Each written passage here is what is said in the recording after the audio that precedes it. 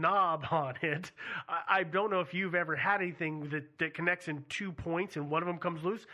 Things really start riding around really fast, and plugs, they come loose. Well, yeah, they do. But was there any evidence that it maybe had been duct taped into place or anything like that? No. Again, nobody ever said, and the GPS unit was all duct tape on the backside. Yeah. They used hot glue all over that mother. Absolutely. Nobody ever said that. That's what I do. Maybe some nails, something like that. Nail the cable in place.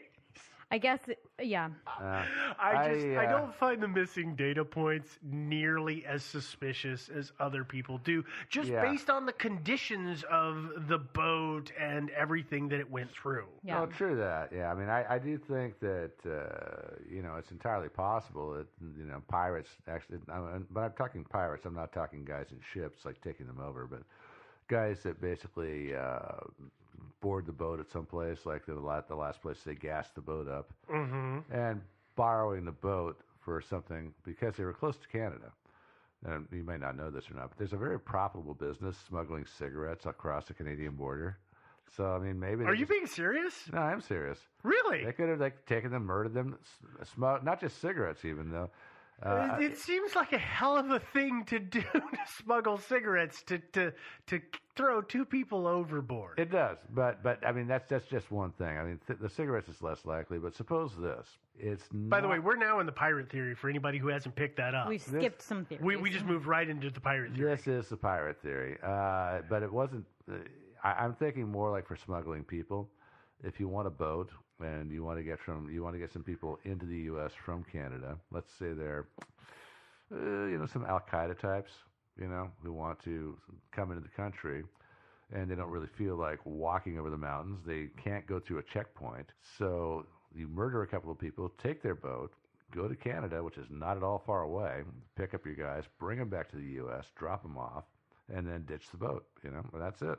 Okay, so I have a number of problems with that, which is where did they bump into Chuck and Lana to then decide that they were great marks for this situation? I mean, the only point that they could have done that, and this actually falls a little bit in line with the lead investigators theory, which the lead investigators theory is that they met somebody at Presque Isle who was not a good person, a nefarious kind of guy who left on their own boat and followed them and then did something, made her strip and then walk the plank or whatever. Yeah. I mean, that is sort of in line with it, but... I know you're thinking about the phone calls, I know. But the phone calls are easily explained. The phone calls, let's just say it. Dismiss the phone calls. The phone calls happen before this person or Joe's Canadian pirates show up. And so all of that happens after the fact.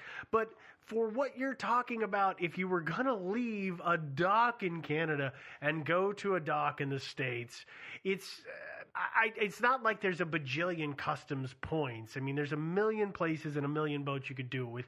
It just seems amazing that these guys fell into a terrorist trap. I also like the idea of Canadian pirates because they're just like, oh, hey, sorry to bother you, man.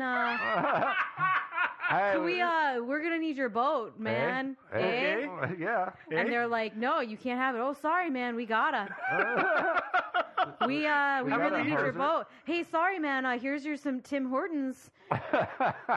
Man, I'm sorry, eh? Now, all of our Canadian listeners are really righteously pissed off right now. This is twice now we've just gone off on our Canadian. Sorry, guys.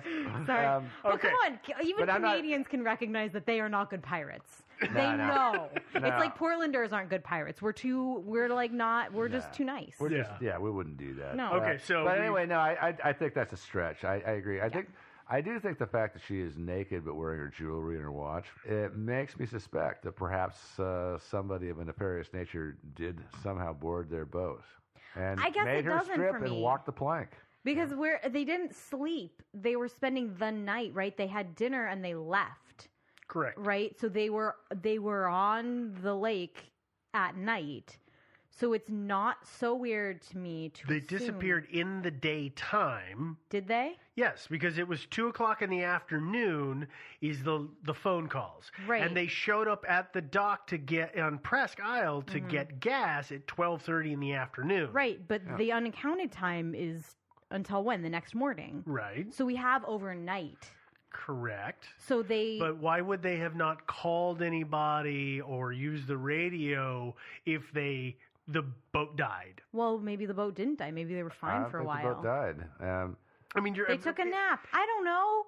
I mean, you're saying that they moored up somewhere and then ended up sleeping that spot overnight, even though they had told everybody they were going to be there in 2 hours. Did they find her cell phone? Did it have a charge? I'm sure frankly, that's like a question, right? Questions I can't answer. Right. No, I think they did find her cell phone. I think it was on the boat. Well, did it have a charge? Do you know? Probably by the time they found it, it might still have had a charge. But I mean, that's part of it, right? Is maybe you think, okay, we ran into a little trouble. We're just going to, you know what? The storm, it's not good. We don't want to try and dock.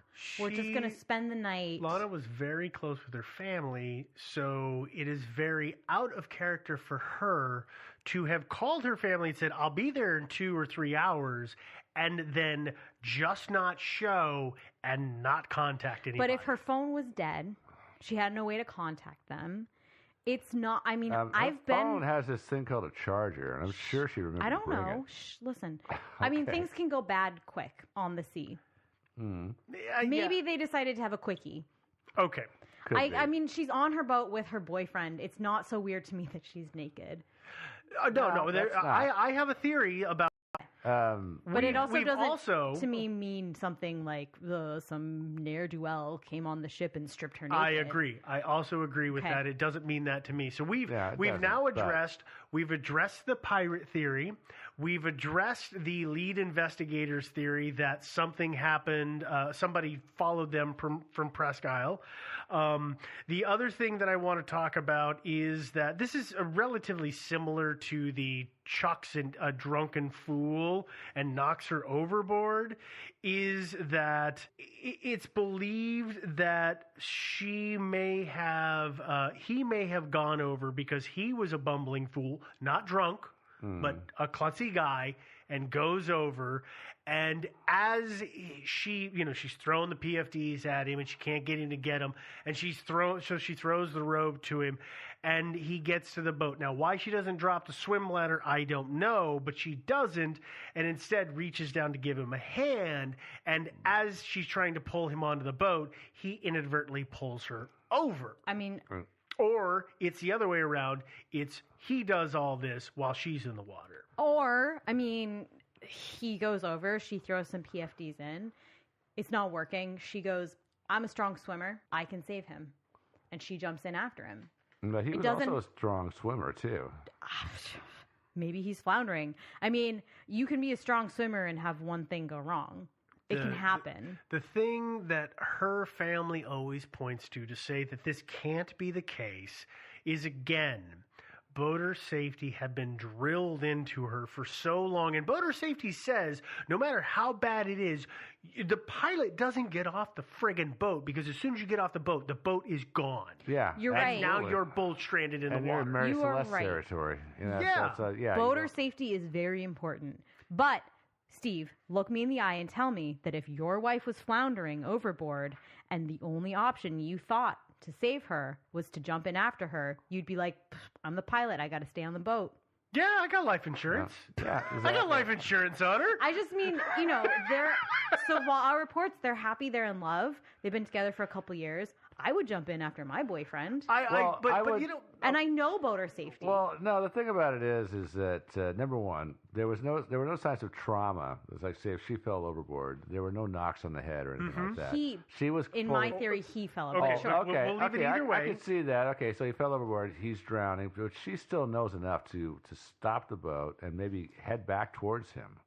Yeah. But I see what you're talking about. The problem I have with this is that I guess she could have panicked and just dove overboard to rescue him, but you would think she would have put the ladder down. Yeah. I mean, that's exactly my point. Thinking, you would think, but again, Steve says this all the time. That's like That's thinking rationally. Well, yeah, she's a chick. I know. The person that you love. No, Joe, cut it out. The person that you love, you're watching them drown. You're watching that person die. Yeah. What are you going to do? Yeah. Are you going to be like Bladder? But you have a fast, maneuverable thing called a boat that you can turn around and get to him and chuck the rope at him and hook him with the rope and try and pull him up. Maybe she tried that and it didn't work. Maybe he was unconscious. Maybe he banged his head and he was like, but still, you would think that she would be rational enough to, I literally don't bring the boat around close. That I would, put the ladder down and all that stuff. Yeah, that's my problem. And okay, well let's just say that she does. Okay, so part of this is that one of them, let's say it's him in the water, he accidentally pulls her overboard. What I don't get is why she wouldn't kick the swim ladder over as she's reaching down to pull him up. Well, no, I mean, trying to pull him up from the well of the boat is asinine anyway. Why would she would kick the ladder down, climb down to the swim platform, and grab him from there? Right, climb down. This is a really big boat, you guys. You're like saying as if like it's just like right there. She could just reach her leg over and Devin, kick the thing down. This boat has two couches.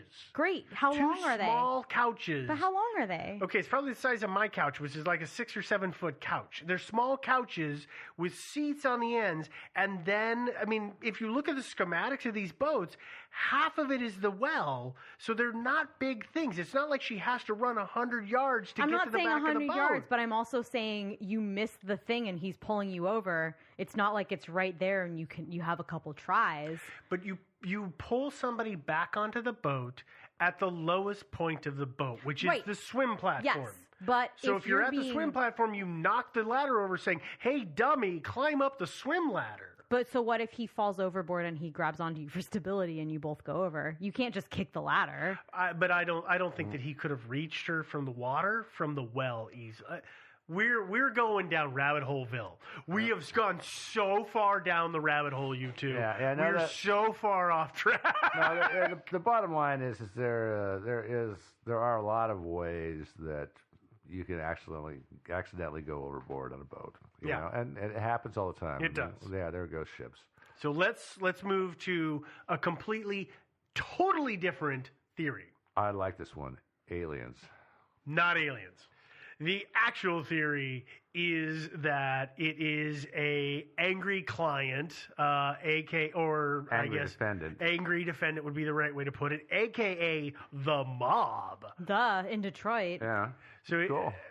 Chuck was a prosecutor. He was a prosecutor, and so according to some people, it's entirely possible that he was prosecuting somebody who didn't appreciate him prosecuting them, and they figured out where Chuck was, and they followed and unfortunately, because she was in the wrong place at the wrong time, Lana, out onto the water. They figured out where their boat was. They threw her overboard after making her strip naked. Because she's hot, so why not? And then took him to his torture party. Why it got to be him? Because she was never a prosecutor. She wasn't. But we don't know what she did. She worked for the city of Detroit doing law I don't believe that the city of Detroit prosecutes a lot of people. But she's not working for the prosecutor's office. Who's she working for? She's working for the city of Detroit. I get the feeling that it was more of mundane stuff, contracts and stuff like that. Okay, you can argue that it's Lana's fault all you want, Devin. The point of the matter is somebody was mad at one theory. Of them. Got it. Is asinine. Oh yeah, it's bad because it is hard enough to track somebody down on land, let it alone when they're out on the water speeding along in a boat. There's a lot easier ways to find somebody. That's for sure. And also like get a hold of them. Yeah. Right? I mean, this is... Frankly, if Chuck sees defendant number 5 over there on a boat going, pull over, I got to get on your ship, he's obviously not going to be like, yeah, okay, sure. Hey, I totally recognize that dude. Yeah, he's a good guy. I tried to send him away for 5 years. Let's let him on board and give him a shot of vodka. Yeah, I'm sure. There's no hard feelings. That doesn't work. So... I really feel like that one doesn't have any basis other than it sounds cool and convenient. The only one we have left is what I'm going to refer to as the Steve Special, and that's a Rogue Wave. So this theory, according to me, by the way, I made this up because I'm combining a whole bunch of stuff that's related to the case, is I'm looking, and this all comes from, well, Lana is obviously had to have been naked before she went in the water. Well, let's say that I'm not 100% convinced about that. Really. I feel like she probably would not have been going commando. Mm-hmm. I mean, at the least, I would have expected she'd have some bathing suit on. But so what I'm trying to do is I'm trying to explain why she's naked. And so what I'm thinking is that if it is crappy weather and they're hitting Big Chop, she gets soaked by a wave. Whether they run through spray and she's had too much, or there's a rogue wave that hits her. She says, "Hey, Chuck, can you take the wheel? I'm going to go down below. I'm going to change my clothes so I'm not freezing to death." He's like, "Sure, no problem, honey, whatever." Something else happens. Either she hears Chuck in distress, or the boat's going all wonky and she realizes nobody's at the pilot or at the pilot's wheel. Of course, when an emergency happens and you're naked, what do? You don't stop to put your clothes on. You go to take care of the emergency. It's why your mom told you to always make sure you're wearing clean underwear in case you go to the hospital, because you never know when that's going to happen. Yeah. The point is, whatever then happens from there. But that's the only way that I can justify or make sense of why she would have been naked before she went in the water. Yeah. Is that she had to have had a good reason to take her clothes off in the first place. And when you're on a boat and you get soaked and it's friggin' cold, you change into dry clothes. That's the only thing that I can come up with. No matter how much you two try to tell me she was going commando. Proposal. She says, "Hey, babe, I just got soaked. Take the wheel. I gotta go change." He says, "That's an invitation if I ever heard one." He's a dude. Right? She goes down, gets naked. He wanders down and is like, "Hey, babe, what's up?" And she's like, "What are you doing? Somebody is supposed to be driving this ship." She runs up to try to drive the ship and just thrown overboard. And then the Kraken grabs her. And he's drunk, and he goes overboard, and, the rest is history. Here's the only problem I have with that. It's an invitation if I ever heard one. Yeah. It is. It is an invitation for sure, but... Nothing's an invitation. Let's be clear about that. Yeah, okay. Okay, yeah, that's right. Let's be correct here. If she had really totally gotten drenched, the first thing that would have come off was her watch, because she would have wanted to dry that off. Good point. Yeah. Damn good point. And so, yeah, I'm not totally sure that I buy into that or not. I still like the Christian pirates who made her strip before she walked the plank. Because that makes sense. Yeah, it totally does. I still like the cigarette smuggling Canadians, but... I still like the Al-Qaeda connection, although even that's not quite believable. Yeah, I mean, people just screw up and fall overboard. Well, it happens all the time. But that's the thing with this story, is that people screw up and fall overboard all the time, but when it's two of them, one of whom is reported to have been so competent and so aware of how things should be done, it really makes me question every theory. I mean, we've gone through a lot of theories. Well, we've talked about for an hour about theories. I mean, it's hard for me because that assumes that Chuck is the one who went overboard. It is. Because every time we say, yeah, but she really knew what she was doing, it's like, yeah, but accidents happen. And if she was the one who went overboard, he may have, been a little trained, but he obviously didn't have the indoctrination that she did. Right. He didn't grow up around it. And, again, I know I reference this all the time, every time, stuff like that. Are you going to talk about cruise ship? Well, a little bit. I mean, there are a lot of mysteries that I don't really want to cover because I think that person just went overboard and they're cruise ship related. Yeah. And people are always like, oh, no, that person couldn't possibly have gone overboard. And it's like, no, people go overboard all the time. And I know that sounds really insensitive.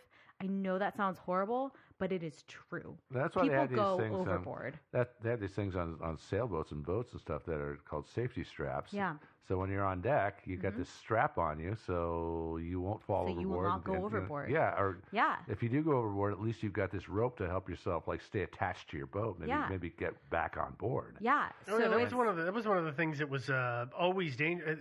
Until we got into the modern motor power boat age, is that sailors used to get washed over in storms all the time. I mean, it just happens, and I know that sounds awful, and I know that it's hard to accept because it's I guess it's easier somehow to think, well, I got abducted or like he murdered her. But the fact of the matter is people go overboard and then people make bad decisions to get their loved ones back, and it just happens. Yeah, there is a popular theory out there about this one is that Chuck murdered her, whether accidentally or not, and that he actually survived and he's actually living under a false identity somewhere. That's silly. Well, it is. It is a little silly, but the supporting evidence is this. I'm not saying this is true because I doubt it very, very much. But supporting evidence is that his family was not all that excited about going out and searching for him, unlike her family, unlike Lana's family.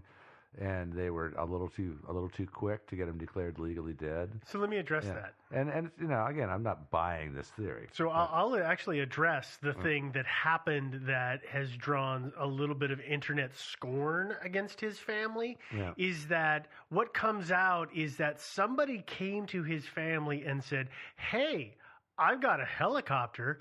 I'll go search for your son. I'll let you use it to go search for your son. And all you have to do is pay for the cost of fuel." Which was how much? Well, helicopter fuel isn't cheap. It's more than it costs per gallon to put it in your car. I know that. Oh, yeah. And that is, I can understand why his family's like, I don't think I can pay for that. It might be his family. And that always, people always say, well, obviously they're hiding something because they didn't want to just pour everything they had into the search. Aviation fuel is not cheap. Well, more than that, I mean, not only do you think it's the cost of the helicopter, I mean, it's just, they may just be very pragmatic about it. Or they may be very private and they just don't want to be out in the limelight. They might be afraid of heights, even. I mean, I don't know, but...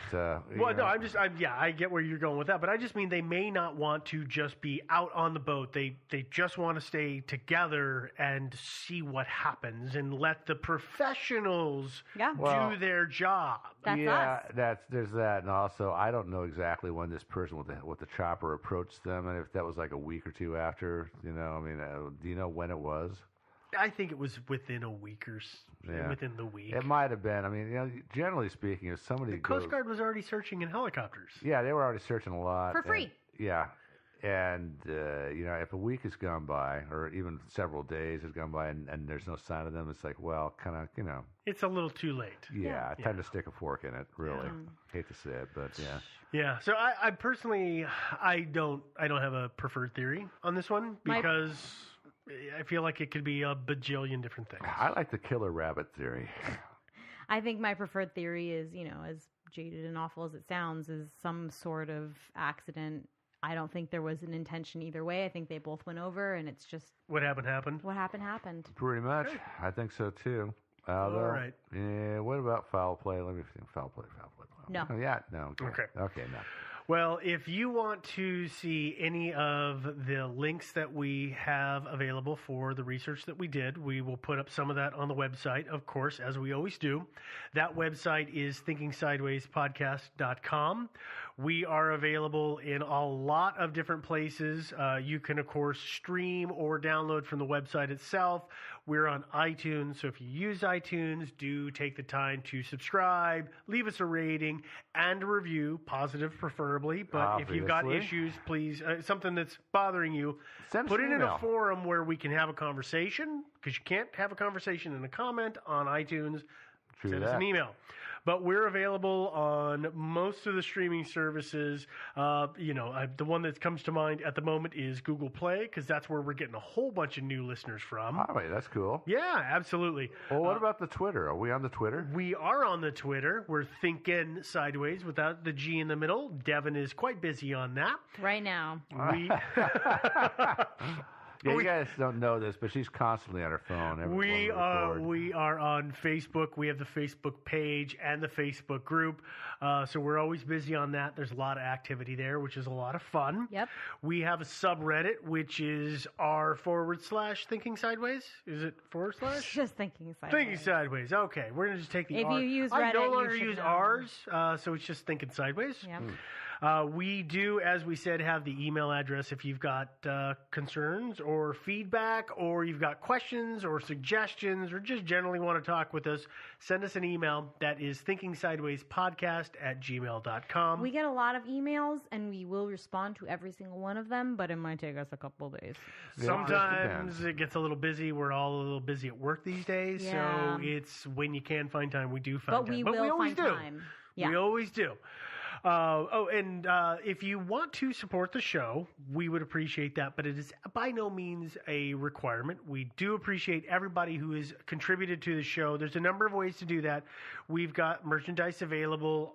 There's a link for that on the website for T-shirts, phone cases, mugs, stickers, all that kind of stuff. If you're into that, it's all there. If you want to make a donation to the show, you can do that in two forms. You can go and use PayPal to make a one-time donation, or if you want to make a ongoing contribution, you can do that via Patreon. Patreon is a reoccurring basis. It's based on every episode. You say how much you want to give per, and every time we put an episode, that's what you're going to get charged for. And so by the way, if we throw up a short or something like that, we don't. Oh yeah, no, not everything is. We put up interviews and stuff like that. We never charge for that kind of stuff. But be aware, it is an ongoing basis. Yeah. That is the only other thing. There's nothing else that I can think of that we need to do at this point. We've covered all the bases. Yep. So I think we're going to float out of here. So if you are Chuck, give us a call or send us an email. Or if you are a Canadian cigarette smuggling pirate, I'd like to talk to you. Or if you're the Al-Qaeda guy that's responsible for all this, I want to talk to you too. Lana!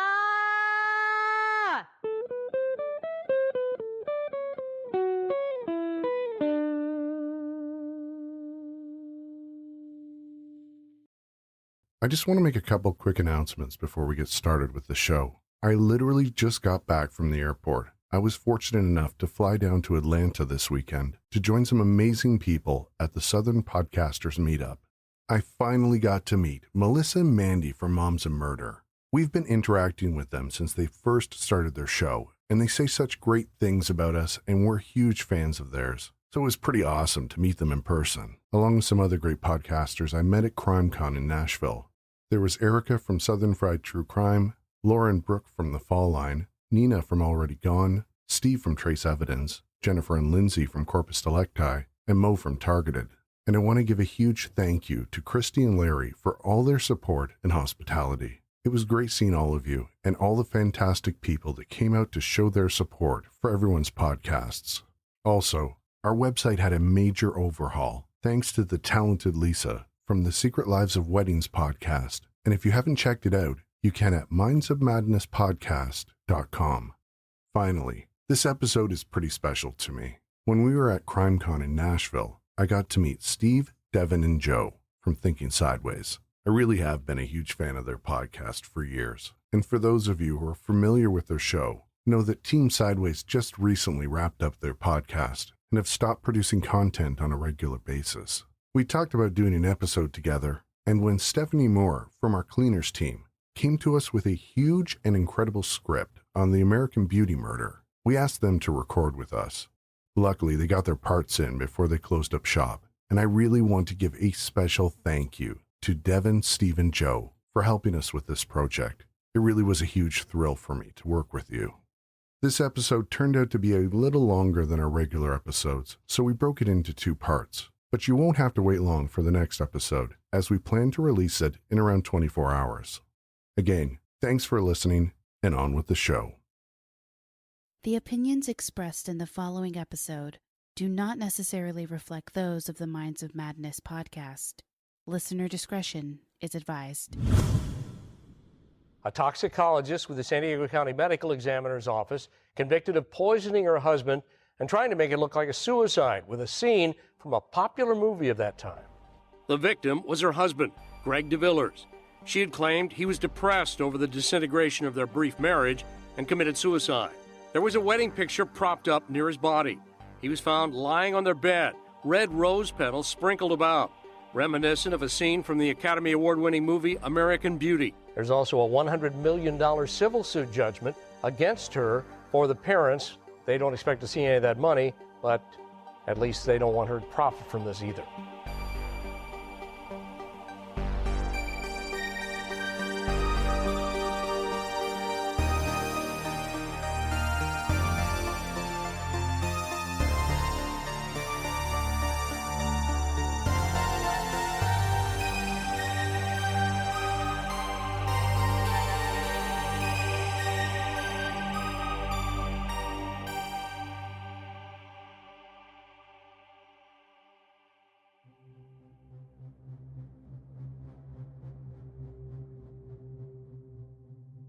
On the evening of November 6, 2000, in La Jolla, California, a distraught 24-year-old woman by the name of Kristen Rossum made a frantic 911 call to report that her 26-year-old husband, Greg DeVillers, wasn't breathing. When paramedics arrived at the young couple's home, they found Greg on the bedroom floor, surrounded by rose petals, and their wedding photo placed by his head. He was still warm to the touch, but unresponsive. At 10:19 p.m., Greg DeVillers was Kristen tearfully explained to the responding officer that Greg had been ill the previous day and had overdosed on medication.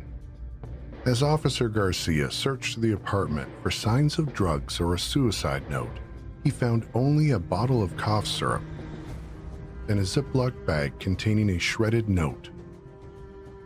Kristen told the officer that it was a love letter from another man and that Greg had spent the weekend trying to piece it back together. If Greg had committed suicide, what had he used to kill himself? And how had he managed to carefully surround himself with rose petals?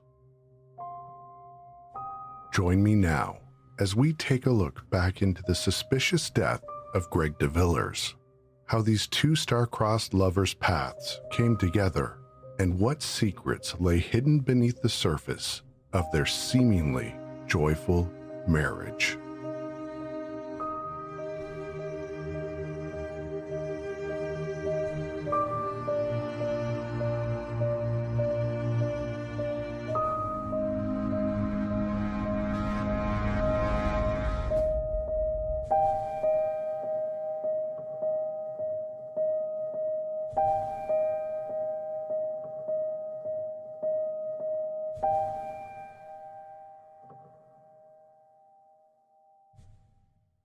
On October 25, 1976, in Memphis, Tennessee, a beautiful baby girl was born to parents Ralph and Constance Rossum. Kristen had been born into a family of wealth and prestige. Her parents were both accomplished, self-driven academics, Ralph a political science professor and Constance a marketing researcher. Later they had two more children, Kristen's younger brothers Brent and Pierce. The Rossums appeared to be the perfect family. As a child, Kristen was strikingly beautiful, and her mother decided to devote the next years of her life to establishing a modeling career for her. But Kristen had other ideas. Soon after seeing a performance of The Nutcracker in Chicago, Kristen decided she wanted to give up modeling for ballet. Her parents did not object. As the Rossum family moved around the Midwest following various career opportunities that came up for Mr. Rossum, Kristen's talent for ballet continued. To the people around her, Kristen came across as highly intelligent, talented, and stunningly beautiful. However, internally, Kristen struggled with self-esteem. She felt like a failure who repeatedly disappointed herself and her parents. At 5 foot 2 inches tall, Kristen often felt physically inadequate in comparison to the other ballet dancers who were taller, leaner, and more flexible. It's possible that these feelings of inadequacy later became the driving force behind the future self-destructive behavior. In 1983, her father, Professor Ralph Rossum, Ph.D., was handpicked by the Reagan administration to act as a consultant in the field of juvenile crime. It was said that Professor Rossum was the author of Nancy Reagan's Just Say No to Drugs campaign. This prestigious position was equal to that of the Deputy Assistant Attorney General. Dr. Rossum became a recognized expert in his field, maintaining friendships with many high-powered associates, including Supreme Court Justice Scalia. In 1984, the Rossum family relocated to Claremont, California, where Kristen's father accepted a tenured position at Claremont McKenna Colleges. Claremont, a small, affluent community, consisted mostly of white, highly educated residents. Known for its picturesque, tree-lined streets and small-town feel, it was often compared to the fictional town in the movie Pleasantville. Kristen's parents, both devoted Episcopalians, expected their children to be driven, disciplined, and successful in all of their pursuits. As a young girl, Kristen excelled in both ballet and academics, consistently bringing home straight A's. At the age of 14, Kristen, still pursuing her love for dance, obtained the coveted role as the Sugar Plum Fairy in a professional performance of The Nutcracker. Later, in 1991, Kristen auditioned and was awarded a spot in the prestigious summer program with the Boston Ballet. That fall, her father Ralph accepted a temporary guest position at a private liberal arts school in Southern Virginia so that Kristen could attend boarding school 60 miles away while continuing to pursue her dance with the prestigious Richmond Ballet Troupe. During that time, Kristen suffered a bad fall, causing her to tear several ligaments in her ankle. Unfortunately, she pushed herself to return back to dance before she had completely healed, which caused her to develop a chronic stress fracture. As the stress fracture was repeatedly re-injured, Kristen was eventually forced to give up dance. Around this time, Kristen, now 15, started drinking, smoking, and doing drugs. She quickly learned that there were unexpected benefits to drug use. They allowed her to stay up late and study while also helping her to stay thin. Usually weighing between 100 and 110 pounds, Kristen started to fixate on her weight. Around 16 years of age and no longer dancing, her mother and brothers started to notice that Kristen seemed sad. They had attributed her sadness to the loss of her ability to dance. While her grades were still good, her behavior continued to change. One day, her brother found a pipe, razor blades, and small mirror in Kristen's bedroom. He showed it to his mother. Naive and unaware of drug paraphernalia, Constance was clueless as to their meanings. Eventually, as her grades began to slip, the Rossums decided that perhaps Kristen just needed space from their constant attention. As Kristen was granted more independence, she started to forge new relationships with a group of kids who liked to party. It was her new friends who introduced her to the euphoria of inhaling crystal meth. As her weight and grades both began to plummet, Kristen soon realized that she needed meth on a daily basis just to maintain a feeling of normalcy. She had open sores on her hands and face from constant picking and scratching. Finally, suspecting that Kristen might have a drug problem, Constance searched her daughter's bedroom and discovered a hidden box containing white powder, a glass pipe, and razor blades. No longer naive, the Rossums confronted Kristen about her drug use. The discussion quickly escalated into a physical altercation between Kristen and her parents. During the argument, Constance slapped Kristen, who then ran into the kitchen and attempted to cut her wrists with a knife. After Kristen's father wrestled the knife out of her hands, Kristen ran off and locked herself in the bathroom, where she began repeatedly making superficial cuts to her wrists. According to reports, her parents had decided not to seek medical or psychological attention because the cuts hadn't been that deep.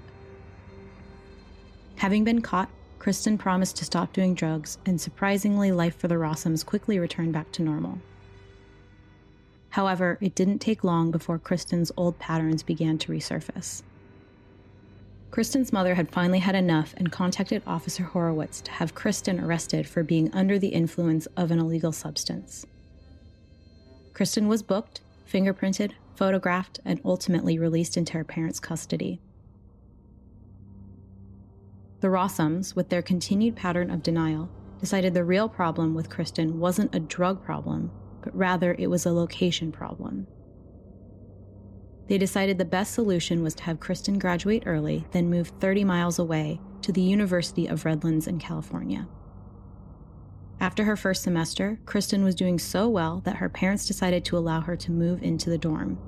With her new gained freedom, Kristen immediately fell back into drug habits, and her grades started to slip again. Eventually, campus police discovered drugs in her dorm room and she was expelled from the university.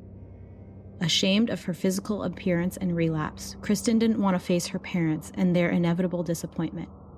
When her boyfriend came to take her home from Christmas break, she was nowhere to be found.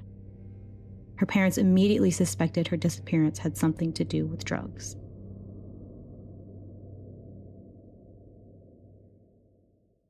On Christmas night, Kristen phoned her boyfriend and asked her to meet him at a hotel in Redlands.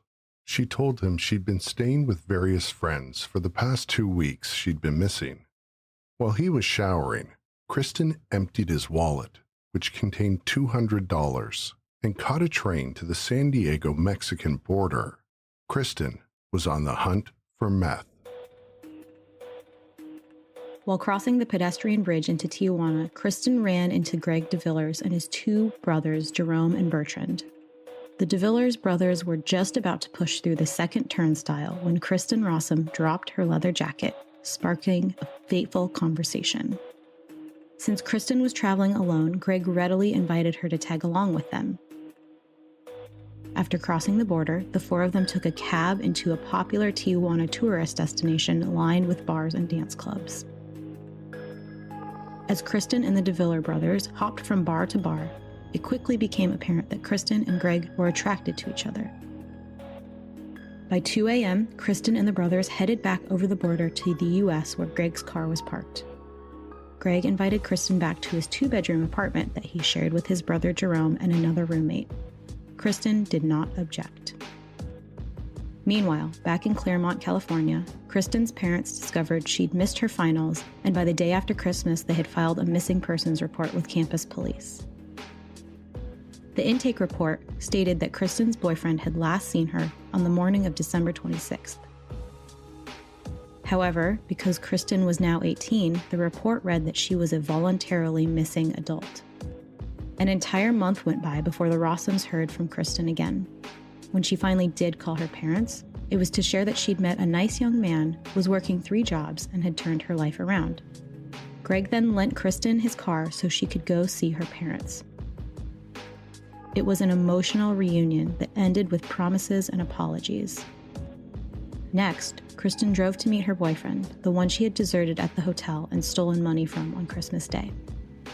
Her boyfriend heard an elaborate tale about Kristen being kidnapped at gunpoint by white slavers in Mexico and driven around in the trunk of a car.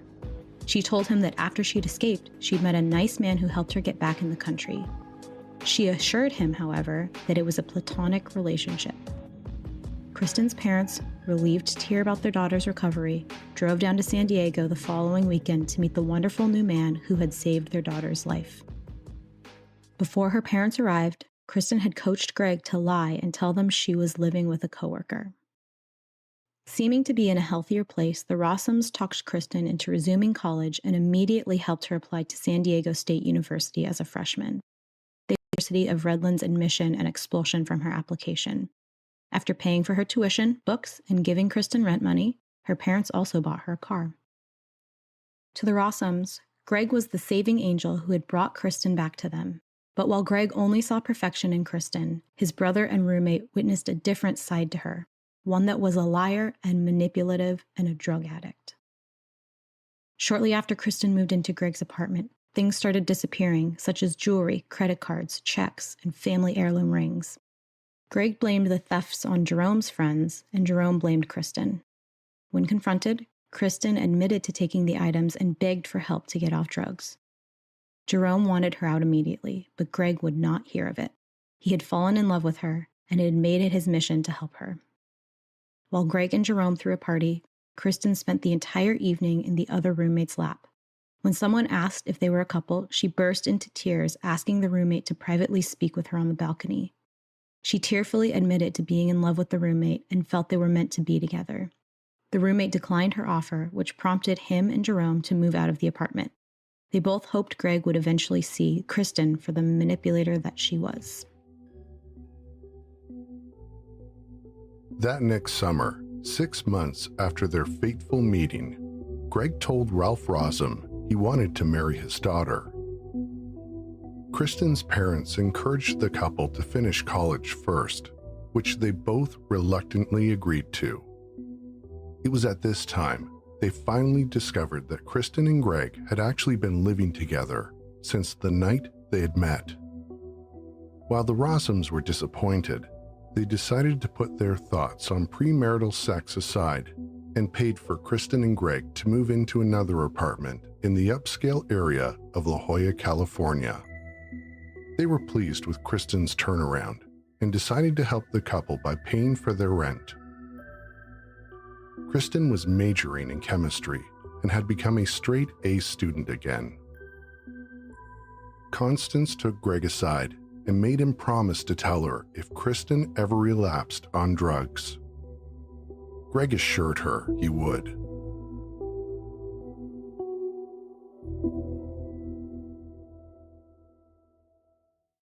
Greg, like Kristen, came from a well-educated suburban family. Greg was the oldest of 3 American-born sons to French parents, Yves and Marie-France Tremolte de Villers. Greg and his brothers grew up in Southern California in a bilingual home speaking fluent French. Yves and Marie had an explosive marriage with numerous allegations of physical violence, dual restraining orders, and financial control issues. The marriage eventually ended in divorce. Marie moved herself and the boys into an apartment in Palm Springs, California, and Greg got a job at 16 to help provide for the family.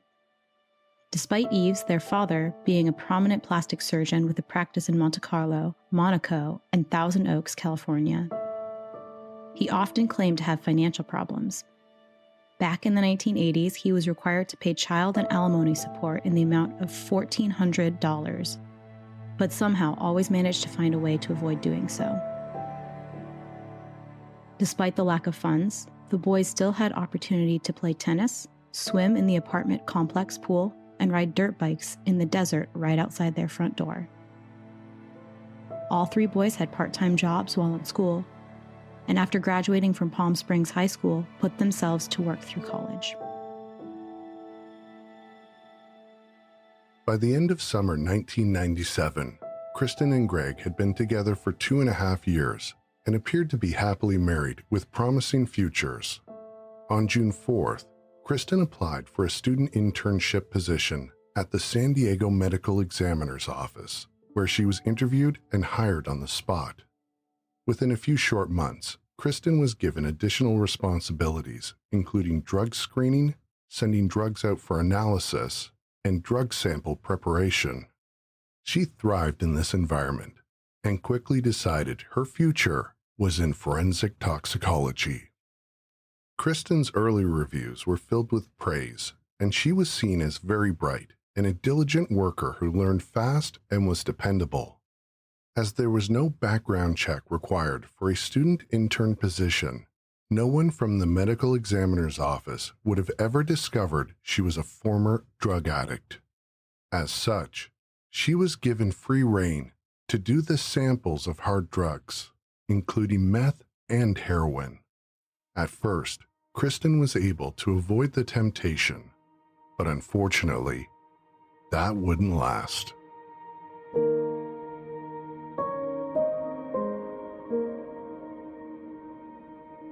In May 1999, Kristen graduated with honors, and a few days later she was invited to her first professional toxicology conference. That year, the conference was held in San Diego, where she met some leading forensic toxicologists. Later that year, Kristen's mentor at the medical examiner's office, Frank Barnhart, left to work for the San Diego Sheriff's Crime Lab. He encouraged Kristen to apply for a job there too, promising to give her a good recommendation. She admitted on the application to having been arrested and jailed for possession and being under the influence of a controlled substance. She also admitted to using meth between 30 to 40 times between the years of 1993 and 1995. Her mother would later state she went overboard with her honesty. She was rejected by the sheriff's department as unsuitable. In February 2000, Kristen submitted her official application to become a full-time toxicologist at the San Diego Medical Examiner's Office. This time, her mother made sure she wasn't overly honest in her application, and she was readily offered the job.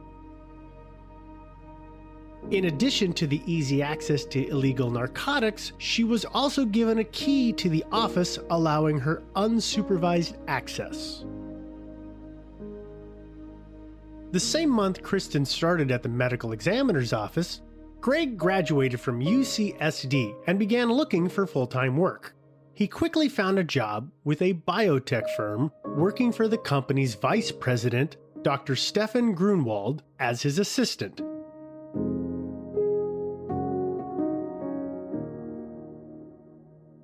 Greg was quickly promoted, and when Dr. Grunwald left for his own startup in cancer research, his first employee was Greg DeVillers. The new job was demanding, giving Greg and Kristen little time for their relationship. Greg's professional life was going well, and there were plans to send him to law school at the company's expense to become an in-house attorney. Greg was the first to arrive each day and the last to leave, being described as the company's most positive person. With both Kristen and Greg gainfully employed and succeeding in their careers, Greg and Kristen set a wedding date for later that year. Outwardly, Kristen praised Greg as her soulmate and savior to friends and family. Inwardly, she craved passion and excitement from outside sources. Unbeknownst to Greg, Kristen had secretly begun to engage in sexual relationships with coworkers, fellow students, and men from her past. In the dark about their daughter's restlessness, the Rossums began planning for their daughter's upcoming wedding. It was set for June 5th, and Constance was making all the arrangements. She had already booked and paid for a prestigious location for the private ceremony and reception. As the months went on, Constance had the entire wedding day planned with military precision. While her mother was finalizing wedding plans, Kristen was still carrying on an affair with a man who had just left San Diego for a job in New York. Kristen began having second thoughts about her upcoming nuptials. Kristen told her mother that although she loved Greg, she wasn't sure she was in love with him.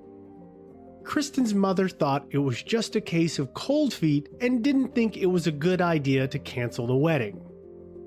On Saturday, June 5th, 1999, on a perfect sunny day, Greg and Kristen were married in front of family and friends. None of Kristen's high school or college friends were in attendance, and she had no bridesmaids. But what Kristen lacked in friends, she made up for with family. Later, Dr. Rossum would remark, "It was a perfect wedding for a perfect couple." 2 weeks after returning from their magical honeymoon, Kristen was emailing her secret boyfriend and professing her love to him. While making plans to continue her affair, Greg was immediately making plans for children. Kristen told Greg that any plans for children would need to be put on hold, and it soon became a major issue between the newlyweds. Kristen would later say she was becoming more confident as a person, and this was a threat to Greg.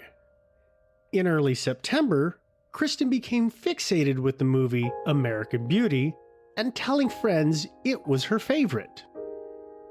By Christmas, Kristen had moved on from her secret boyfriend and embarked on a new passionate affair. While Kristen was busy juggling 2 secret boyfriends and her husband, she became enamored with a tall, handsome, married 30-year-old Australian doctor named Michael Robertson. Dr. Robertson had just been hired at the medical examiner's office as her new boss and the chief toxicologist. From the moment they met, sparks began to fly.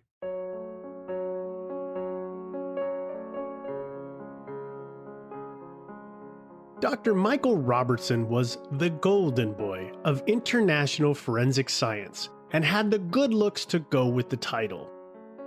After graduating from Australia's Monash University with a PhD, Dr. Robertson worked at the coroner's office in Melbourne, where he was soon on the fast track to success.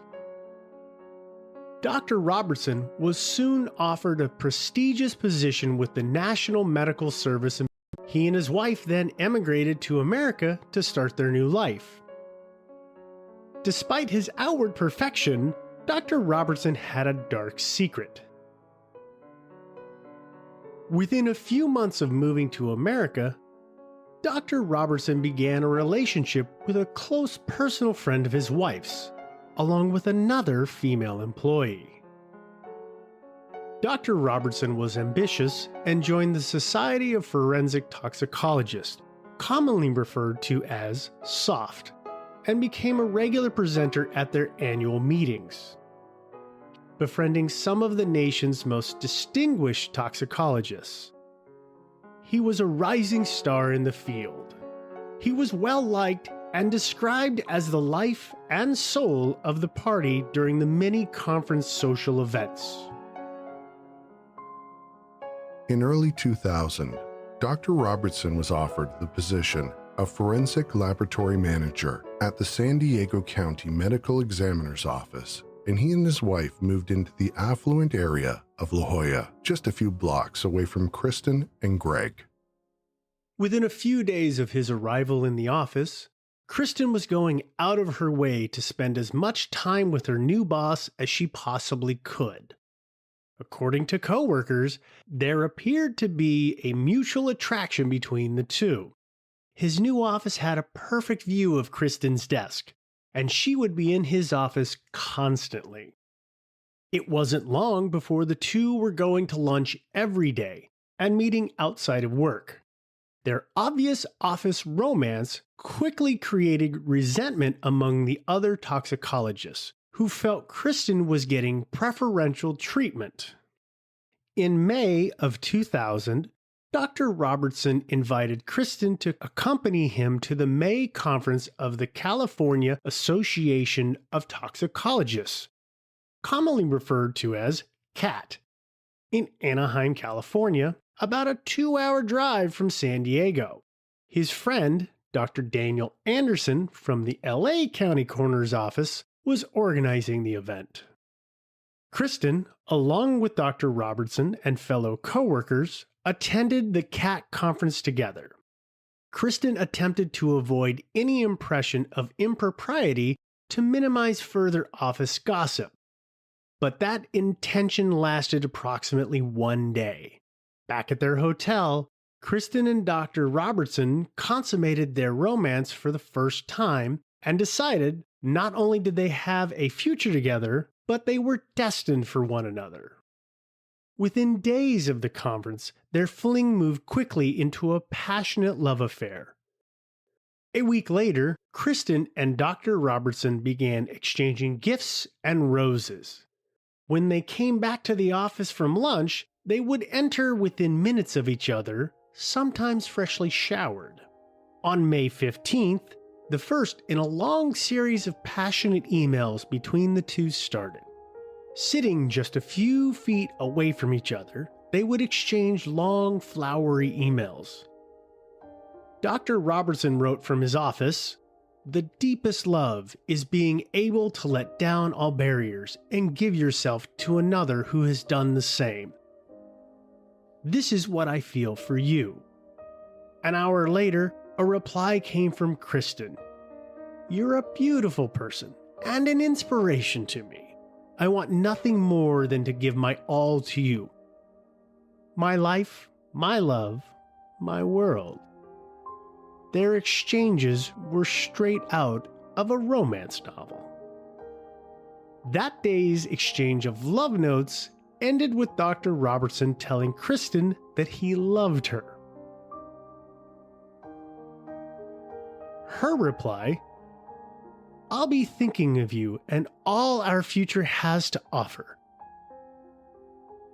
I can't wait for it to begin." That same day, Kristen was simultaneously sending emails to Greg stating that she loved him more than anything in the world and asked him if he could email her more often.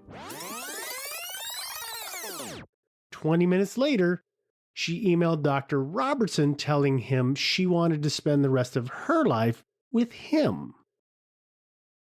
The following day, she emailed her brother Brent to tell him she had doubts with Greg's ability to be a true life companion.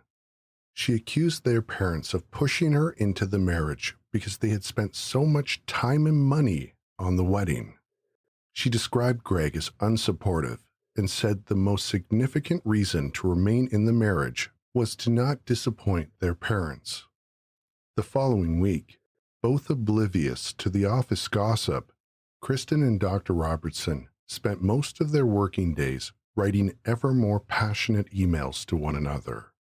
Kristen stated she wanted to leave Greg and move to Australia to marry Robertson. By Thursday morning of that week, the two were so indiscreet that Dr. Robertson's immediate boss found it necessary to address the rumors directly. He said, "I spoke to them about reports that were reaching me that there might be improper relationships between Robertson and Kristen. I told him we could not have a relationship in the senior subordinate chain of command, and it would be deleterious to the morale of that division." Dr. Robertson vehemently denied the rumors and immediately sent Kristen an email telling her to delete all of their emails, as they wouldn't be well received by office snoops. Later that afternoon, Robertson's boss called both him and Kristen into his office, asking that they avoid being in close proximity to one another as it made other coworkers uncomfortable. Part of Kristen's job had including logging all of the illicit drugs found at death scenes before they were disposed of by the sheriff's office. It was the absolute worst place for a recovering drug addict to be working. It was later determined that illegal drugs were kept in such a disorganized and unsecure manner that any toxicologist working at the medical examiner's office could remove drugs intended for destruction with impunity.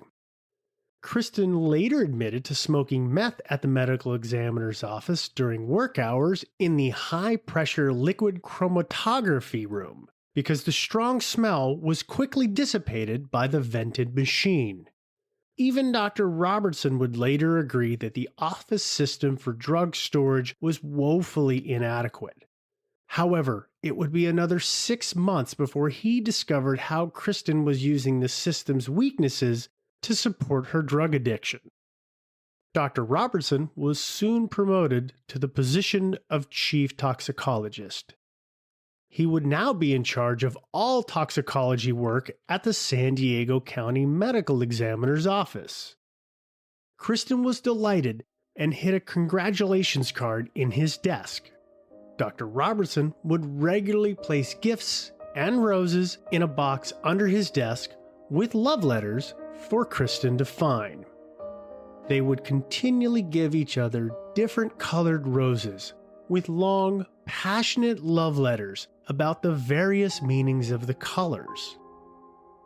Roses would become a special language of love between the two, each color signifying a different emotion. Kristen saved many of the rose petals in her desk. In June, Dr. Robertson was summoned to a meeting with the medical examiner, Dr. Brian Blackburn, and San Diego homicide detective Terry Torgerson. It was explained that a death from 5 years earlier, which had been ruled an overdose, was in fact allegedly caused by a fentanyl overdose. As the San Diego Medical Examiner's office didn't test for fentanyl, Dr. Robertson had sent it out to his old employer in Pennsylvania. It would later be claimed that Kristen and Dr. Robertson made use of the facts that fentanyl was not part of the regular tox screening for opioids conducted by their office. The newly promoted Dr. Robertson decided that the upcoming SOFT conference would be a good opportunity for another romantic getaway and arranged to have Kristen in attendance to co-present a paper, of which he was the primary author. However, everything changed in mid-July when Greg found one of Robertson's love letters. Kristen admitted to having strong feelings for the doctor, but denied anything physical was going on. Greg telephoned Dr. Robertson, whom he had recently met at a social function, and demanded he have no further inappropriate interactions with his wife. He also threatened to call the medical examiner and reveal their affair. To Kristen's relief, he didn't do that. But despite these warnings, the affair not only continued, it heated up. In mid-September, Kristen started writing a journal of, quote, self-discovery, unquote. However, she never mentioned in her diary her relapse with drugs or her love affair with Dr. Robertson. Later, prosecutors would claim it to be a cliché-ridden journal written for the sole purpose of deceiving Greg into believing her to be faithful and drug-free. In mid-September, she had lunch with her mother, explaining her desire to leave Greg. Her mother was supportive and offered to help her move out that very day. She told her mother she was apartment hunting and planned to leave Greg in early November. Kristen and Dr. Robertson headed to the SOFT conference, having booked just one room for the two of them. Later, they would alter hotel receipts and be reimbursed for 2 rooms out of the medical examiner's budget. Once they arrived, they were given materials that included an 8-page article on fentanyl written by Dr. Daniel Anderson from the Los Angeles Medical Examiner's Office, entitled 25 Deaths on Fentanyl. A few days later, they would both attend a presentation at the conference on fentanyl overdoses resulting in unintentional death or suicide. Later, Kristen's old friend Frank Barnhart, who had hired her for the medical examiner's office and had tried to hire her at the sheriff's department, commented she wasn't wearing her wedding ring at the conference. Dr. Robertson and Kristen then announced that they were now a happy couple, explaining they were in love with each other and in unhappy marriages with other people. Dr. Anderson said he wasn't surprised but didn't approve and thought it unfair to their respective spouses.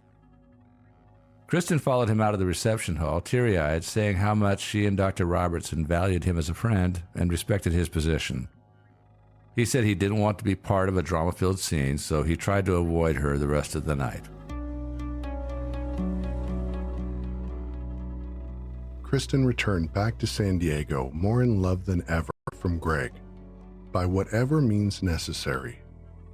From the moment Greg picked her up from the airport after returning from the conference, the arguments between them began. Greg became suspicious that his wife had had a relapse on drugs and searched Kristen's purse.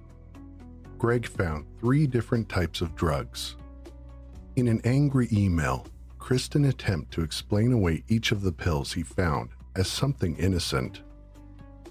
She accused Greg of violating her trust by searching through her purse and even alleged she wanted Greg to find the pills to prove a point that he doesn't trust her.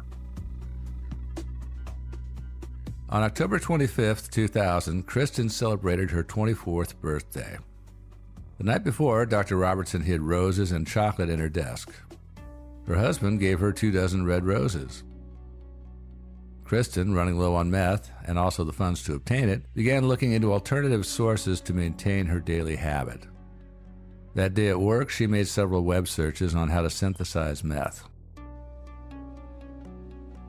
That evening, she logged onto Greg's computer at home and conducted searches on, quote, making crystal meth easy, unquote. That same evening, Dr. Robertson wrote Kristen a 2.5-page letter urging her to make a lifelong commitment to him and hinting he would leave her and move on if she didn't act now. The whole situation was playing out like a soap opera. On the Friday before Greg's death, Kristen became obsessed with obtaining more meth. She continued web searches for making the drug. In desperation, she took an extended lunch, crossed over the border, and met a local taxi driver in Tijuana who instantly became her drug dealer. He gave her his card and told her in the future to call him directly, and he would meet her at the bridge with her drugs. On Thursday, November 2nd, Kristen alleges she was at home reading a love letter from Dr. Robertson when Greg caught her. After he wrestled the letter out of her hands and read it, he then accused Kristen of being on drugs again. She stated, quote, he almost struck me. He read the letter and was infuriated by it and was storming around, unquote. Kristen grabbed the letter and attempted to shred it. According to Kristen, Greg snatched it from the shredder and attempted to tape it back together. At one point, Greg allegedly became so incensed that he threatened to take the letter to the medical examiner and reveal her affair along with her drug relapse. The next day, Kristen stopped smoking meth in the event that Greg went to her boss and she was asked to take a drug test. She then went to Dr. Robertson's office and told him about Greg's ultimatum. That evening, Kristen's parents took Greg and Kristen out to dinner for Greg's upcoming 27th birthday and Kristen's 24th birthday. The Rossums would later say that Greg was acting odd that night. Kristen's mom tried to talk her into leaving with them that night, but unbeknownst to her parents, Kristen had a plan of her own. Greg's threat to expose her affair and drug relapse had scared her. Meanwhile, Greg was at home tending his hangover from the drinks his wife had given him the night before. During a phone call that morning with his brother Bertrand, he complained of feeling tired and hungover. This phone call with his youngest brother would be the last contact he would have with anyone other than Kristen. At 9 p.m. on Sunday night, Kristen left the apartment to call Dr. Robertson. This call lasted just a few minutes, and prosecutors believe this call sealed Greg's fate.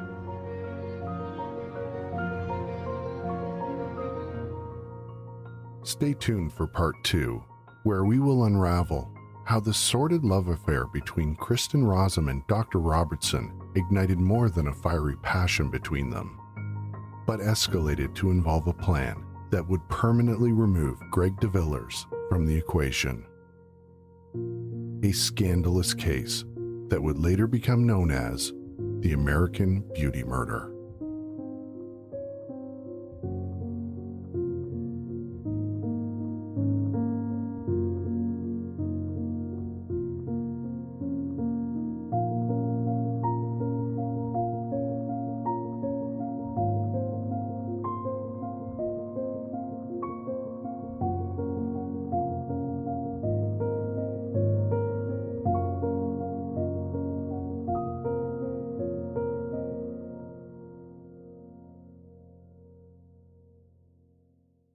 There's a few people we really have to thank for helping put this episode together. Firstly, and most importantly, Devin, Steve, and Joe from the podcast Thinking Sideways. I've been a huge fan of their show, and I can't tell you how exciting it was for me to work with them. Sawyer Westbrook and the team from Resonate Recordings for their assistance in editing this show. And finally, a special thanks to Stephanie Moore, who researched and wrote this episode. Now, at this part of the show, I normally say, I'd like to introduce 2 podcasts, but I kind of have a feeling you already know them. They're huge supporters of our show, and we think the world of them. The Generation Y podcast. How you doing tonight, Aaron? I'm doing fine, Justin. How are you? I'm doing great. We are the Generation Y, and we've been around quite a while. Since 2012. We've been doing true crime, murder mysteries, conspiracies, controversies, wrongful convictions, missing persons cases, anything and everything under the sun. Here's what you can expect. They didn't know it, but they were 1,000 feet or so from where these 3 girls were being held captive. When he brings these young ladies back to his house, they would have this chain wrapped around their neck and their stomachs. And they're beaten. Under the control of a psycho. I mean, he lied about everything. Now you can't trust anything he's done. I think this is anyone's worst nightmare. These women were killed in one place and then taken and dumped somewhere else. That chaos, that unpredictability made him so terrorizing. The strongest evidence they have is the eyewitness testimony of a 6-year-old boy. He placed his body underneath the house. I think this is less of a story about a monster and more of a story about survival. We're Generation Y. Look us up on Apple Podcasts, Stitcher, Spotify, or your favorite podcast app, and hit the subscribe button.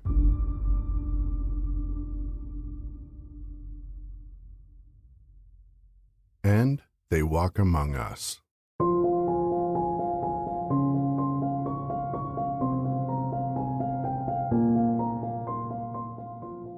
Walk Among Us is an award-winning true crime podcast. From the sinister and surreal to the brutal and bizarre, join us to hear more on the UK's most notorious and obscure crimes. Featuring well-known cases like the life and crimes of the UK's most violent inmate Charles Bronson, to the sad tale of the Gibbons twins whose string of petty crimes would lead them to be trapped in Broadmoor for 11 years before their eventual release ended in tragedy. We also cover lesser-known cases like the woman who murdered a husband with an ornamental frog and kept him mummified in her shed for 18 years, or the teenager that used his elaborate online fantasy life to plot his own murder. Listen and subscribe to They Walk Among Us through Acast, Apple Podcasts, or your favourite podcast provider.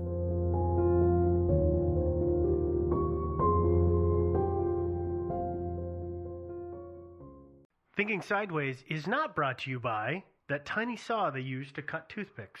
Instead, it's supported by the generous donations of our listeners on Patreon. Visit patreon.com/thinkingsideways to learn more. And thanks. Thinking Sideways. I don't understand. Does not compute. You never know. Insufficient data to formulate a reply. What? Stories of things we simply don't know the answer to. Hey guys, welcome to another episode of Thinking Sideways, the podcast. Woohoo! I am Devin, joined per usual by Joe and Steve. Yeah. Yeah. Before we get into this mystery, this is part of our summer series. Basically, we're doing shorter kind of episodes to allow us to enjoy our summer a little bit because we've been doing this for a long time. 3 years now. 3 years now. And also give us some... Yeah, really. We thought we were dead after, 6 months. But Yeah. you guys just keep listening to us. I cut it out. Yeah, really. Just kidding. Don't do that. But it's going to give us also time to work on some of those bigger cases that we've been hoping to work on, which is pretty good. Yeah? Okay. Mm-hmm. So, Yeah. summer series. Yeah. Tonight we're going to talk about a mystery, which has a few different names. We're going to call it Gloomy Sunday. This was a listener suggestion from Mariana, I think is how you say it. So thank you. Thanks, Mariana. That was in 2015. It wasn't that long ago. It wasn't that long ago. It was only today. a year ago. Mm-hmm. Yeah. But Gloomy Sunday has another name, doesn't it? It does. It's also known as the Hungarian suicide song. Ooh, do-do-do-do. Gloomy Sunday is a rough translation of the original song, and it's actually the second incarnation of the song. It's a cover or a remix almost. Almost. It's just different lyrics. What happened was in 1932 or 33, a Hungarian pianist by the name of Risos Sirsh is, I think, how you say it. Sirsh, maybe? Yeah, that's a I hard listened to a lot of different pronunciations of it, and they all kind of sounded like Risos Sirsh. So I'm just going to say it like that, good, and Risos this is Sirsh. the only time I'm going to say his name. That was probably the best pronunciation yet. Yeah. And this is no offense to, the Hungarian language or anything. That's just what it sounded like to me online. Yeah. So sorry if I got that wrong.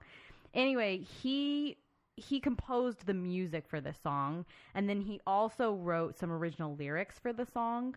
And he titled this particular song, "The World Is Ending." That's not depressing. No. A few years after that, a poet decided that he could probably do better at the lyrics.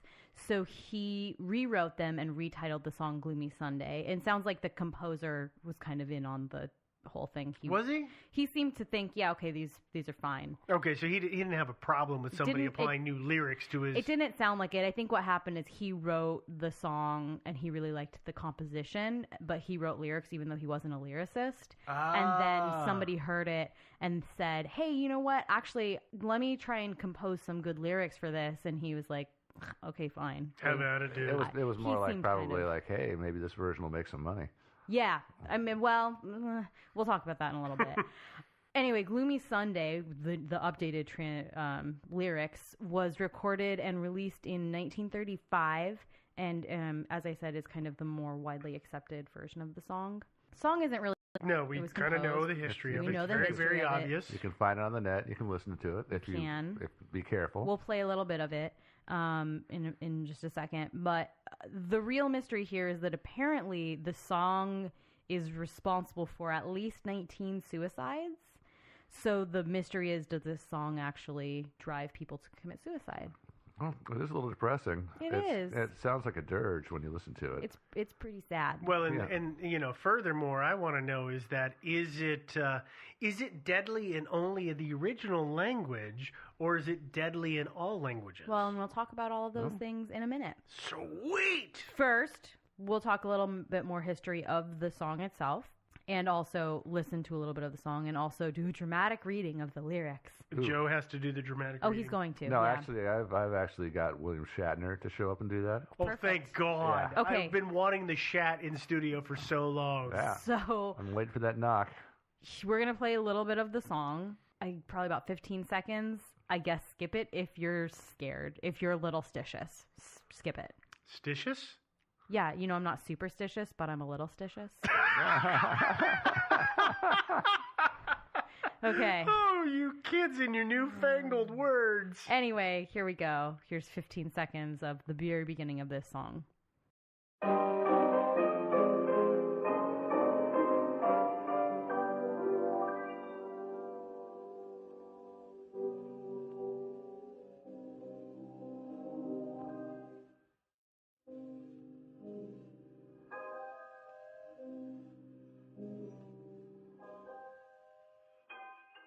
You're back.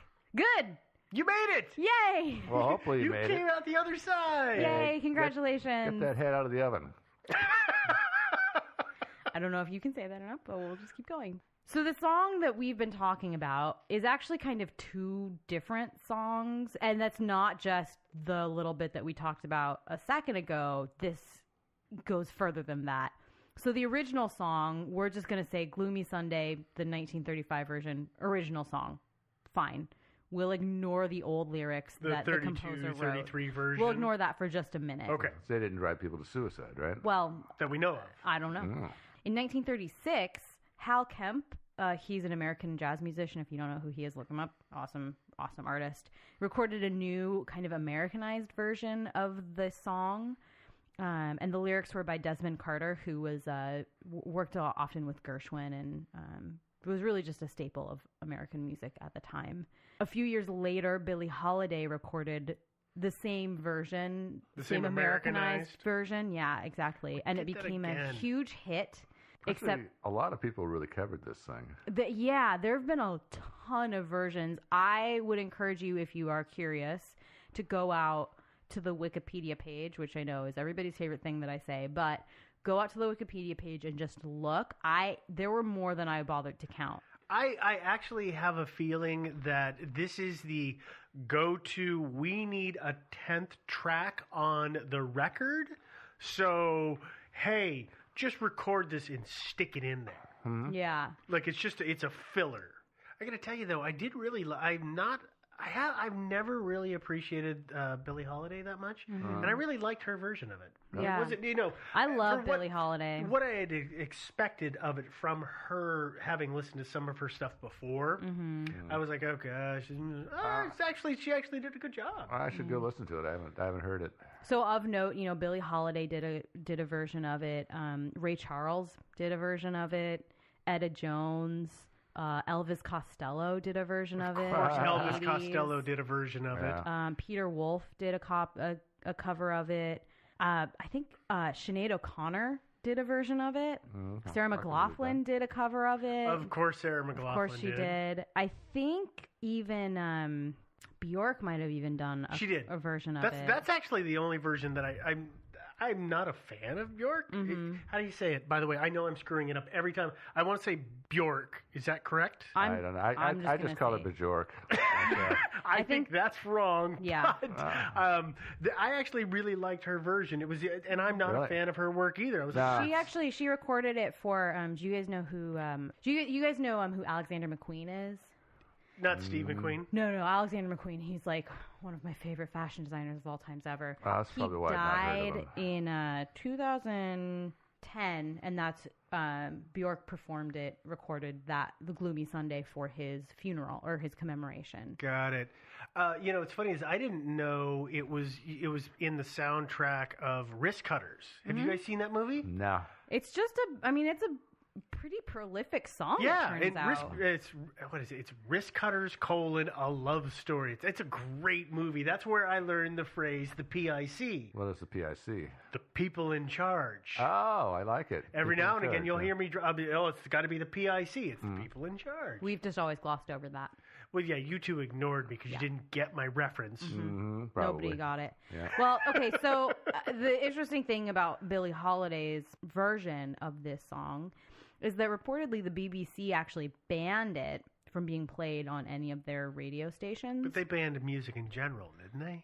No. I'm making they're a joke. Brits, The BBC so like loves to ban things. Yeah, don't worry. I mean, okay, so they said that they cited it was detrimental to morale. Yeah, morale, like wartime morale. But don't worry, they have lifted the ban. They lifted it in 2002.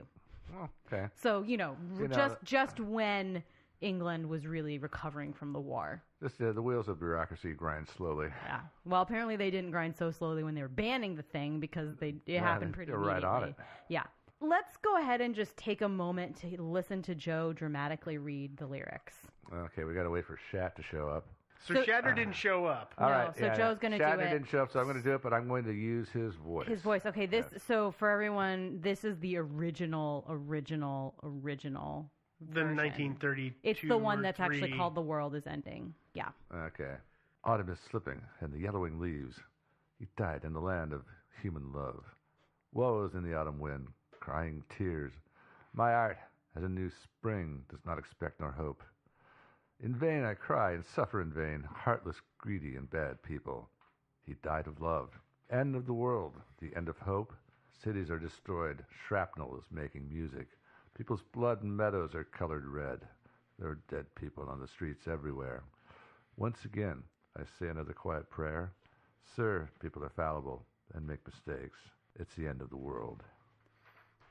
I thought it wasn't too melodramatic there. Yeah, you went from Shatner to a bit Irish to then just reading. Yeah. Well, that that was the complete and total full range of Joe. I'm impressed. That's why I'm not an actor. Yeah.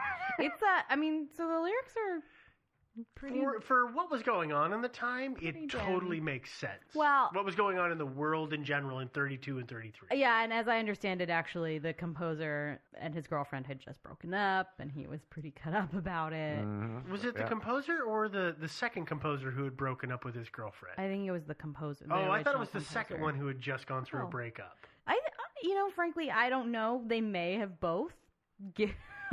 Stranger things have happened. Stranger things have happened. I mean, this composer did seem to be a pretty unhappy guy in general. They called him just like a staunch nationalist. So this song made it big in America, so he had the rights to a lot of royalties in America, but he had to go claim them, and he just refused.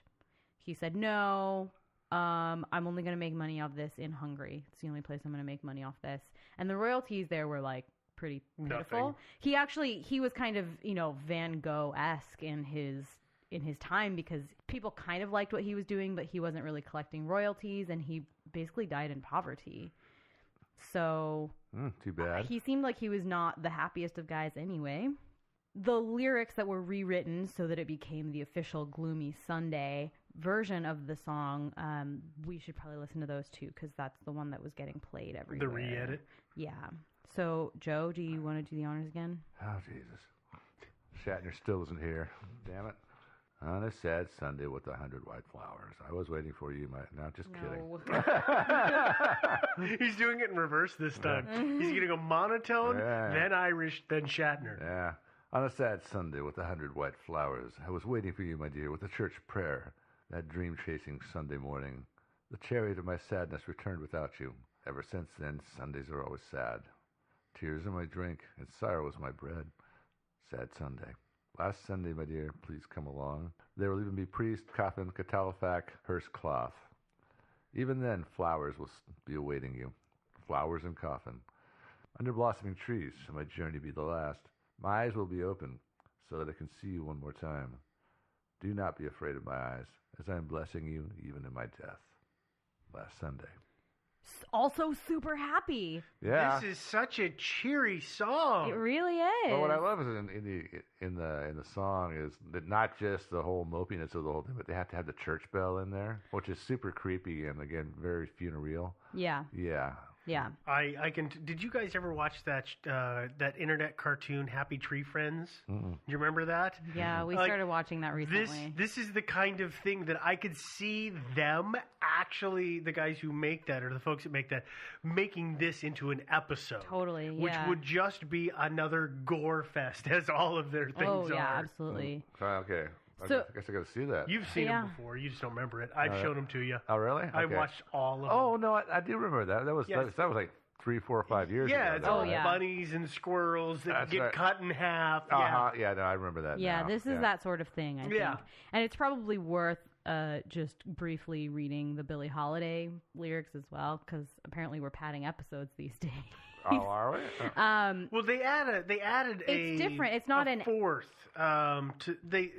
Well, no, I thought it was that the second version was added to. In other words, they took at the end, they added another, is it a stanza? Is that correct? They added a fourth stanza, which essentially made the whole thing sound as if it was a dream the singer was having instead of actually committing suicide or killing themselves. Because that's what this is all alluding to. Well, why don't I read the Billie Holiday version? Because, these past two lyrics that we've read are obviously just translated from Hungarian. Mm-hmm. So they are not written to be a song in English necessarily, which is why we have this Americanized version, which was meant to be sung in English. So it has a different tone to it a little bit. Okay. And I'll read it because, it's Billie Holiday. So yeah, got to be a chick. Me.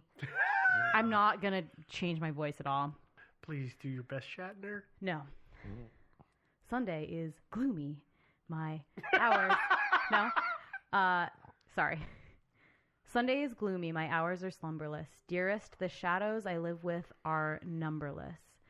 Little white flowers will never waken you, not where the black coach of sorrow has taken you. Angels have no thought of ever returning you. Why would they be angry if I thought of joining you? Gloomy Sunday. Gloomy is Sunday, with shadows I spend it all. My heart and I have decided to end it all. Soon there will be candles and prayers that are said, I know. Let them not weep, let them know that I'm glad to go. Death is no dream, for in death I'm caressing you. With the last breath of my soul, I'll be blessing you. Gloomy Sunday. Dreaming, I was only dreaming. I wake up to find you asleep in the deep of my heart, dear. Darling, I hope that my dream has never haunted you. My heart is telling you how much I wanted you. Gloomy Sunday. So yeah, they added the stanza of like, oh, it was just a dream. But that first part is... to take the sting out of the whole thing. Real dark. Oh, yeah. It's definitely about suicide, as are these other two versions of the song. And I think in every language, the song is about killing yourself. Well, and I think this is my personal opinion, that I am pretty sure that last stanza about making it into a dream is added because if you remember the way censorship was when Billie Holiday did her version. That's kind of what I was thinking too. Is that they couldn't just push that through the censors. I mean, it's like this was 10 or 15 years later, there's the Roy Orbison song. I want to say it's not Layla, but the one where he's getting oysters and he's swimming down with it's the free dive, and he gets his hands stuck in a clam. It bites down on him, and the whole song at the end is that it's him. It's everything's getting dark. It's getting cold. Like, I'm amazed that got through the censors. Yeah. Because they were so stern at the time. Yeah, exactly. I don't remember that song actually. Yeah. So not happy in any version of it. Well. Definitely referencing suicide in certain versions of it. So let's talk about the deaths that this song is supposedly responsible for. Thank you for adding supposedly. Yeah, no problem. What do you mean supposedly? Well, assuredly. Apparently 18 suicides in Hungary had quote-unquote close links with Gloomy Sunday. There was a Time magazine article called Music: The Suicide Song that was published in March of 1936. I read part of this article, but you can't get past 2 paragraphs without having a subscription to Time, and I don't have a subscription to Time, and I'm broke, so I did not purchase said subscription, but luckily there are enough articles around the internet that have just totally, copy pasted from that article that I have the information. Well, there we go. In this article from 1936, they talk about a Hungarian shoemaker by the name of Joseph Keller, and police were reportedly investigating his death and thinking that Gloomy Sunday was responsible for it because he left a note in which he quoted some of the lyrics from Gloomy Sunday. Okay. Quote unquote, several bodies were found clutching the song's sheet music upon their suicides or upon their discovery. They were floating in the river, right, in the Danube. Mm-hmm. Yeah, this makes me wonder if maybe somebody was actually murdering people and trying to frame the composer, and it's like, imagine this frustration. He keeps killing people and planning this on them, and they keep saying, "Oh my God, another suicide!" Yeah, this is insane. It's crazy. 2 people reportedly shot themselves while listening to different bands play the song. There's some songs that really do make you want to kill yourself. I know of plenty these days. Yeah. The one song that makes me want to stick my head in the oven is "Lovin' You" by Minnie Riperton. Apparently, at least one other person, but maybe more, had been found to have taken their own life while listening to Gloomy Sunday. So Hungary banned the song. Mm-hmm. That's only rational. Right, rational, yeah. And then, in the 1930s, there were apparently attempted suicides and actual suicides that were being reported in conjunction with Gloomy Sunday.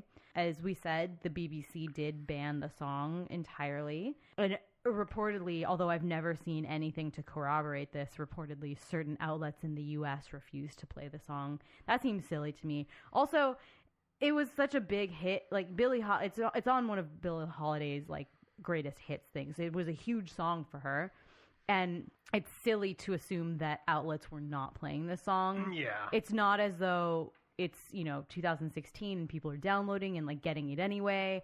Even if the radio's not playing, that's not happening then. The radio's playing it, or people are pretty much not hearing it. Yeah, because records and a gramophone were not a cheap purchase, so it's not as if music was easy to get. Not as easy as it is today, that's for sure. No, not at all. Apparently, reportedly, there are more than 100 deaths connected to Gloomy Sunday. This is a air quotes? Yes. 100 deaths? 100, yeah. Okay. 100 deaths. Yeah. According to the internet at this point? Yeah, it's all according to the internet. Yeah. Oh, okay. Yeah. So I was going to ask, because I couldn't find any of the easily, and I admittedly just kind of thought about it earlier today and started trying to find... you can find in Google sometimes copies of newspapers, but the problem is that I don't know how to read Hungarian, so I was trying to find something that translated that. So it was utter a crap show of my research process here. But have either of you seen anything that actually points to actual reports or newspaper accounts? No. Is it all just summations on the internet? For the most part, I mean, they reference, in a blah, blah, blah article in, this year, a woman named Lauren drowned herself in the river clutching, I'm making that one up. I'm just pulling that from pieces, but they'll cite their sources, but, you always follow the link and it's like, link not found. And it's, to a PDF that was scanned at one point of an article in Hungarian, and you just have to take people's word for it. Okay. I'm disinclined to believe most of the stories. Well, yeah, the thing about it is if there's a connection, and there might be in a sense, but it's a reverse connection because people who are depressed tend to they like depressing music. Yeah. They will seek that stuff out. Yeah, totally. So it isn't necessarily the cause of it. No, there's definitely bands that there's rough times in all of our lives where you look back through your music collection. I was about to say CD collection. You look back through your music collection and you're like, wow, I have 5 albums from this one band. And that is such a melancholy batch of music. I have a lot of that music from my teen years, yeah. Oh, well, I even have it from, I've had it's Death Cab for Cutie. Remember all of their stuff? A lot of that is the same vein. I was a teenage girl in the early 2000s, so yes, I remember Death Cab for Cutie. Well, I listen to it all the time, and I thought it was great, and then they did other stuff. But now I look back, I'm like, oh, it comes up on when I'll listen to my stuff on random. Yeah, like that. Wow. That one about We'll Go Together in the Dark. Yeah. That was a I'll pretty follow you into the dark. Yeah, that was a depressing song. I mean, that's really, and it's there's another one that they cover that's by Iron and Wine, who is also it's not Iron and Wine. That's the album name. Who is it that has the album that's called Iron and Wine? No, it is Iron and Wine. I'm getting it all mixed up with the actual artist's name. But anyway, he sang something which I know was then a cover. So it's the same thing. It's like one of those things that just hopscotches back through time. Yeah. So why don't we talk about theories? Oh, we aren't? It's pretty easy. Yay! I didn't know we were into theories already. There's kind of like 2. 3, maybe 4? I think there's 2. Okay. I don't see your little black book anywhere, so I'm going to go ahead and solidly say there's 2. Well, no, all I remembered about the stories was York, and then I was done. Yeah. I'll toss in a third just for fun. Okay, a third. Yeah. So the first theory is that, this song has some kind of supernatural ability to drive people to kill themselves. I don't have any evidence to back it up.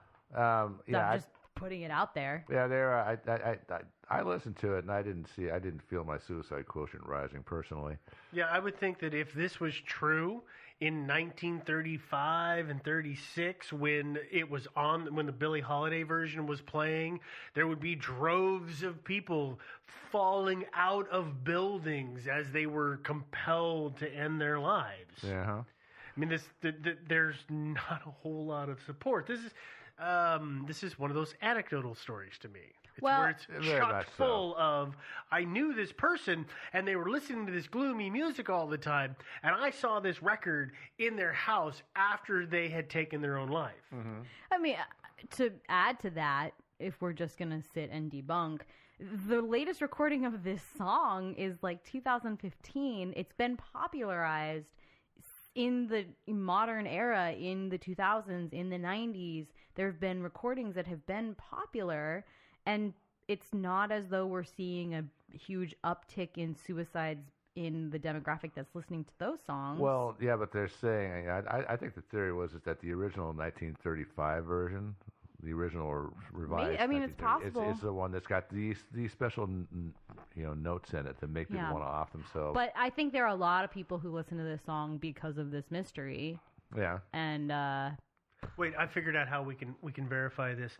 All we have to do is get Usher to resample the original version and do his own track over the top and see if it has any power. I feel like we need to have a conversation about the last time that Usher had a song that was even played on the radio. That's my point. That's a good point too. That's my point. Just need to have a little conversation about that. Because his music is so good. So he will be the nail in the coffin, no pun intended. Mm-hmm, yeah. Mm-hmm. I think that probably we need to get a government grant. And we need to put together a study sample size of about 100,000 people who will force to listen to the song over and over again. And we'll see how many kill themselves. Yeah. This is not what we're doing. No, we're not doing and by the way, if anybody has taken it that way, we are not making light of suicide. No, definitely we are making light of the story itself. Yeah. If anything, we are making heavy of the fact that there's a lot that goes into one's decision to kill themselves, and the fact that listening to a song once or twice could drive someone to suicide is absurd. Well, it is, and like I said earlier, I think that when you're depressed, you want to listen to depressing music. I agree. Yeah, and that is usually in itself is one of the key factors, not the music that you listen to. So hey, actually, while we're talking about the depression, let's talk about the second theory. Best segue ever. What else is happening? Let's think about what else is happening societally around the world. Yeah, the Great Depression. The 30s. Yeah. It's the Great Depression. Yeah. People were killing themselves at a higher rate and reporting being, sad and having nothing to live for, and also starving and being really depressed about the state of the world. And I think it's silly to think that because somebody had lyrics to a song in their note, that song should be responsible for their suicide. Yeah, I think so. I think those are good lyrics, man. Like they express a really horrible, painful sentiment in a beautifully eloquent way. Well, I say that about the first version in terms of what was going on globally at the time. Yeah. Less so for the second version. Like the second version, I feel is almost a selfish set of lyrics. I have this pain, so I'm going to write. Not that having pain is selfish, but like taking and rewriting something just so you can have your own bit go over something that is obviously aimed at a much larger problem. Totally. So that's why I feel the first one is actually very applicable for the time. Totally. Yeah. Yeah. And so down to the third theory. Well, no, there's not the third theory yet, because there's something else about the time that we need to talk about, which is initially a lot of the suicides were happening in Hungary and in a general sense in the Germanic states. Where the suicide rates are higher. Where the suicide rates are naturally higher, and the act of suicide at that time. Naturally, yeah. Okay. And at that time, and also within the culture, the act, taking your own life is not frowned upon. It's not looked down upon as, why did you do this? This is such a, in Western culture, there is kind of that you're doing something to yourself and everybody else is paying the price. Whereas in that culture, it was more of a noble act. It's almost like seppuku in Japanese culture. It was very honorable to a degree. Yeah. So that plays a huge role in. Well, there's this huge suicide rate, and by the way, or not huge, but there's a larger suicide rate in that culture in general. So, by the way, then the song comes out. Let's just put A and D together and call it a pair. Yeah. So that's the theories. Unless Joe has a third one. No, there's another theory, and that is it was a serial killer who was planting copies of the lyrics on the bodies, and because maybe there actually had been a few stories. Maybe there were stories out about how this song came out, and my friend bought this record and listened to it a lot. Then he killed himself, and a few anecdotal stories like that make it into the Hungarian press. And then a serial killer decides, well, what the hell, I'll just plant records and copies of lyrics on people after I've murdered them by drowning them in the Danube. Yeah. So, okay, that's the third one. Absolutely unsupported by facts. So, wait, by the way, but where the bodies were expected to have gone into the Danube, was there a smiley face painted anywhere in the area? No, stop. I don't think so. No, we're not going to go there. Just as a final fun fact. Is this really a fun fact? It's not a fun fact. Okay. Rashoshersh, our composer, I'm really sorry, you guys. He actually killed himself. He tried to do so by jumping out a window, but he survived. So he strangled himself with a wire in the hospital a few days later. And he was pretty young. It was, I think, in 36 or 37, maybe 38. Well, and definitely before 40. Well, I thought the guy who rewrote the lyrics also committed suicide by throwing himself out a window, but he was at age 63 or 68, something like. He was a very old man at that point. I don't remember hearing that's that, not but yeah, very old. I guess maybe for that era, maybe that's very old. But, 67, 68. Joe says, "Wait, shut your mouth, whippersnapper." No, that's not old. I'm a little closer to that age than you guys are. Not a lot. But that's not old. Yeah, so that's the whole story. I think it's just situational and it's silly to blame a song. It's anecdotal. Yeah, totally. Coincidental and yada yada. Yeah. Yeah.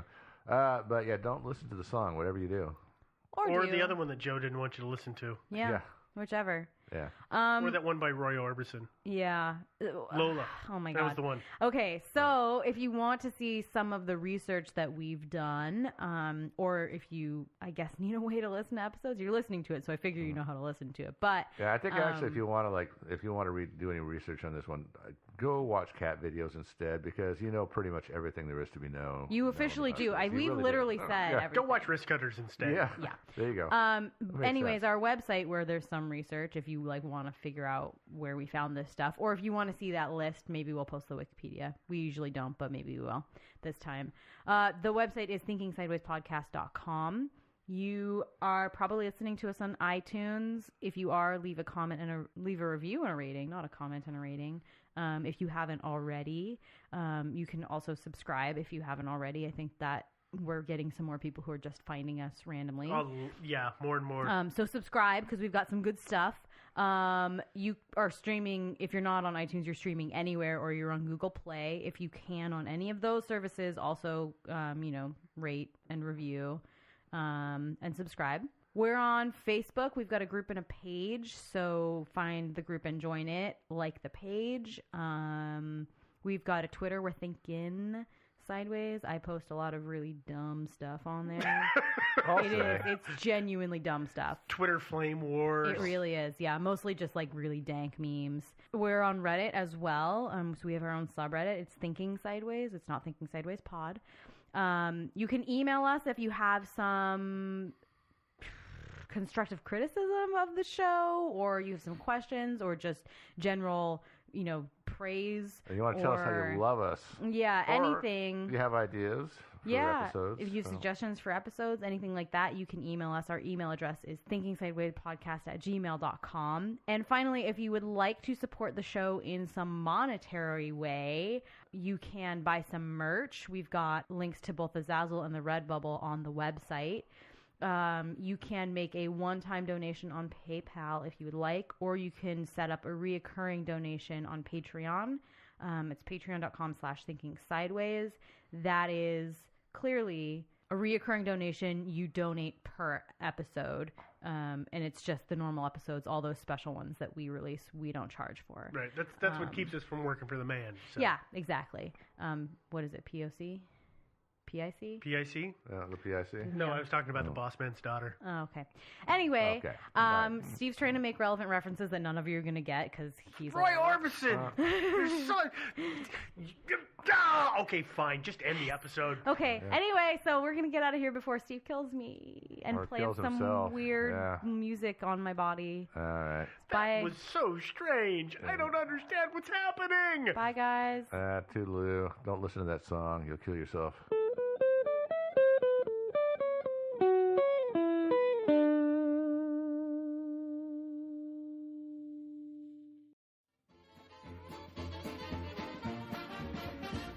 Thinking Sideways. I don't understand. Does not compute. You never know. Insufficient data to formulate a reply. What? Stories of things we simply don't know the answer to. Hey everyone, it's Thinking Sideways, the podcast. I'm Devin, joined per usual by Joe and Steve. Today we're going to talk about a mystery. If you follow us on Twitter, you may have a little spoilers about this one. We are going to talk about the Denver Airport, DIA, Denver International Airport. It's the technical code for it is DEN, but everybody calls it DIA. That kind of makes sense. Dead in arrival or something like that? No. Yeah. But yeah, DEA. Yeah, it makes sense. DIA. Denver International Airport. Yeah, of course. Exactly. And before we get too far, this was a suggestion by actually a lot of people, and I don't have everybody's name written down. Everybody suggested different things. Pretty much what would happen is somebody would say, oh, has anybody suggested the Denver airport to you? And I would say, oh, that it's this thing. And they would say, no, it's this other thing. And it's like, okay. So I guess we'll do a show about it. Yeah, it's about time. And just so everybody knows, I traveled for this episode. She did field research. I did field research. I went to Denver International Airport. She found a hidden door. I did. Managed to pick the lock. Uh-huh. Found many, many underground passages. Mm-hmm. Some like sort of culty kind of devil worshipping altars that had blood all over them and stuff, you know? Yeah, some guys that had like horns and weird alien shaped faces. Yeah. Or you ate at the McDonald's in the airport and got really bad food poisoning. Yeah. No, but I especially liked when we found that those giant crests on that huge room that had the crest that said NWO and had a giant eye imposed on the top. Yeah, that was pretty good. That was good research I did. Or creative writing, one of the two. Whichever. Same thing. All right. Let's tell these people what's going on with the Denver airport. Let's talk about Denver a little bit. Well, not Denver, but the Denver airport. The greater Denver area was served by Stapleton International Airport until 1995, which I think makes DIA one of the newer airports in America. I think so. It's a lot of research to do, just so you know. There's no list I could find on the internet that was, I Googled list of airports in America by year built, and it came with nothing. So I didn't look too far into it, but yeah, I didn't bother looking into it either. It is one of the newer. Let's just call it that. Yeah, I can't really think of one that's been built since then, but maybe somewhere. Initially, the DIA Denver Airport was meant to open on October 29th, 1993, but it turns out the project wasn't super well planned, and some of the airports that were meant to hub out of there changed their requirements. Oh, and also there was this automated baggage system that was kind of a problem. That thing was awesome. Yeah. So the project was pushed back a few months, then a few months more, then a strike happened. So they pushed the project back to May 15th, 1994. In April of that year, some reporters were given a sneak peek at this hotly anticipated automated baggage system, which apparently no one had tested, I guess, because if they had, I'm sure they wouldn't have let the media in. The actual baggage. Yeah, I don't know what happened. I don't know why somebody said, yeah, let's bring the media in here. But when they did, reported that clothes and personal items were strewn under the track system, and that the parts of the system that were meant to transport luggage were actually just dumping the bags right off the system entirely. In other words, it's kind of like how they handle your baggage now. Yeah, except for it's not people, it's machines doing it. Yeah, machines will do the same abuse of your luggage for a lot cheaper. Which is great. It's a giant conveyor system, but if I remember watching it, basically there was little actuator arms that would shove the baggage based on what it figured out where it was supposed to go onto conveyor A or B. Unfortunately, they were too powerful. They were extremely overcharged, and it would hit Grandma's luggage and send all of her clothes 20 feet in the air. So because of that, the May 15th, 1994 open date was once again pushed back, and finally on February 28th, 1995, DIA was opened, which was 18 months after the initial date set. Oh, and fun fact, it was about $2 billion, yes, with a B, dollars over budget. Yeah, that's one big. I wonder how much. That's a near miss. I wonder how much the baggage system cost. It was actually one of the more expensive parts of the airport. I bet. Do you remember, Devin, what was the total cost of this airport? I remember reading it, but I can't think of it off of my mind. But I'd have to say at least a third of their cost, at least in my mind, and I could be wrong, was that stupid baggage system because they kept trying to fix it. Well, I think that if you factor in the fact that it is what kept pushing the date back, the opening date back, I think they estimated that every day they delayed opening the airport cost them $1 million. Yeah. So if you factor that into the, quote, overall cost of the automatic baggage system, which you should, yes, it was absolutely the most expensive part of the entire project. Yeah. Although, I mean, and part of it, of course, was building the tunnels for all the automated stuff to exist in, and maybe they could retrieve some of their sunk costs by clearing the equipment out of the tunnels and use the tunnels for something else. Maybe, secret government installations. Yeah. Yes, maybe. Sorry. Stop giving away, Joe. There's a whole mess of things surrounding this place, as we kind of mentioned earlier. So we'll just jump in. I just want to start off, I guess, by saying that right off the bat, there are a lot of things about the Denver airport that I think taken alone are pretty innocuous. There's some art, there's some other stuff, and if they all existed just one thing at one airport and another weird thing at another airport, I would be way more willing to say, yeah, no, that's totally, I mean, it's a little weird, but it's totally innocent.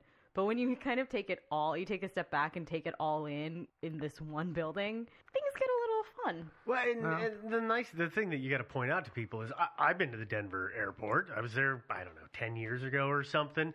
I had no idea, and I probably saw one of the things that we're going to talk about and would have never guessed that there was so much hubbub surrounding it all. Yeah. Because so many things are innocuous on their own. Yeah. Yeah. Yeah, I too have been there, and I didn't notice anything out of the sorts either. But I didn't actually spend a lot of time in the airport. So I spent it in the airport bar. I didn't have time. I didn't have time to go see that huge mural with the creepy Nazi with the AK towering over the table. Yeah, that was fun. Yeah. We're gonna just attack this line item style. Okay. So we'll just start with the horse. So each of these, in other words, is a discrete mystery all on its own. Yeah, kind of. So what are we going to work our way from the inside out or the outside in? Or what are we going to do? Outside in, kind of. Okay. Ish. We're going to start with the horse. Of course. The horse. The famous Mr. Ed. You guys have a picture in front of you. It's in black and white. I'm sorry. It's much less impressive than it is in color. But hopefully you got a chance to see it. And you listeners at home, we'll probably post a picture of it. Now, I've seen this photo in color. It's actually a really nice photo. It's awesome. Did you take it? I did. Yeah. Good job. I took that picture. Did you notice what's behind the Bronco? Oh, the thunderstorm? The mushroom cloud? Mm-hmm. It looks like a mushroom cloud. It does. It's like thundery, too. Yeah. Thunder and lightning. Very apocalyptic, yeah. It's super apocalyptic. This is one of the first things that you will notice about DIA as you approach from the ground. This dude, he's officially called Blue Mustang. He's also referred to as Blucifer. I like Blucifer. Or That's awesome. the Demon Bronco by locals. Since you're not looking at the picture because this is a podcast, not a TV show, I'll go ahead and just describe this gentleman to you. This beast of a gentleman. He is a 9,000-pound statue. And by the way, if he was actually made of, say, bronze or something like that, he'd weigh a hell of a lot more than 9,000 pounds. Yeah. He's a fairly new addition to the weirdness of DIA. He was commissioned in 1993 by, I guess we'll get to that. But it was meant to be art. It kind of is art. It's a art. Pretty impressive piece of sculpture. It is, absolutely. It's a 32 feet tall blue Mustang rearing up. It's pretty dang anatomically correct. That absurdly anatomically correct. Yeah, why was that necessary? I don't know. Ribs show through the skin. The way the light shines on it, I initially, when I was looking at the picture and when I saw it in real life, I thought, oh, there's weird zombie skin parts of it. But the more I looked at it, the more I realized it's just the way that it's lit. The way the light hits it, it gives it some yellowy areas, which looked like zombie rot to me, but it's not. Well, it's fiberglass, right? So I think that the fiberglass is colored as part of it. So it's not an even mix, so you get weirdness areas. This is the way I think. Well, he is totally blue. I've seen other pictures of him. He's totally blue. It's just a weird way that the lights shine. So he's not a zombie horse. No, his tail and mane are spiky, and he has red glowing eyes. Which I love. I think that's awesome. They are. This is not a lie. I did genuinely. I've seen this with my own eyes, and that is the first thing you notice. You just kind of go, huh. There's some red eyes glowing in the distance there. Actually, it's on a horse. That's why he's called Lucifer. Exactly. But no, actually, I think that the reason for that is it's just aircraft warning lights. It's not. They're not high enough. Yeah, no. They have to be on the very top. I think it's a nice touch, though. I do, too. So the sculpture wasn't installed until 2008. Why so late, you might ask? Well, it was sculpted by a man named Luis Jimenez, and he died in 2006. And you might be wondering how. Well, just because a 9,000-pound statue of a devil horse fell on him and severed an artery in his leg. Yeah, that's just hilarious, guys. I bet you can guess which one. There's not that many, but I bet you can guess which 9,000-pound horse. Oh, I thought you were saying which leg. No. Well, it wasn't the whole horse. It was just the head. It was just the head. Yeah, which still weighs a lot, I'm sure. But again, it's fiberglass. Imagine if this thing was made out of steel or bronze or something like that. Holy crap. So the sculpture was finished by his family and some students he had, and then erected much later, 2 years later. I bet they're the ones who added the red glowing eyes. Yeah, maybe. But because of that, people kind of say it's cursed from the get-go. Of course. They're saying that the horse is cursed, or the because it killed the person who was making it. Yeah. I mean, that's pretty suspicious. Yeah. That's suspicious behavior for a horse head. Well, it depends. Is this a horse head from the mob? It could be. Yeah. As far as we know, it could be. Okay. Do you know who financed it? No. The Denver International Airport? Yeah. Do you know who financed? No, we're getting ahead of ourselves. I'm sorry. Okay. All right. Next up is the weird shape of the airport. This is dumb. I agree. Yeah. The airport is made to resemble snow-capped mountains and reflect the history of Colorado's native people. And by the airport, you mean the building, the terminals. Okay, just making sure you're not talking about the whole surrounding area. Yeah, sorry. It's also meant to reflect Colorado's natives who lived in teepees across the Great Plains. So the roof is actually made of fabric, and it's big white peaks. The roof, some people say that it is meant to resemble a UFO. It doesn't resemble any UFO I've ever seen. Well, since UFOs are definitely housed below the airport, which we'll get to in a minute. No, of course they are. That's what they're made to resemble. But I really think it just looks like a giant circus tent. No, I agree. That's when the first time I saw it, that's what I thought. Yeah. Who decided to do this? I don't know. I also kind of wonder who, like Colorado, not the most stable weather state. Yeah. Denver, also not the most stable weather city. I'm not totally sure who was like, oh, you know, it's an excellent idea. Let's make this roof out of fabric. Well, okay. So there's two things. One's a joke, which is they have a lot of weed in Colorado. Yeah.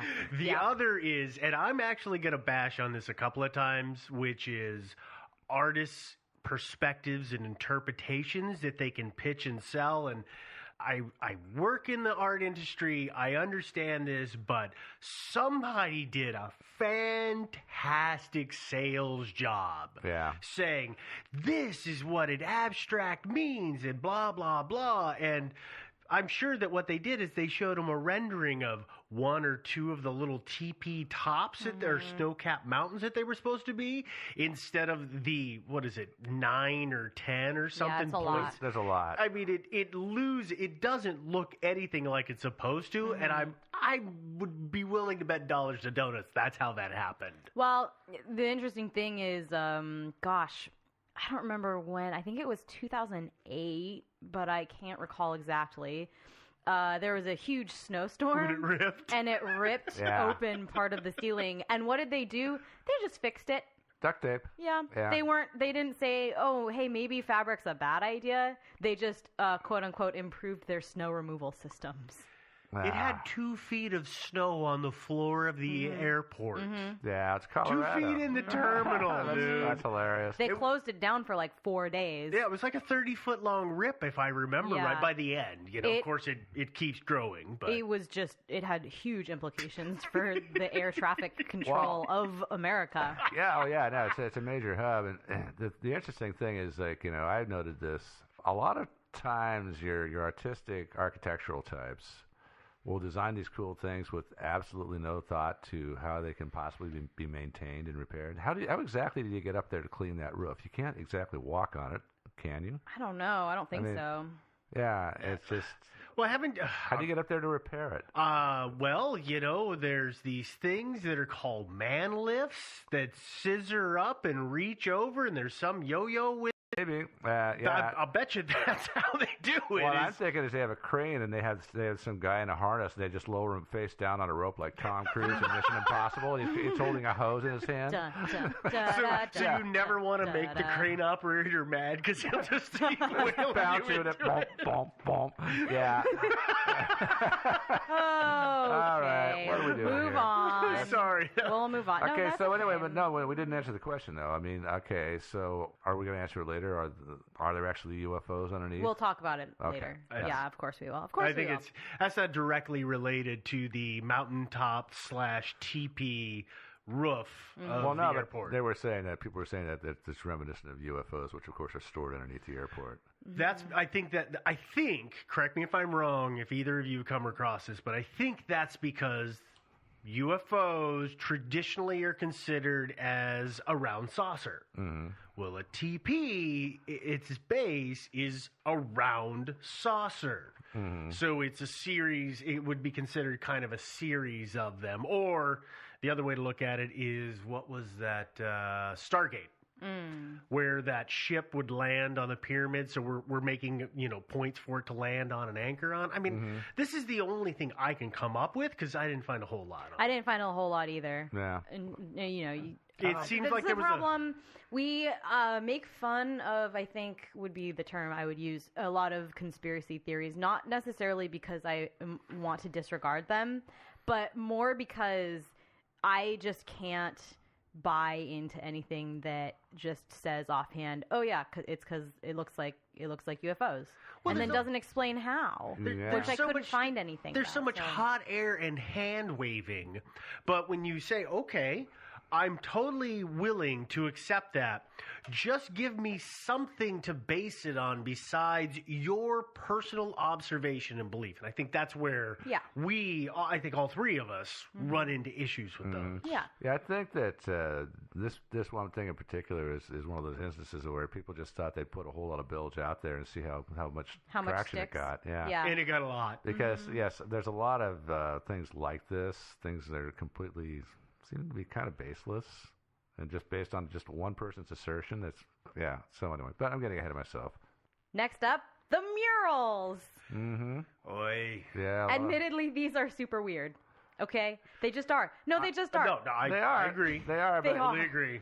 Yeah, we wandered around DIA looking definitely not suspicious at all, taking all sorts of pictures. So I'm sure I'm on a lot of lists at this point. Yeah, we all are. But this one in particular, my guide and I spent, I would say, an hour and a half wandering around trying to find them. Walked past them like twice on just the other side of the hallway that they're in. Because, they always have those, like, ads and maps and stuff like that. So we were just like, where are these things? And then we stopped and I took, like, a million pictures and just, like, kept looking around waiting for people to pass the murals so I didn't have any of them in it. I think that's a regular occurrence. Gosh, I hope so. These things seem to be kind of famous. The murals, they're weird. My guide insisted that they were just meant to, quote, depict man-made environmental destruction and genocide along with humanity coming together to heal nature and live in peace. Oh, you hired a native guide. That was quite awesome. Which is bunk, and that is actually just a quote from the artist, not my guide. Yeah. But my guide said, yes, that's pretty much, he not so eloquently said those words. So you think that the artist's words in describing his paintings are bunk, or do you think that is his thoughts of talking about humanity coming together to heal nature and live in peace? Do you think that's bunk? I think his description of what the murals are meant to be about is bunk. Yeah. So I'm going to wait till the end on this one. Thank you. Bite my lip. In fairness, there are two murals, which are each 2 panels each, and parts of the overall art are often left out. The Rational Wiki on the murals, in fact, says that the second murals, the second half of the murals, which are the, quote, oft left out ones, are, quote, much happier, which, no, they're not. They're not really. I mean, they're a little happier, but they're just so weird, all of them. They are very weird. And I guess I'll just describe them a little bit. You can find pictures of these online. Very easily. Really, really easily. One is called In Peace and Harmony with Nature, and the second one is called The Children of the World Dream of World Peace. The one titled In Peace and Harmony with Nature shows sad children over the destruction of the environment and extinction of life. A huge fire burns behind them. Animals are dead and in glass cases. And, there's 3 dead women in coffins at the bottom of the mural. I think one of them is even like a little girl. I think you're right. The pairing of this, the second pane, I guess, of it, is a bunch of kids in traditional outfits crowded joyfully around some kind of rainbow plant thing with animals and healthy landscapes behind them. The Children of the World Dream of World Peace, redundant, is the one that lots of people kind of point to. It's the one that's pretty awful. And the first panel is a soldier in a gas mask. He's often described as a Nazi soldier. There's no actual He looks like he could be a Russian, too. Who knows? Yeah. You can't. It's literally just gas wearing a gray mask overcoat. face. Yeah. He's got a gun in one hand and a sword in the other. He's slicing a dove open, and it looks like there's a concentration camp kind of in the background. The artist often points out that there are sleeping children in the rubble, so it makes it okay. But they actually kind of just look dead, not sleeping. I've never figured out how that was supposed to be sleeping. Yeah. The second half, or second pane of this one, is kids from countries around the world and pairings traditionally signifying tensions. That is, an American kid and a Russian kid, or a Palestinian kid and an Israeli kid, carrying weapons wrapped in their respective flags to be broken in half by a blonde, super Aryan-looking kid over the crippled body of the soldier from the previous pane. Crippled, he looks to me like he's dead. Yeah. I think he's a statue that's been knocked over because the feet look like they're broken and locked in one place, and the body is down in another. Yeah. I think it was a statue, kind of. Yeah.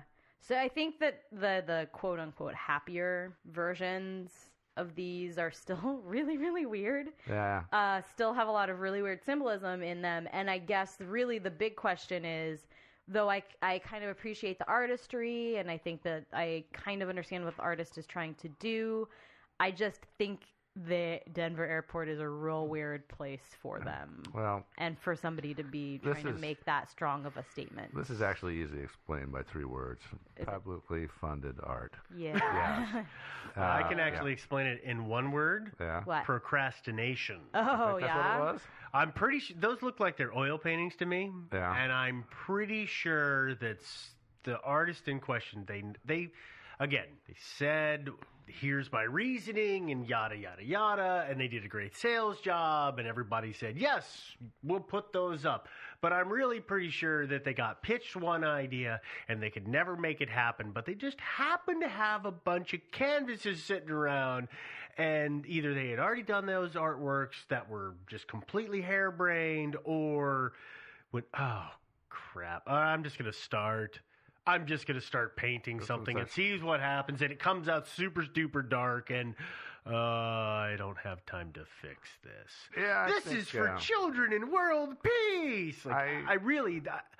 I've read the artist descriptions. Yeah. I don't buy any of it. No, not really. But I think really the culprit here is the baggage system. There was only like about $50 left over in the budget for our art, and so they had to get some graffiti artist off the street and say, hey, it's got to look like not quite like graffiti. Can you do something? And that's what they got. Well, that's not the only bit of weird art there, though. Oh, I see Steve's notebook out. Yes, as always.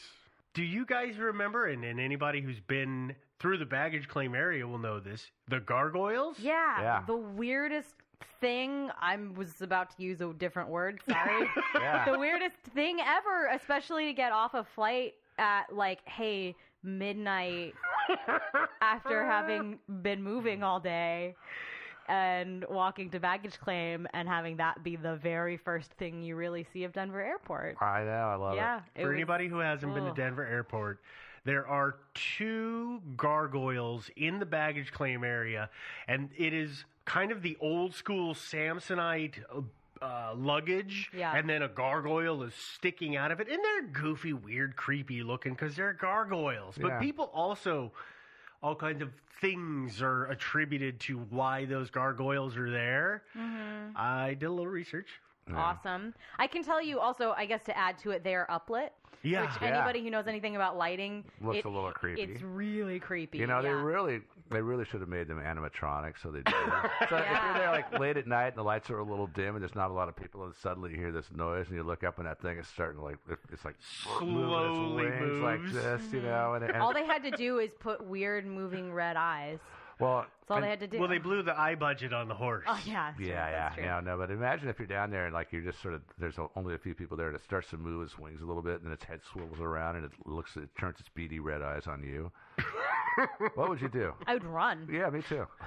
I would run fast. I would figure it was an animatronic and be eaten alive by the real gargoyle. Uh-huh. Yeah. Anyway, back to your thing. Well, no. So gargoyles, anybody who's looked at architectural history, have been around forever. Mm-hmm. And gargoyles were initially... They're a symbol of protection for buildings and people. Mm-hmm. So I'm pretty sure But when they're on the outside, don't they have to be on the outside? No. They're on the outside because gargoyles were on the outside because they were used as a drainage system for the roof. Yeah, they were decorative. Yeah, they were a decorative way. So you've got all the drainage coming off the roof, and it hits a pipe, and it shoots way out over the building. And the name gargoyle comes from the sound that water makes when it runs through that mouth opening pipe of the gurgling sound. Yeah, it kind of sounds like it. But gargoyles are a symbol of protection. There's nothing nefarious or disturbing. I mean, if you ever watched I know Joe didn't, but you might have watched that cartoon Gargoyles back in the late 90s, early 2000s. Do you remember that? Yeah. Okay, see, they were protectors. They were good gargoyles. Well, they're just like Pazuzu. Pazuzu, you ungrateful gargoyle.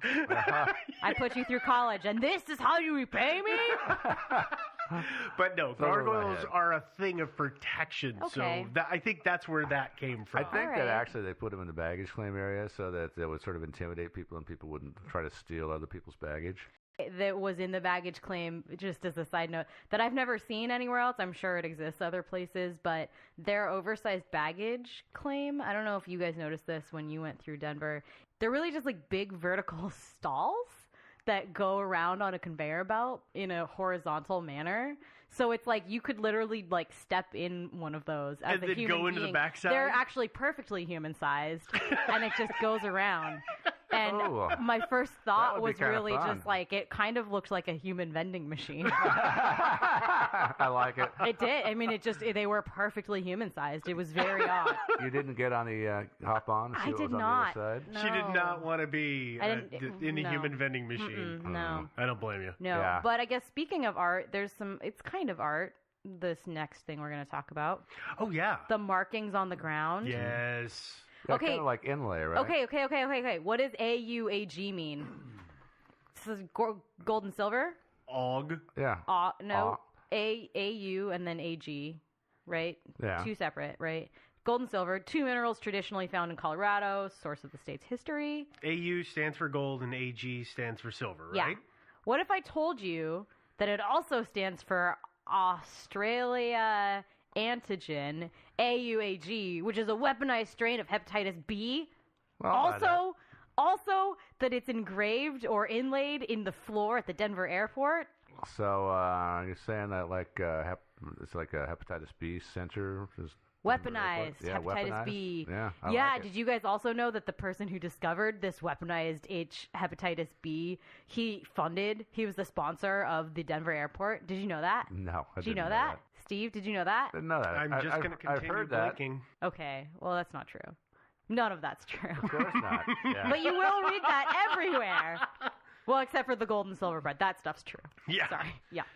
Well, the good news is the actual marker for this strain of hepatitis B is actually HBsAg, not AUAG. And I think Steve did some research on this, but it's an antigen. Yeah. Which I had always understood, and Steve corroborated, is actually what your body produces to fight the thing. Exactly. Right? Uses to create an immune reaction. Yeah. So to create antibodies, which means it's I'm not totally inoculation. Sure. Yeah, so I'm not it's sure actually how. a lot more benevolent than these people make it sound. Yeah. Oh, hey, also, the man in question who discovered this strain of hepatitis B, he happens to be Nobel laureate Baruch Samuel Bloomberg, who has literally no link whatsoever to Denver, the Denver airport. So he'd like you to think. He was also not wildly rich. He certainly wasn't wildly rich enough to sponsor an entire airport to himself. I usually leave that stuff to the city in question and maybe the airlines. Yeah.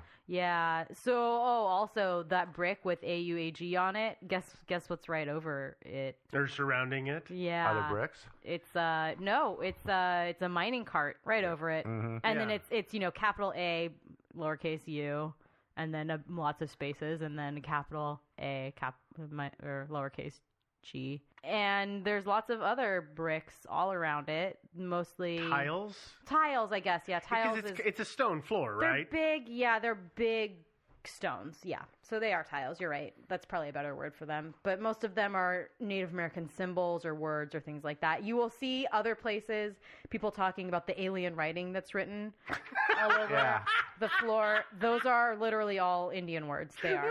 They just are Native American words. Okay, but then the question arises, but why is this one right in front of the mural with the death Nazi on it? Well, it's not. It's not even close. It's not even like adjacent. Actually, wait. They're saying this is in front of the mural that's got the guy with the sword. Yeah. Okay. They've clearly never been there. I think that they need to call in that guy from the Dan Brown book, Da Vinci Code. Yeah, I'm sure he could figure this out in a heartbeat. Yeah, I'm pretty sure. It'd take him like 12 hours. He'd have a crazy chase through the tunnels, and Yeah. Oy. Okay, what else? What other fun do we have here? Next thing is we're going to talk about the dedication marker next, also often referred to as the capstone. That thing just looks to me like something to trip over. Yeah, it's pretty big. It's, I guess to be fair, it's a hard thing to ignore. It's what lights people's hair on fire. It sure does. And I think there's some valid reasons, I'll admit. But it's kind of like a sundial a little bit, the capstone. It's a capstone and then it has a big kind of rod sticking out of it a little bit. It's not a circle. The capstone is, like a keystone. It actually looks like the big heavy thing on top of a tomb. Mm-hmm. The big heavy stone on top of a tomb. Yeah. Yeah, just makes you think like dead body. Like a big body. headstone. Yeah, it's dead body down there. Well, so it not only informs the public of the details of the project, kind of, but also it marks the spot of a time capsule that's meant to be opened in 2094. The contents of the capsule include lots of things, the kind of things you would put in a time capsule. Photos of notable places in Denver around the 1990s, memorabilia from the old Denver airport, Colorado flags, newspapers, a credit card for some reason. Because those were awesome. I suppose they're going to be gone by the time 2090. But it's just one credit card. I don't know why. I don't know what's going on. That's interesting. I wonder if it's got that card has not been reported lost or stolen yet. It also includes some programs from all of the New World Airport Commission's events. This is just one exciting time capsule, I gotta say. Yeah, it really is. I can't wait to open this one up. Yeah, well, actually, you may be wondering, you at home, there may have been some words in there that kind of piqued your interest. Like the New World Airport Commission. Oh, I thought you were talking about credit card. Oh, no. Yeah. But you may be wondering what that is, and to be honest, me too. I couldn't find anything that wasn't outright conspiracy theories on the organization online, and I know Steve is giving me the look, which means he found some stuff, which is fine. When you Google New World Airport Commission, it either comes up with Denver Airport or, oh my God, these people are going to take over the world! And reduce the population to 2 million and all that stuff. Yeah. It's not the New World Order, but it is suspiciously close to the New World Order. Yeah, the New World Airport. So this capstone also has names of the mayor, governor, and secretary of transportation at the time on it, the notice of the time capsule, then also the Masonic Freemason symbol. Yeah. Also engraved on it are, quote, the most worshipful Prince Hall Grand Lodge F and AM of Colorado and jurisdiction, and then, quote, the most worshipful Grand Lodge of AD and AM of Colorado. It also then below says that the airport was funded by the New World Airport, the New World Airport Commission. And again, it's not an official thing, and that lights a lot of people on fire is the term I guess we're using right now. But listed under it are contributors, which are an architecture firm, a metal company, and an aeronautics company. And even if, before I let Steve, because he's like chomping at the bit right now, before I let him go freaking out, man. Even if these are just 3 innocent sponsors who formed a commission called the New World Airport Commission, come on, guys, pick a better name. Pick a less suspicious name, though. Terrible name. Why would you? Why would that be the thing that you pick? But the thing is the whole New World Order thing hadn't really blossomed that much. I mean, it was the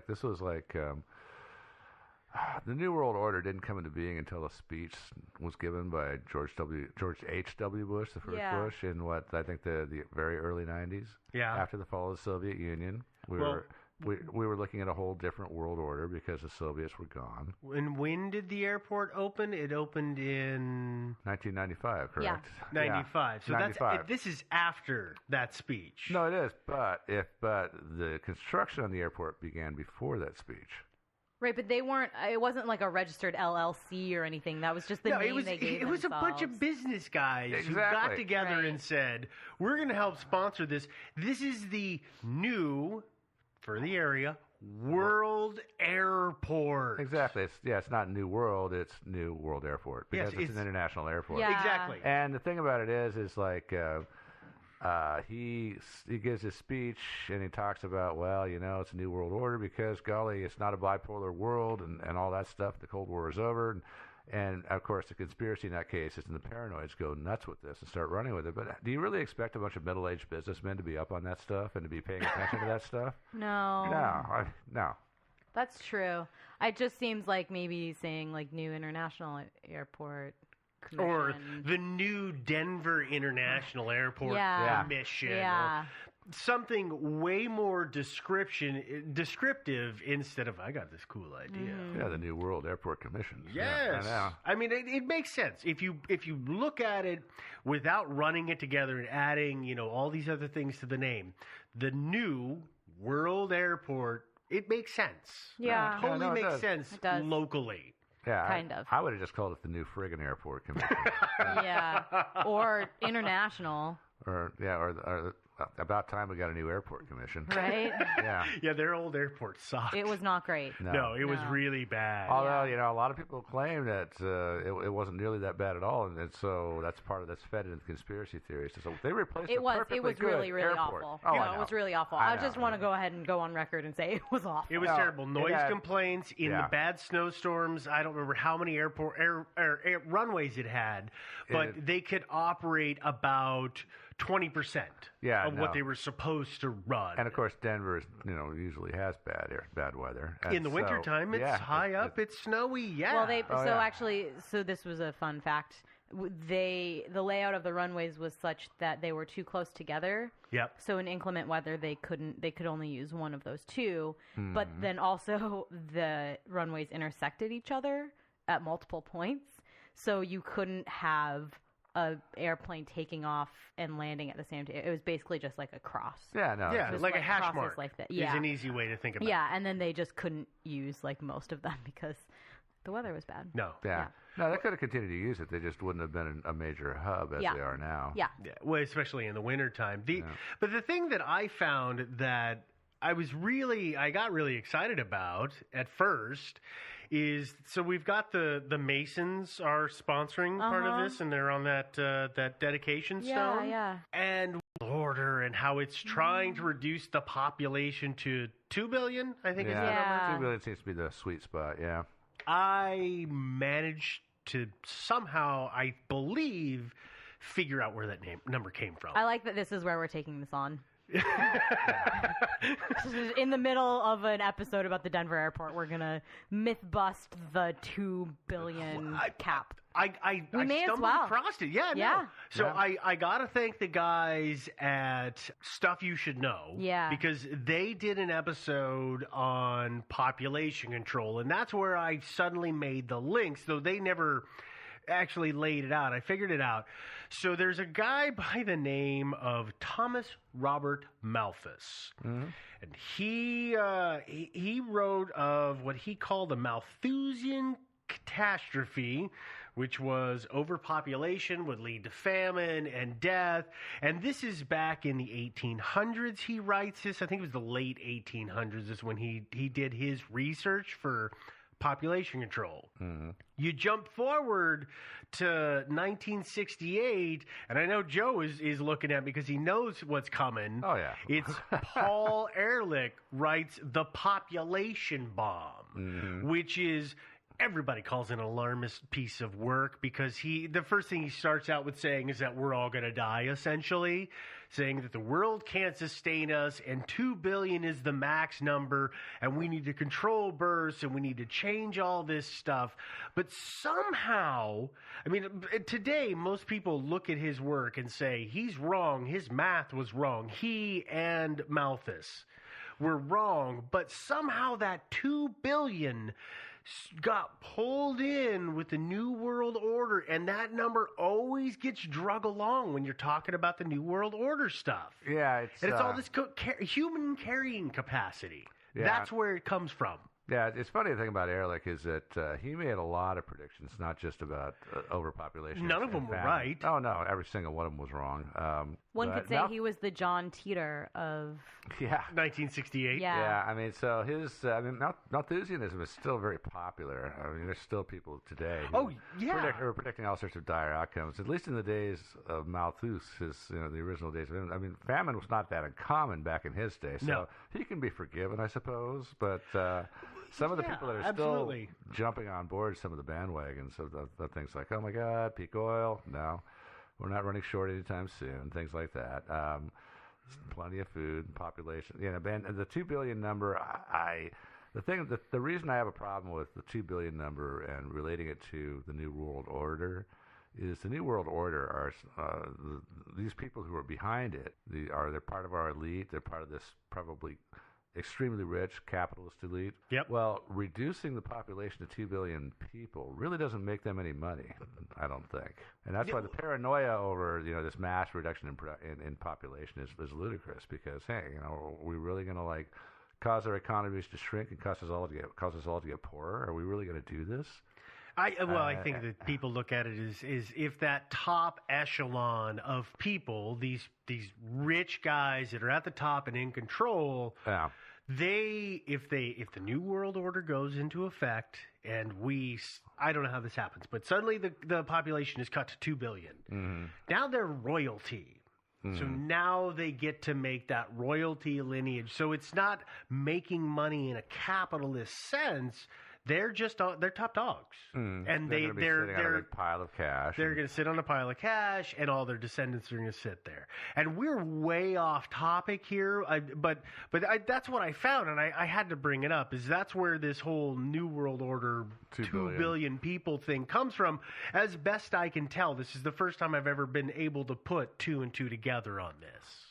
Yeah, it's nobody really knows what the magic number is. I mean, I think the Earth could support tens of billions more people. Well, whether we should or not is, debatable. Well, you know why 2 billion is suspicious, right? Why? It's because that's exactly how over budget they went on this project. Oh my God, you're right. Oh my God. So that explains everything. That explains. I mean, they were like looking at this and thinking, oh my God, we're not going to go over budget at all. What can we do? I know, an automated luggage system. And let's do something else. But you're going to talk about that later, I'm sure. We're going to get some weird paintings. There was some other, the weird painting. I told you, I already proved they only paid $50 for those paintings. Next up is the layout of the runways. And all I have to say about that is calm down, you guys. It really doesn't look that much like a swastika. Just calm down.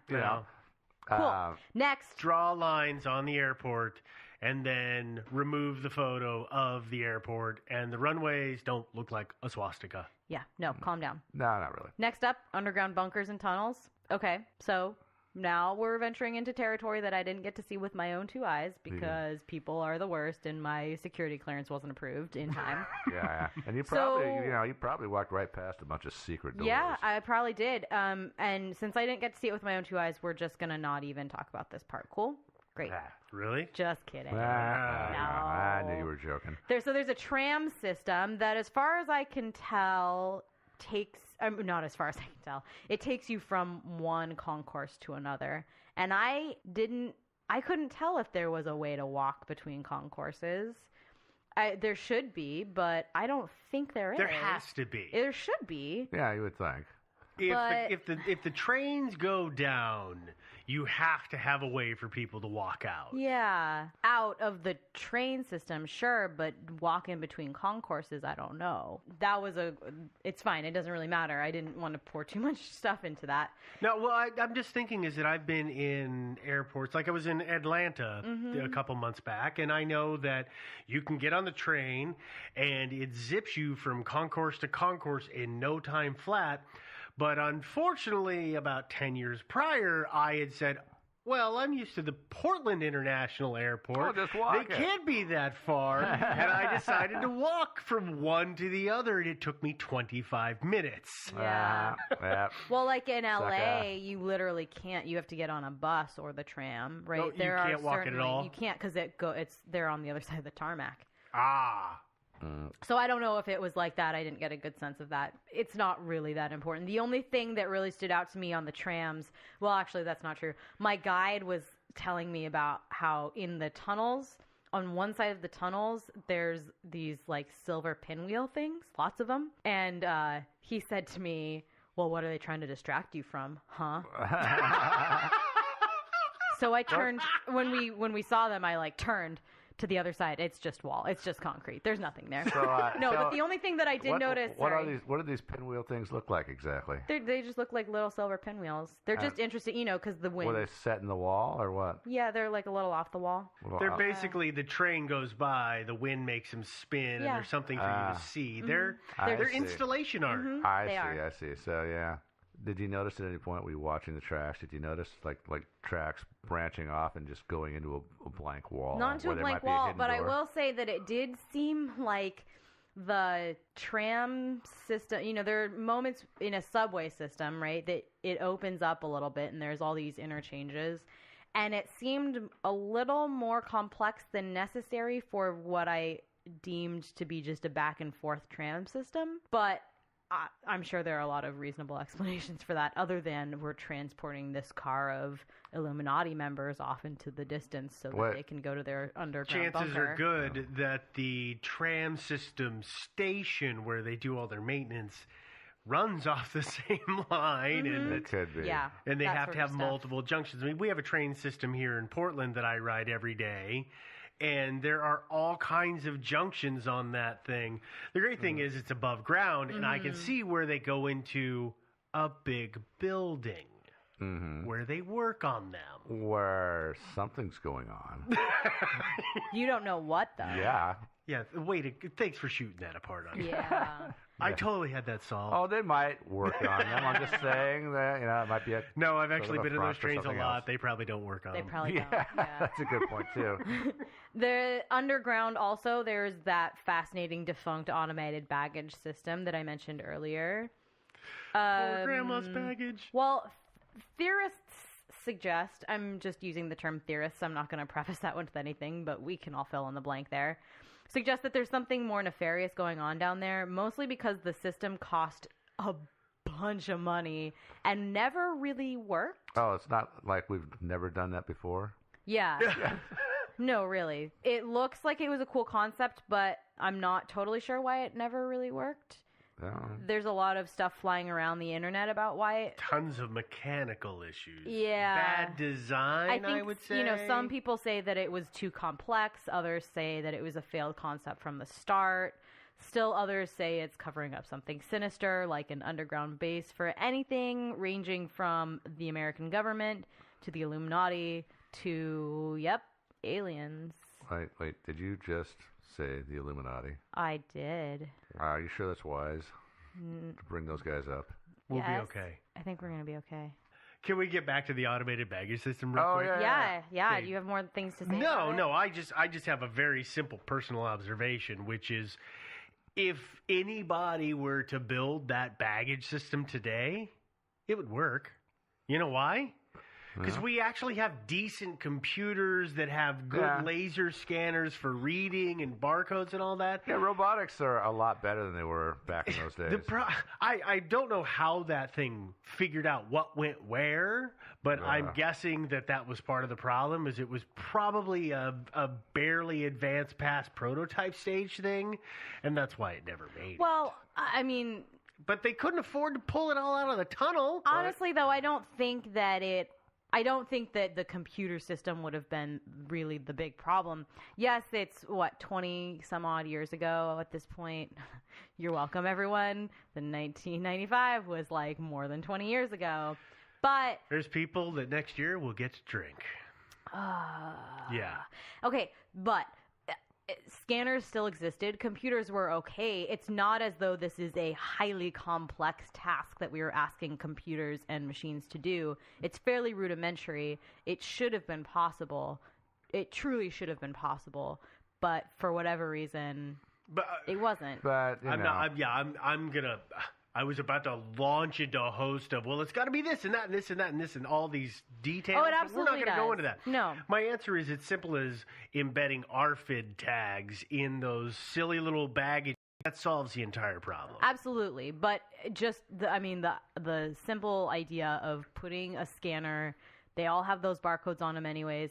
That's how they do it right now anyways. It just takes the human element out of it. To pick up the tag and scan it. Should have been possible, but for whatever reason it wasn't. No, actually, yeah. I mean, humanity has designed far more complex systems. I mean, look at the moon landings, for Christ's sakes. I mean, so it's possible.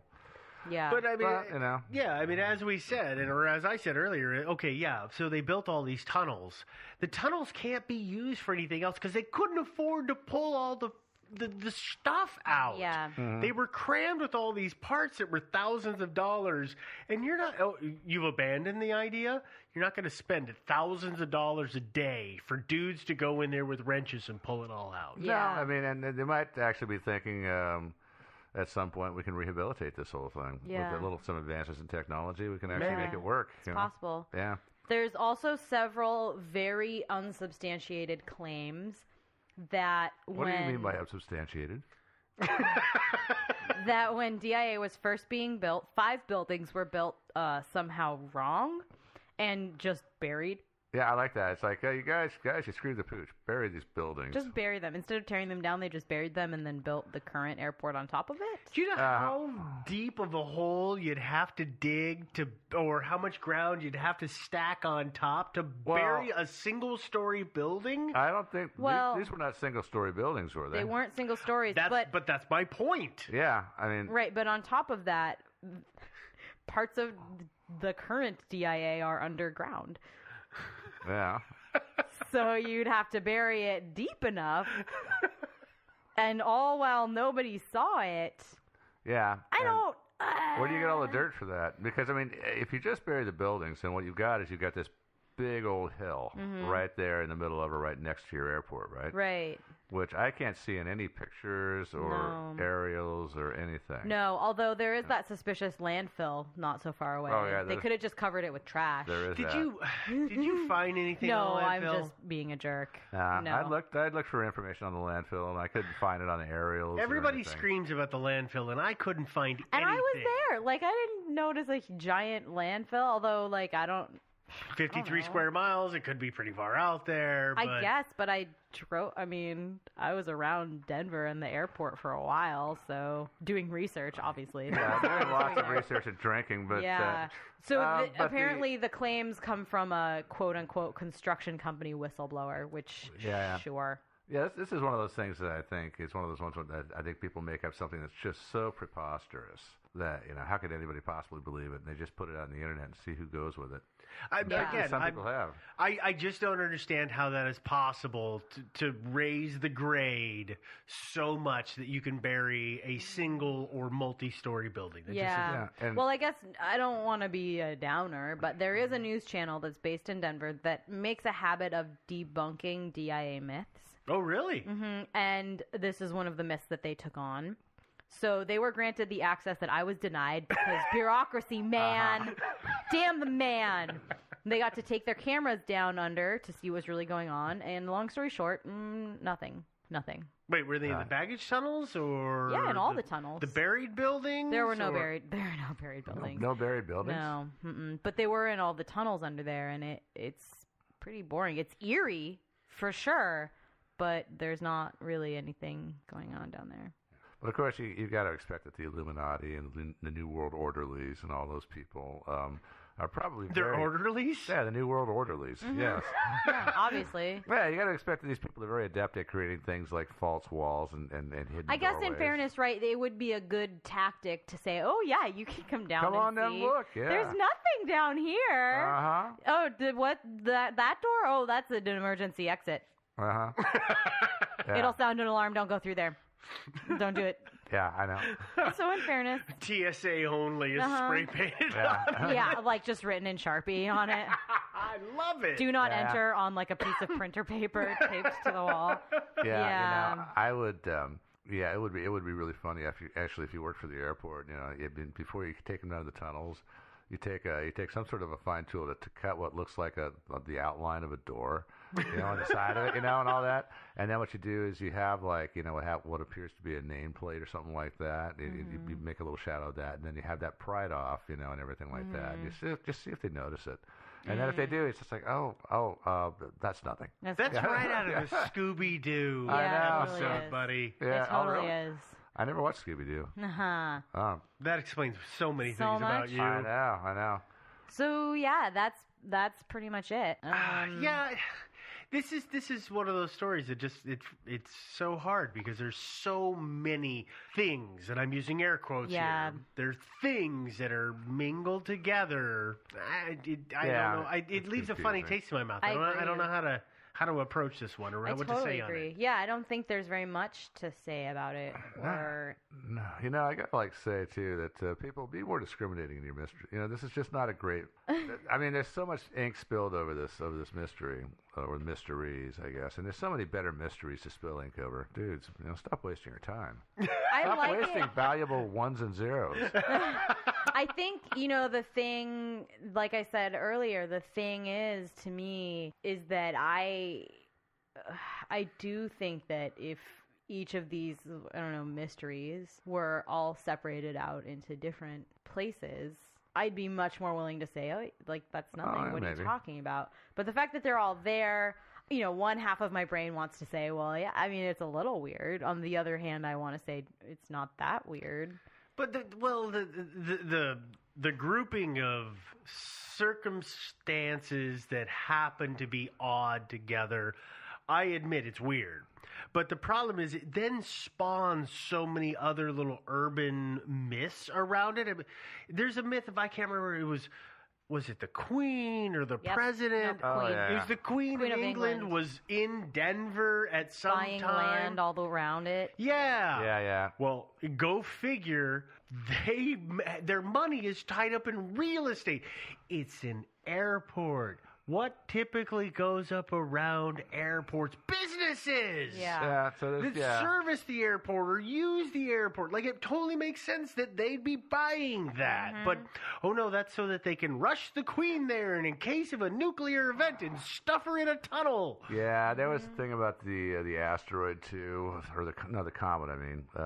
And I was going to actually make notes about this, but I figured you would include it in your script, and so I didn't bother. But the comet was, we'll call it Comet A. B. Comet A, yeah, Comet A23. No, AUAG. Yeah, AUAG. It was due to come to within 22 miles of the Earth's surface, according to one of the pages that was out there, on the date of December, I think, 27th, 2011, something like that. And coincidentally, President Obama was in the Denver airport that same day because just in case there was an impact, you know, it's like there's massive bomb shelters right there. That's another thing is that the underground buildings and everything. Some of them say that there's this massive bomb shelter down there for all the elites and everything. Yeah. But of course, the comet actually didn't come it passed the Earth like months before that, and it didn't come 22 miles of our surface because we all would have heard about that. Yes. It was 22 million miles away from our surface. So there was one thing where there was some, there were coordinates that were released in conjunction with some huge conspiracy something, and everybody was saying, well, the coordinates are exactly where the Denver airport was, but the coordinates were released like 70 years prior, and they actually are like 55 miles away from the airport. You know, it's just, if there's somebody, I think it was the PR person for the Denver airport, is quoted as saying, if there's a conspiracy theory, it's linked to the Denver airport. And I think that's true. I would not actually be surprised if that person or maybe persons working for the Denver airport are putting this stuff out. It's got to be fun as hell. Think about it. Probably. You're going to work at this great new airport, and then you have to wait a year and a half for your job, and you're angry at it. So, you know, I'm just going to come up, oh, well, I noticed this was weird. I'm just going to put that out there. Yeah. Just keep going. It's not costing them any business. No. No. If anything, it's gaining business. The rest of us still have to fly through there because Pretty every much. airline goes through it. Yeah. So, if you want to read some of the links for our research or see any of the pictures that we were talking about, that will all be on our website, which is thinkingsidewayspodcast.com. You can listen to and download our episodes there. You can also listen to and download our podcast on iTunes, which is probably what you're doing. If you do, don't forget to subscribe. Also, leave us a comment and a rating. A good rating? It doesn't matter what kind of rating. Joe likes good ones. I don't really care. I prefer them. I just don't read them. Yeah, I don't either anymore. Well, we read the comments. People are mean. Yeah. People are nice, too, though. So Yeah, it's okay. that's the hard part. I gotta be a good... Oh! Yeah. So you can also stream us on literally anything that streams we're on now at this point. You can connect with us on Facebook. We have the group and the page, so find us, friend us, like us, as Joe says. You can also follow us on Twitter, Thinkin' Sideways. Don't forget, of course, we've got the T-shirts and everything. Oh, we have merchandise, T-shirts, phone cases. I have a phone case that's pretty awesome. I think we have a nightlight. We have a nightlight and a coffee mug. And a coffee mug. You can find a link to that on our on our website. It's on our website. Not on our Facebook. Well, it's above the donate button. It's right above the donate button on the right sidebar. And then I guess the last bit is if you want to talk to us about this or any other mystery, you have suggestions, you're an expert in something that you want to contribute to the show, send us an email, thinkingsidewayspodcast@gmail.com. Well, I guess with that, I'm going to fly on out of here. I knew you were going to say that. So corny. You are. I'm just going to say toodaloo. I booked a ticket. Oh, God, that's the worst. Worse than fly on out of here. Yeah. No. You guys, just say goodbye.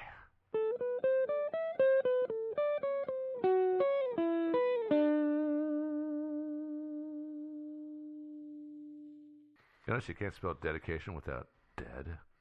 I think that has to be an Easter egg.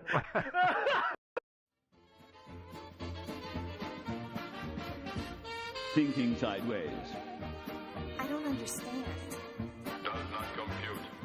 You never know. Insufficient data to formulate a reply. What? Stories of things we simply don't know the answer to. Hi there, this is Steve. This is Devin. This is Joe. I forgot how we were doing it. I'm sorry. That's okay. Put us together in this little room with these squeaky chairs, and, well, this is Thinking Sideways, the podcast. Whoa.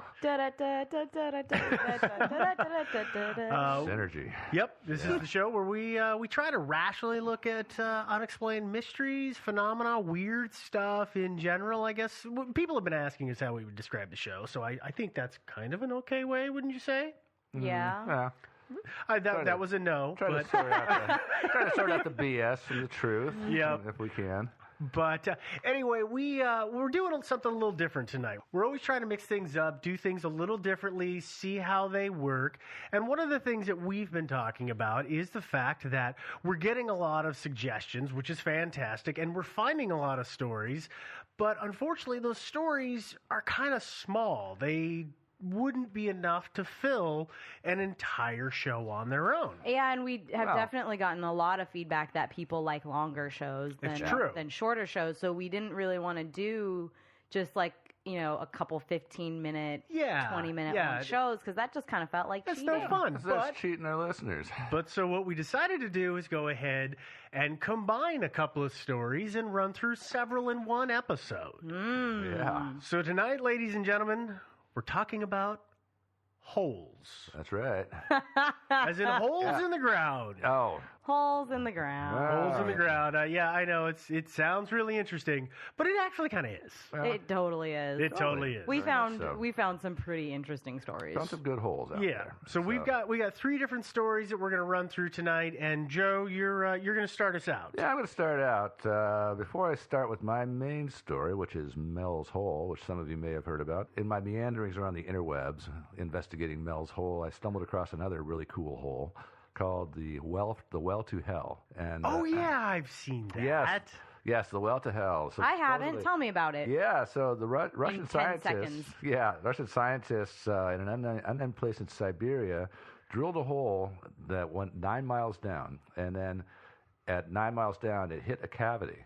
And so they were intrigued at what they had come across, and so they lowered some temperature sensing gear and a microphone into the hole. So 9 miles down. Oh, I do know this actually. And they recorded the screams of the damned. So in other words, they had found hell, and their temperature measuring equipment apparently put the temperature in there at about 2,000 degrees. Anyway, so the well to hell. Yeah, we know that's not a real story. No, it's total BS. Yeah, that appeared on the internet and ran like wildfire, and then thankfully died off, except for the one link that you managed to find on it. Yeah, and the actual recording apparently was taken from some other recording or a movie soundtrack. Yeah. It is fairly terrifying, that recording, if it's like late at night and you're just totally in that mindset where you're buying into everything, and you listen to it and you're like, thing ever, but obviously it was not real. Obviously but let's talk about the real holes. Okay, well, or at least what we believe to be real holes. Well, let's talk about the real hole, the real deal, Mel's hole. This was a suggestion from one of our listeners, Jennifer. Thanks, Jennifer. Appreciate the suggestion. So Mel's hole is the story begins in the late '90s when a guy named Mel Waters called into the Art Bell show. And Art Bell was a San Francisco-based broadcaster, kind of like Clyde Lewis, kind of one of those guys that specializes late night talk show, mysterious, specializes in Bigfoot, UFOs, all that stuff. Got it. He would talk about this stuff. So Mel Waters calls in and he says that he owned a piece of property in the middle of Washington near a town called Ellensburg, and he said that there was a hole on his property that was about 9 feet wide or something like that, surrounded by a concrete block wall, like a well would be. But the hole, according to Mel, was bottomless. And he said he'd dropped stuff in there and he'd never hear it hit bottom. And he said that people around the area had been throwing their trash in there for years and years and years, and never filled it up. And then that's environmentally sensitive. I know. And then what else did he say? It had some certain magical properties. Animals, for example, would not go anywhere near it. Even birds, they wouldn't. And he said that somebody had a dog, and his dog died, and so he threw the dog down the well. Which, really, I know. I mean, what a sentimental guy, you know? It's like, you don't bury the dog in the yard. No, you can just go throw him in with all the other garbage. But anyway, so this guy threw his dog into Mel's hole, and then sometime after that, he saw the dog again. In town or something? Alive. There's two different versions of it. One is that he saw it out in the woods by itself running along like it was chasing something. Mm-hmm. And another version is he saw the dog and he was walking with some other person. And when he called to the dog wouldn't come to him. Oh, I actually heard an even different version of that story, that he threw it down and like he was sure it was dead. He threw the dog down the well, but like as the dog was falling down, he could hear it like barking, like it had like come back alive and was just falling. So it must have just been in a coma. Yeah. Doggy coma. Coma. Well, I bet he was feeling kind of regretful at that point. Yeah, I hope so. Yeah. Please. Yeah, somebody actually, they were, Mel apparently, he went in discussion with Art Bell, was talking about various ways to figure out how deep this hole is. And somebody actually, somebody called into the show and suggested throwing a cat down there. What? So you could hear the cat screaming and yowling the whole way down until it stopped, and that's when you know it hit bottom. This is a sensitive bunch. Yeah, seriously, I don't think he ever did that. Ladies and gentlemen, we do not condone animal cruelty at all. That. No, please do not do any of that. Not at all. No, please. Yeah. Mel took a roll of lifesavers and tied them to a fishing line.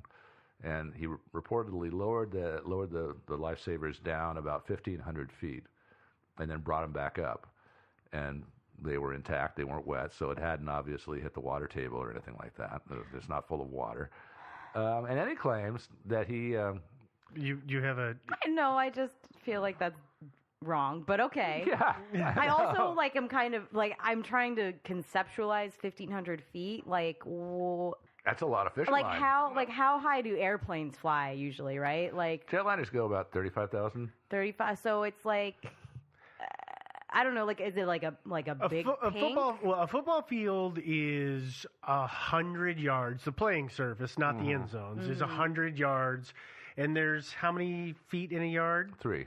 So that would be 300 feet. Yeah. Okay, so we're talking, according to this, then that is 5 football fields. See, I'm sorry, I don't know if this is because I'm a lady or what, but that does not help me at all. Yeah. Can you get, like, building style? Like, can you reference, like, what a building in this area is similar? Okay, so for reference, the Empire State Building is 1,250 feet tall. So it's a little bit deeper than the Empire State Building? It is tall, yeah. And didn't hit the water. Didn't hit water, didn't hit bottom.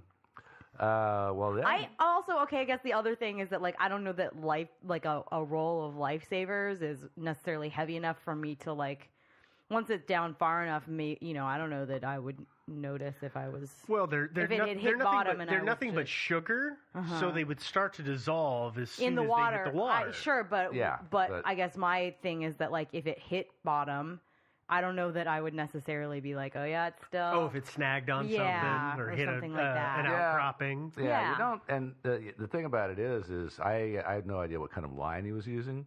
But 1,500 feet of line is going to weigh more than the lifesavers themselves. Yeah. So he could actually have hit bottom and still have tension on the line. Mm-hmm. Yeah. From all that weight. Right. That's exactly kind of what I'm saying. Is that like it just seems like it would be hard to tell what. All right, so there's an issue right there. Okay, sorry. Well, but no, it gets better. Oh, so after his unsuccessful experiment with the lifesavers, he went and got himself a whole bunch more line.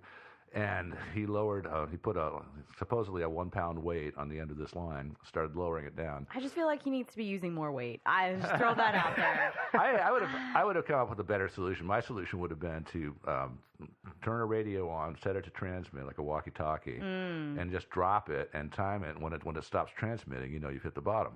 Oh yeah, that's. But no, but don't they hit a range?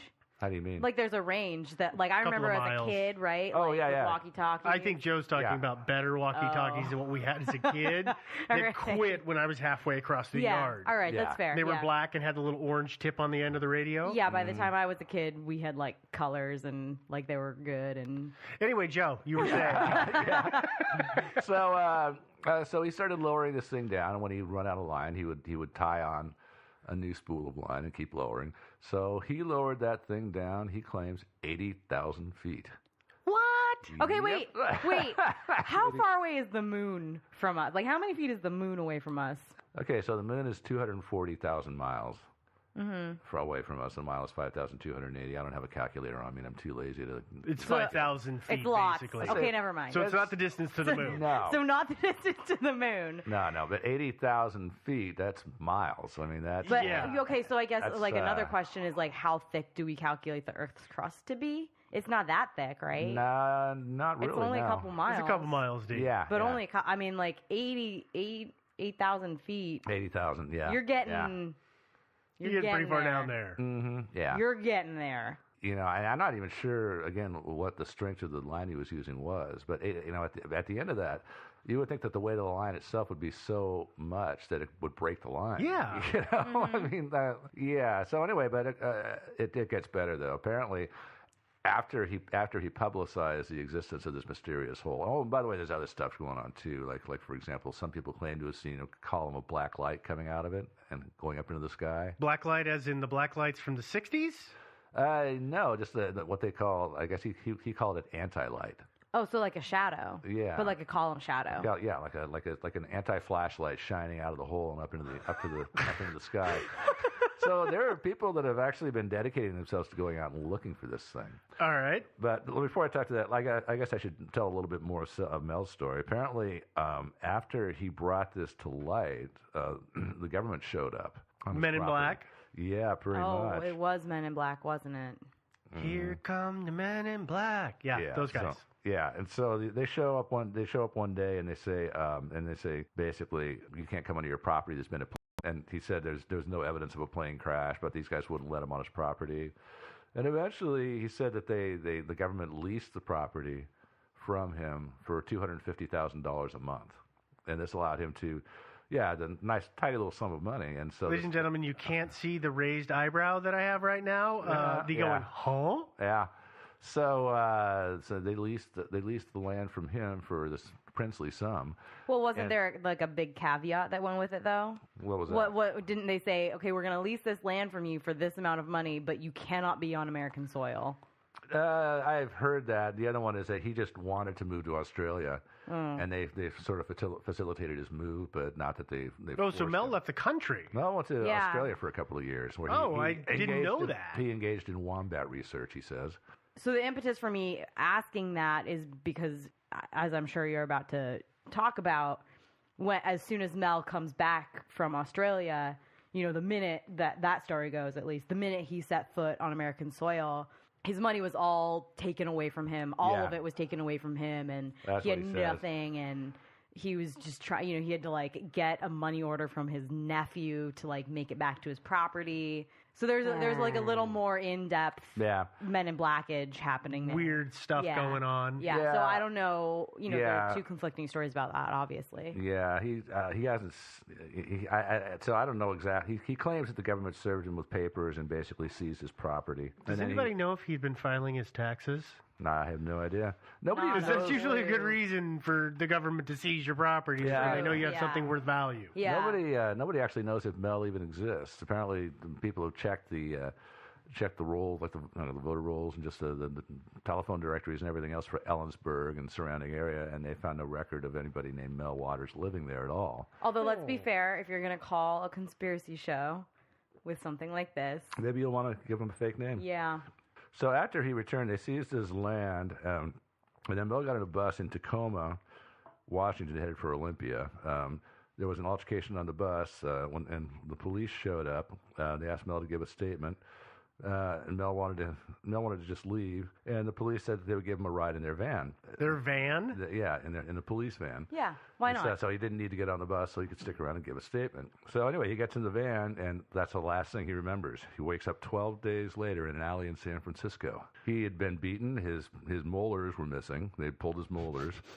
And I think that would have woken somebody up. Yeah, and there was evidence that he had been hooked up to an IV.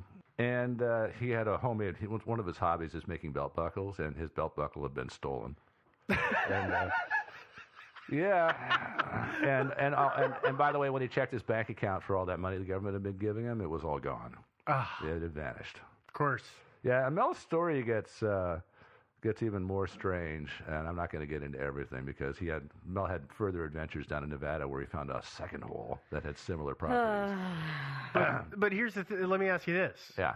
Do we know where Mel's hole is? No, there's only, and this is the thing that's kind of mysterious. It's like, according to Mel Waters, everybody in the area knew of it because they were throwing all their crap down it. Mm-hmm. And so, but strangely enough, nobody knows where it is. There's one guy that lives in the area. His name is Red Elk, and he claims to be an Indian shaman. I can't forget, he's got a white guy name too, but I can't remember what it is off the top of my head. But so he claims that his father first took him there in 1961, and he's been back there many times. But he's also led numerous expeditions to try to find the hole with no success. I was reading a news account in one of the local papers about a bunch of people that went out on a hunt for the hole, and Red Elk took the lead, but they didn't find any holes. Was it Red Elk that did the Coast to Coast interview, or Coast to Coast AM interview, or was it Mel that did that interview? That was Mel Waters. Or at least ostensibly. Yeah, Mel Waters did that. Red Elk actually does exist because I saw a news report on a Washington station about Mel's hole, and he gave a little bit of an interview. Interesting. And yeah, it was funny too. They're on this road out in the woods, and the news lady that is doing the report, he's like standing there next to the camera, and she's heading up the road supposedly towards where the hole might be, and he's going, "You shouldn't go up there." And he's maybe mysterious. Maybe that's why they'd never found the hole. Is Red Elk is afraid to find the hole. That could be. Yeah, I don't know. So anyway, but nobody's ever found this thing. No, for all we know, it's hyperbole. Yeah, nobody's found the hole. It could be that the government, when they had control of it, maybe they filled it in. No, it was all bottomless. 80,000 feet of it. The government's got a lot of garbage. Or covered it. You could just cover it, right? I mean, like right? Like a trap, those like traps in the middle of the woods where you just like cover it with like a net and then like put leaves over it. You put a rug over it like the Bugs Bunny cartoon and then put leaves on it. Nobody will find it. Nobody will ever find it. Well, what I think they probably did is they put a holographic projector just inside the hole, and it projects what appears to be three-dimensional ground. So it looks, you could be standing right next to the hole, and it just looks like another patch of ground. But they also put a weird electrical fence around it, so if you like went that way, you would get like an uncomfortable electric shock. So you would be like, oh, I better not go that way because something's weird there. To keep people from walking into the hole. Actually, it might be too. They've got like sort of an electric eye tripwire and speakers, and when you trip that, the speakers go off and they sound the brown note. And so you know what the brown note is, right? No. I feel like Toucan Sam. I'm surrounded by Fruit Loops right now. I like the idea of the brown note. But that was on an episode of a hard-hitting documentary episode called of South Park and Mythbusters. And this one note makes people poop their pants. And so you're out there, and all of a sudden you poop your pants, and what are you going to do? You're going to run back to your car, and you're not going to hang out. You're not going to just hang out. With all Keep trooping around. You might. It depends on the kind of person you are. So I guess I mean, is that it for Mel's Hold? Are there like any people? I know people have been looking for it for years, and I believe that who was it that suggested this? It was Jennifer. Oh yeah, Jennifer. I know she said that she went to college in that area. And that was one of those things. It's kind of like a snipe hunt. They would just go out in the woods, looking for Mel's Hole. Yeah, I mean, if you believe what Mel Waters said, it's somewhere like about 9-10 miles west of Ellensburg. So it's not a huge area. You could actually comb that pretty well and probably find something. If he was telling the truth about the direction, or he was good at direction, he might be like me who doesn't know north from up. Yeah. Well, north is up. See, that's my problem. Everybody keeps affirming that I'm right, and then I look at stuff and I'm wrong. What's the problem here? I don't understand. All right, so those of you who still think the hole might exist and still want to go out and look for it, I've got one piece of advice that'll really help you narrow your search down a long ways, which is the hole has got to be next to a road. The reason for this is Mel Waters, if you're going to believe what he says everybody was throwing their junk in there. So you're not going to strap your old dead refrigerator to your back and hoof it like half a mile into the woods to throw it in the hole. So it's got to be right next to a road. And not a 2-lane highway even, not even a little gravel road. It could be just a little mud track, but there has to be vehicular access to the hole. Take that, and you don't even need to get out of your car to go look for Mel's Hole. All right, so there is a local geologist whose name is Jack Powell. He was cited in a newspaper article, a very recent one, is saying he thinks that there is an abandoned gold mine in the area, and it's not bottomless, but it's about 300 feet deep, perhaps. And he says that perhaps that's what somebody saw that, and that's what they think the hole is. But he said that he knows of no other holes around, and he said also being a geologist would be the kind of person you'd want to talk to about stuff like this. Presumably, he said that the problem with a bottomless well is that the deeper down you get, the greater the pressure of the surrounding, and so it would collapse. Oh, the force of the earth, the weight of the earth would force it to close on itself at the bottom. Yeah. That makes sense. That does. Yeah, he says it's... Oddly, this scientist is making sense. I know, but yeah. Weird. So he says it's geologically impossible. The other thing is that it's at some point it's going to go below the water table and not that far that's down. kind of been my problem. Unless particularly it's in Washington. impermeable. Yeah. I remember going to a lava tube up by Mount St. Helens. It's called Little Red River. Yeah. And it's closed to the public, but my friends and I have a special sneaky way in. And anyway, but that one goes down for a long ways. It goes continually downward until you get to this point where water starts coming in through cracks in the walls because it's below the water table. And then you go on a little bit further and you get to this spot where there's sort of an underground lake down there because the entire thing is filled up with water. Yeah. And, and that's not that far down, really. Yeah, and you don't have to get that far down. Like in Ape Caves, for instance, that doesn't necessarily go. And that's out on the Oregon coast, right? No, that's actually. It's by Mount St. Helens. Yeah. I think it's Seal Caves. Yeah. It's actually just a few miles from this other one that I'm talking about, Little Red River Cave. Yeah, so it's just, the thing of it is that, in the Pacific Northwest, we get a lot of rain. Our ground is fairly saturated with water. And the Ape Caves is not below the water table, as far as I know. But the water, it's always wet down there. It's always wet down there because, you know, the water seeps through just because it rains or whatever. And there's always water down there. And, you know, even when you're crawling into the very deepest bottom ones, you know, it's always wet down there. And, you know, if it's just a pit, the water is going to collect. It just, water goes places and rainwater and stuff like that will fill it up too. Yeah, so, I mean, you know, even if it's somehow not at the water table, that whole, you hit the water table. It's just part of being on Earth. Yeah. Yeah, you think it would have been found by now with things like, what's that website?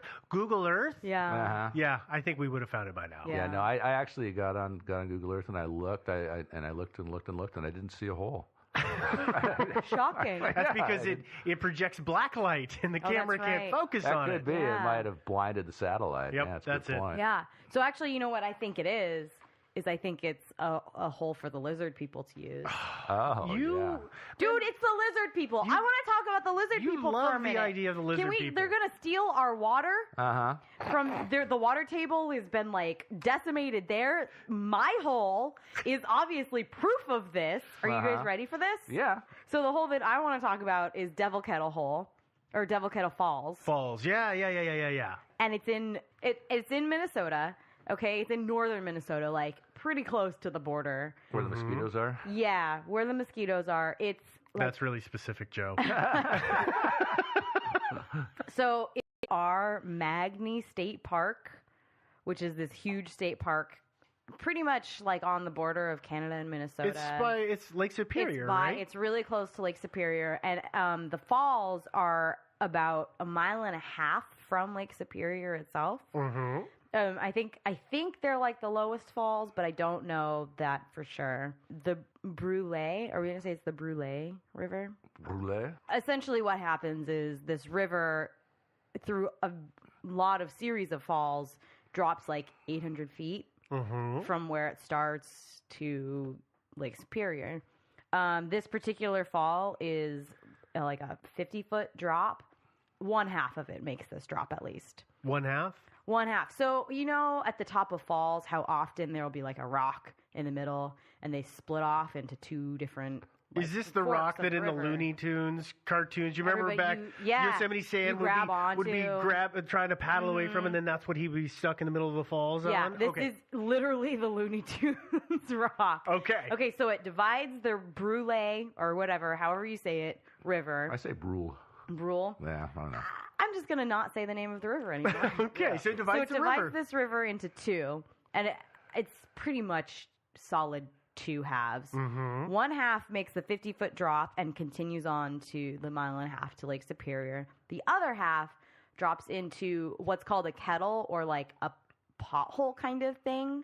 It's just a hole. It's a hole in the rock. Basically a hole in the rock. Drops into the hole in the rock and goes...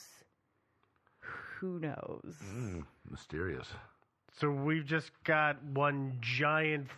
I mean, I'm assuming water's pouring 20, 30, 40 feet drop. in. It's a 10-foot drop. Yeah, it's fairly short. But that's got to be, it's a lot of noise and activity, but the water level never rises. It just... drops. Just 10 feet and then goes somewhere. Weird. Very weird. So, as far as it's called Devil Kettle Fall because as far as we know, the water goes just straight to hell. I mean, really, truly, that's literally, as far as we know, it could go straight into hell. It could go into this place that apparently the Nazis recorded into the hole into hell. Because here's the deal. It's apparently an immense amount of water, and I looked everywhere, and I could not find good statistics on how much water, per hour or per year, flows down this river, how much flows into this kettle, anything like that. But everyone I've ever read has referred to it as an immense amount of water, and it just disappears. The standing theory is that it runs underground for a while and eventually empties into the lake or back into the river. Oh, farther downstream. Yeah, further downstream or just straight into the lake. But efforts to prove this have been really unsuccessful.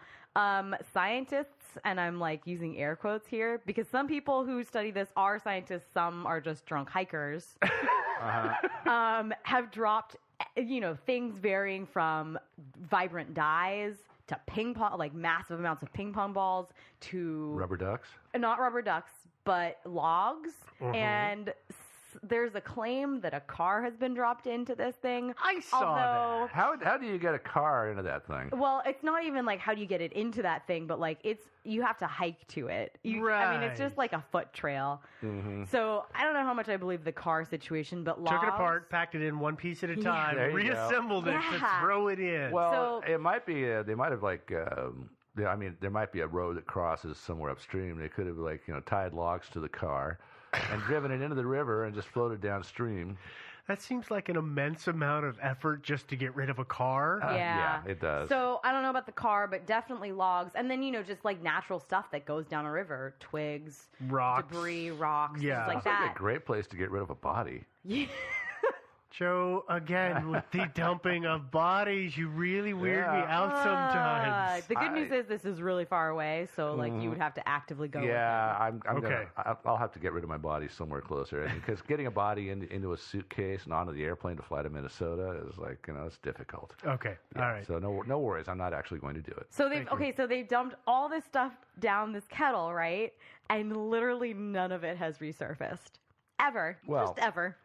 So the dyes, they don't see them coming out somewhere in the lake. Nope. Ping pong balls aren't mysteriously appearing in Lake Superior. Nope. And I can imagine logs, nobody could tell. Right. I mean, and that's fair. But, I guess the other thing that people bring up in this situation, right, is that it hasn't backed up. There's not like a natural dam that's happened. So it doesn't seem to be like filtering things, right? It's not just like going underwater into just natural water table or anything like that. You would think that eventually they would dumping back out up. crap down there that it would clog the thing up. Yeah, and it's this has been around for thousands of years. It's got to have been around for a long time. Yeah, so it would have naturally backed up if it were filtering this stuff out.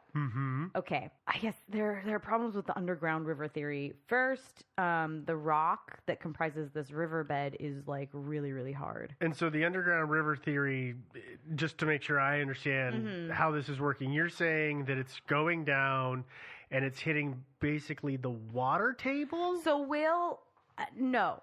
There are a couple theories, and we're going to kind of get into these, I just want to understand how the underwater or the underground river thing works. People pretty much don't think that it hits the water table because it would have backed up in this kind of dam, so like we would see more water. It would have been slower, or like we would see it falling into a lake or something like that. Or overflowing out of the hole. Yeah. So people are pretty much not saying that it just hits the water table and is absorbed in any way. They're saying that it's like a river, and ostensibly in like a lava tube. In the place where this happens, where the Devil Kettle is, how high above the elevation of Lake Superior is that? I think it's only like 50 feet. Oh, really? Yeah. Well, no, I think it's more than 50 feet, but it's not. I mean, it's a mile and a half away. I think this is the last fall. So it's one not of the last much. falls, so it's not that high above the lake. Yeah. I know some people that actually explored an underground river in Guatemala. Well, and it's like it took them. It was a huge expedition. Yeah. So underground rivers are, I think, honestly, the most solid theory, right? So I kind of want to talk about that. Okay. I was just trying to understand how that works. Right. So that it would be through mainly the most viable theory I've heard is that it's like a lava tube. Underground river. It's a hole in the ground somehow that it's flowing down. Okay, I can run with that. Okay. Sorry, I didn't mean to interrupt. No, that's okay. There's the river itself, like it continues on. Is there a point in the river where suddenly there's a whole bunch more water in it? Nope. Not as far as anyone can tell. Are there any mysterious rivers that just pop out of the ground anywhere nearby? No. Okay, I'm going to solve this mystery. Yeah. It's in the middle of Oregon, Central Oregon. There's a river called the Metolius River, which, in cosmological terms, is just right next door to Devil's Kettle Falls. So the Metolius is really a pretty unique river in the sense that most rivers start off as just little trickles, like little tributaries flowing into a larger body. Little trickles that turn into little streams that turn into creeks, and they all join together. And so basically, a bunch of little streams come together and form a river. The Metolius is unique in that it just pops up out of the ground. It's not composed of a lot of little tributaries. There's two big springs, and all this water just comes pouring out of these springs and heads on downstream. So Joe's theory is that somehow this water makes it several thousand miles. Yeah, exactly. Through a few ranges of mountains. Oh, yeah. Negating all laws of physics that we know. Well, have you not heard of interdimensional travel? Okay, so so let's just go ahead and like work with. Yeah, let's go back. Okay. Anyway, so, okay. It's interesting though. The Metolius is actually kind of the inverse of this river. Yeah. You know what I mean? Yeah, it totally is. The first thing that I want to bring up with the like underground river theory is that the rock that comprises this riverbed is really, really hard, like rhyolite and basalt. Rhyolite? I think that's how you pronounce that, right? Rhyolite? Yeah, rhyolite. Yeah, no, I know basalt is super hard. I'm familiar with that one. Rhyolite is actually harder than basalt. Okay, I was going to say, I'm not familiar with that one. So you can say, but Devin, you're saying, I mean, maybe there's a fault line that crushed the rock into more permeable pebbles, and that was fine, and that's totally a thing, right? Right? Possibly. But not in Minnesota, not northern Minnesota. The problem is that there's no evidence to suggest a fault line other than the fact that a river disappears. Mm-hmm. It's not just like going into super permeable pebbles or anything like that. Does that make sense? Yeah. So the next theory would be that there's a lava tube. Okay. Which do form in basalt. Lava tubes do form in basalt.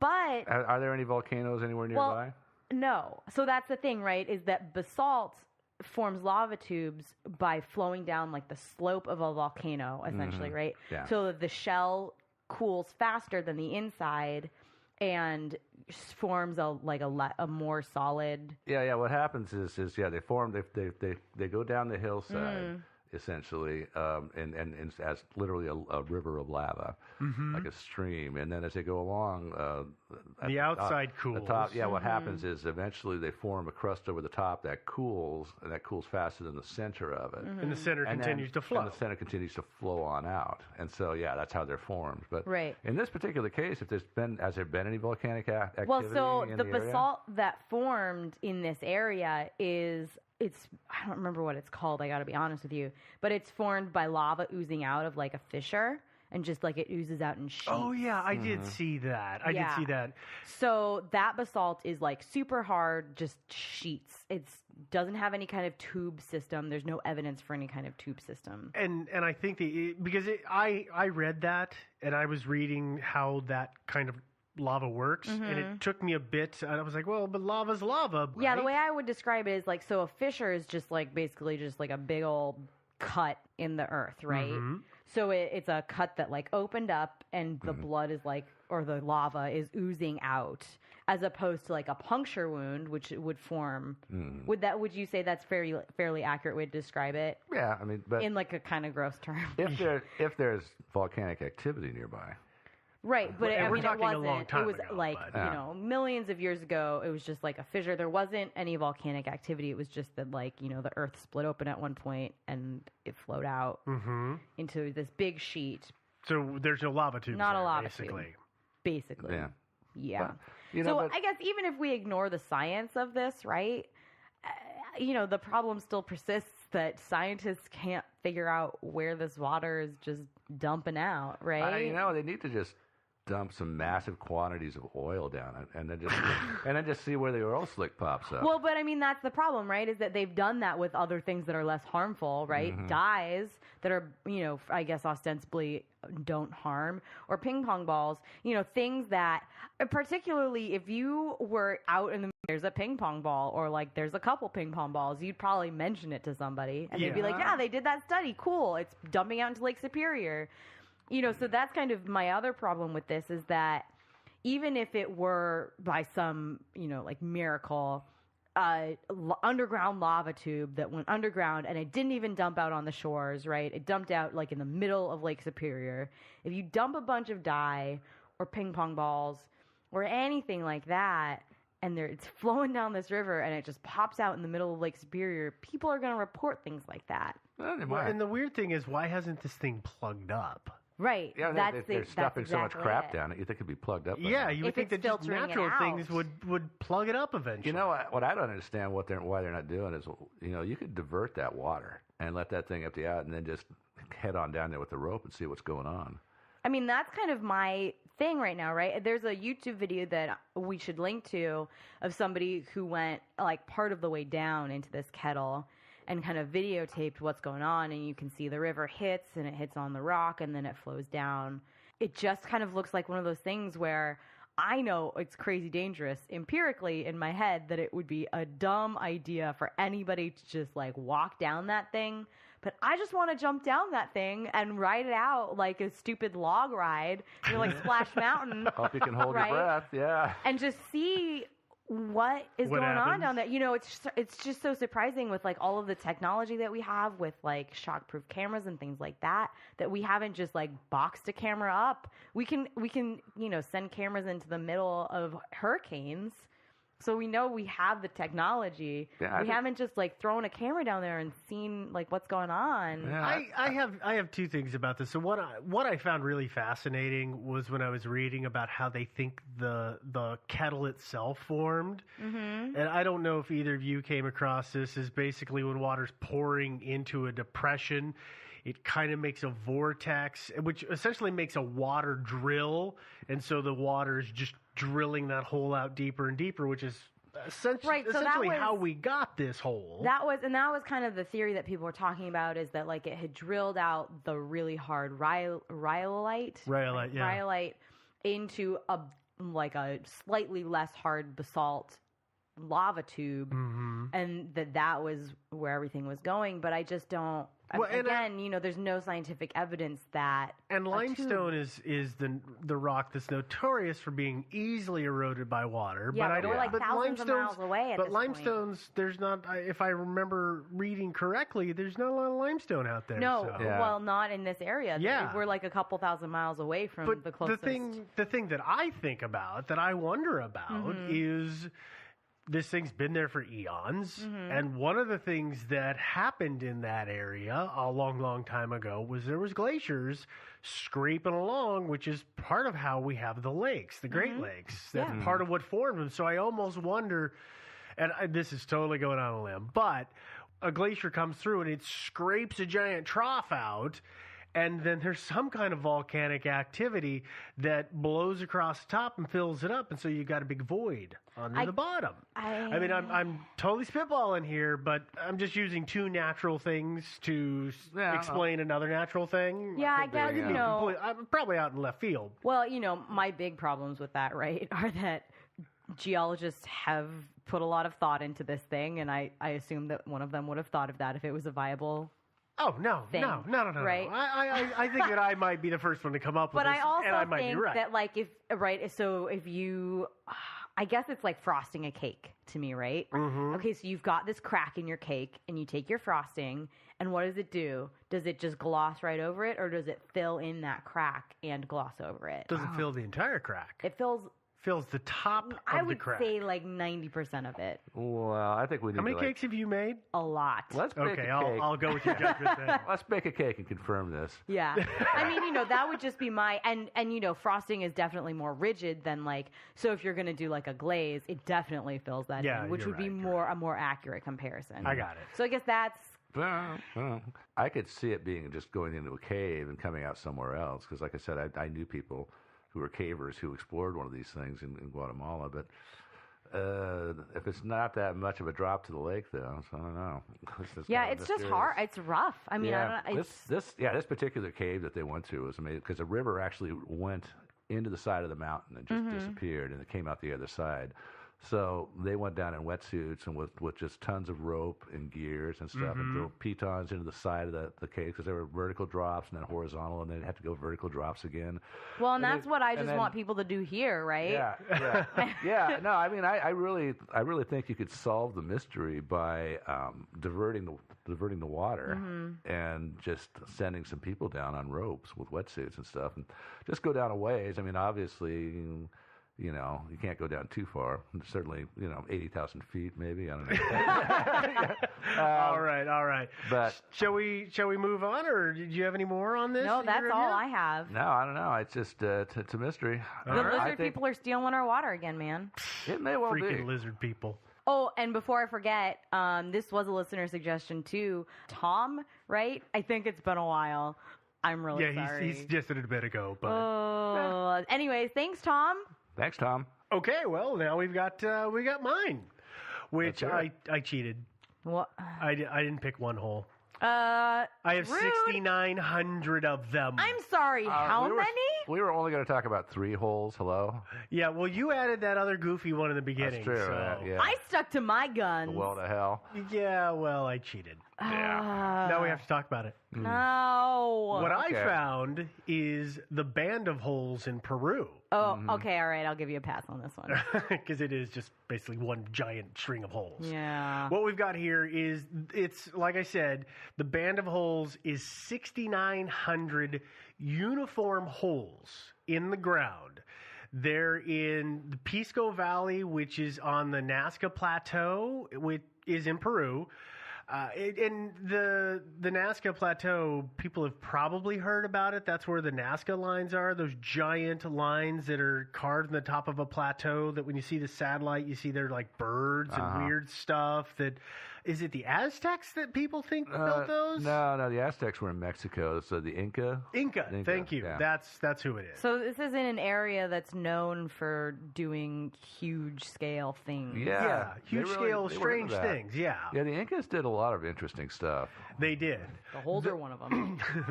They did a lot of interesting, pointless stuff. Let's put it that way. Well, this plateau is about, to give you kind of a reference, if you look on a map in Peru, you'll find the town of Pisco. It's about 15 miles, give or take, east of Pisco is where it's at. Is that where a Pisco Sour originated? I don't know. Probably. Okay. Let's just say yes. All right. Somebody out there do a Google on that. We're too lazy. So the Band of Holes extends for about a mile or so, and it runs north-south, and it runs over uneven mountain surface. Is it approximately north-south, or is it actually north-south? It's approximate. Okay, so it's not an actual straight line. Okay. They're not a perfectly straight line. Cool. Unlike all the other stuff that's on the top of the plateau. Sure. The grouping of holes, because they're drilled into the ground, to use the word drilled into the ground inappropriately or incorrectly, it's a series of holes, so they can be 6 to 10 in a row next to each other. It varies between how many across. Width-wise, yeah. Yes. Okay. Yes, absolutely. And that band of holes can be anywhere from 20 to 30 feet across, because the holes themselves are typically about 6 or 7 feet across. Whoa. And anywhere from 6 or 7 feet deep to just a few inches deep. Here's the weird thing about the few inches deep. I was trying to find how people determined that they were a few inches deep, and I couldn't find any solid science on it. But they look like they're crumbling and they're falling apart and they're kind of collapsing. So I think that when people say they're a few inches deep, they mean these holes have kind of filled in. So all that's left is a couple inch depression in the ground. In some places, the holes, like I said, they're about anywhere between 6 to 10 holes across. Right. And they're in a perfectly rigid line. So a set of holes, directly after a set of holes. Sometimes they start to break apart and they widen a little bit. So remember I said it went from 20 to 30 feet across. So they get a little irregular in their placing, and they start kind of going straight up the hill, and then they bend, and we're talking up a mountain. So they're kind of going over ridges and back and forth. If you were looking at it on a map, think of it left to right, east to west, essentially. So they twist and they turn. So it's really weird that it's just this whole series of lines that just go up, and eventually they come to a saddle, is the term that I would use in the mountain. It's where two ridges or two sections come together and form that V. Yeah. And they stop. That's the end of them. Maybe their tools broke. I gotta say, and I encourage all of our listeners to go out and look at the aerial satellite photos of this, because it's fascinating. It looks like a wide road from the almost. It kind of does, except that when you get into when you start looking at the satellite imagery and you start looking at roads, they're very different, because this is a series of pockmarks, is a phrase that I would use, in the landscape of the mountain, and then a road would be nice and smooth. So it's kind of strange. Yeah, it's not really. Yeah, obviously, it's not a road. They've been there so long that the indigenous people have no idea where they came from. The people who live in the region, they just, they've always been there. They've just always That's always been there. one of the like really interesting things to me, because I feel like indigenous people are really good at coming, like they have lore surrounding things like that, right? And that like this is such a massive undertaking that had their people, their ancestors created it, had there been any kind of ownership of it in their history at all, they would have heard about it. Yeah, I would think so. And so it's so interesting because that means that like the people who created this are just like they're gone. They're gone. Long gone. Their society, but they don't even have descendants. Right. Yeah. That know of it anymore. Yeah. And that's exactly it. They've been there for so long that just nobody knows. Yeah. It's they've just been there. There. Yeah. So is it possible this was a quarrying operation? Maybe they were just cutting out rock to use in projects. It would be. I mean, think about it. It's a 6 or 7 foot across hole. So if you're cutting a pillar out. At places, this is at essentially a 45-degree angle is the mountain face. It seems like a bad place to be digging columns of rock out, and it seems like you could quarry it somewhere that's a little more accessible. Yeah. And also, obviously, you want to quarry as close to wherever you're building your thing as possible. Exactly. And so there's no ruins around there, right? Well, and that's something that we're going to get into. That is part of one of the theories that I couldn't substantiate. But we'll just take the theories from the top. Sure, yeah. There's a couple. Some better than others. The first one is that people have hypothesized that these were storage containers for grain. God, that just makes exactly zero sense. Yeah, you're exactly right. No capstones have ever been found, because if you're going to make a hole in the ground to store grain, you want to protect it. You got to remember the altitude that we're at. It's pretty dry, and therefore things last longer when they're buried in the ground, so you'd have a better record of them. No record of grain has ever been found in these holes. People have dug around and tried to figure it out, and there's, whatever the local grain is. It's not wheat, but let's just say if they were using wheat, you would think you would find wheat seed. Yeah, but like, and just why? Yeah. Why wouldn't you build a building? Yeah. Or like make it wider. I mean, why this like very small, very long? Well, and you would think, because grain is being grown all over the place. If this was a typical way of storing it, then you would find these holes scattered all hither and yon. They wouldn't be in one place in a mile-long line. And at the base of this mountain, it is amazing to look at the satellite imagery, because it is this barren rock face, and then suddenly lush greenery at the base. Yeah, where it opens up. There's just no good reason. No, there's no good reason. And you want to store your stuff in like similar climates, like not up a mountain and the bottom of a mountain. Yeah. No. So then people said, well, maybe they're individual graves to put people to bury people in. Oh, same thing with the grain. Not a single human remain has been found in any of the holes. And so are these? Are they dug in? What's the soil like there? Is it dirt or is it stone? Oh, so it's solid rock. Rock. They've carved these out of solid rock. Yeah, they're carving them into a rock face.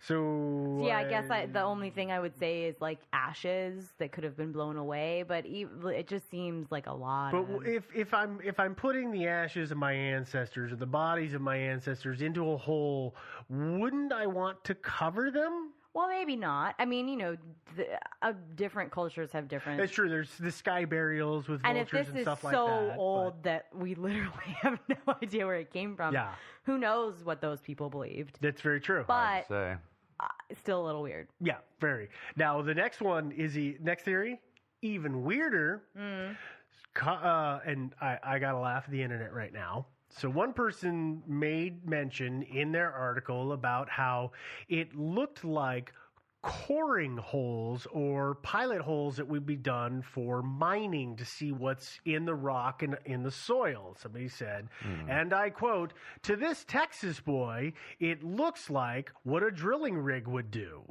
I do laugh at the internet because that really made it hard for me to find new information because every site I started doing a find on for the words Texas boy because there was a lot of prodigious copying and pasting on the internet. Of course, Always, yeah. I know. But people are saying, well, maybe it's an alien civilization that came to this planet at one time and they were doing samples up the mountain to see if there was anything in the rock that they wanted to use, and then they found nothing and they left.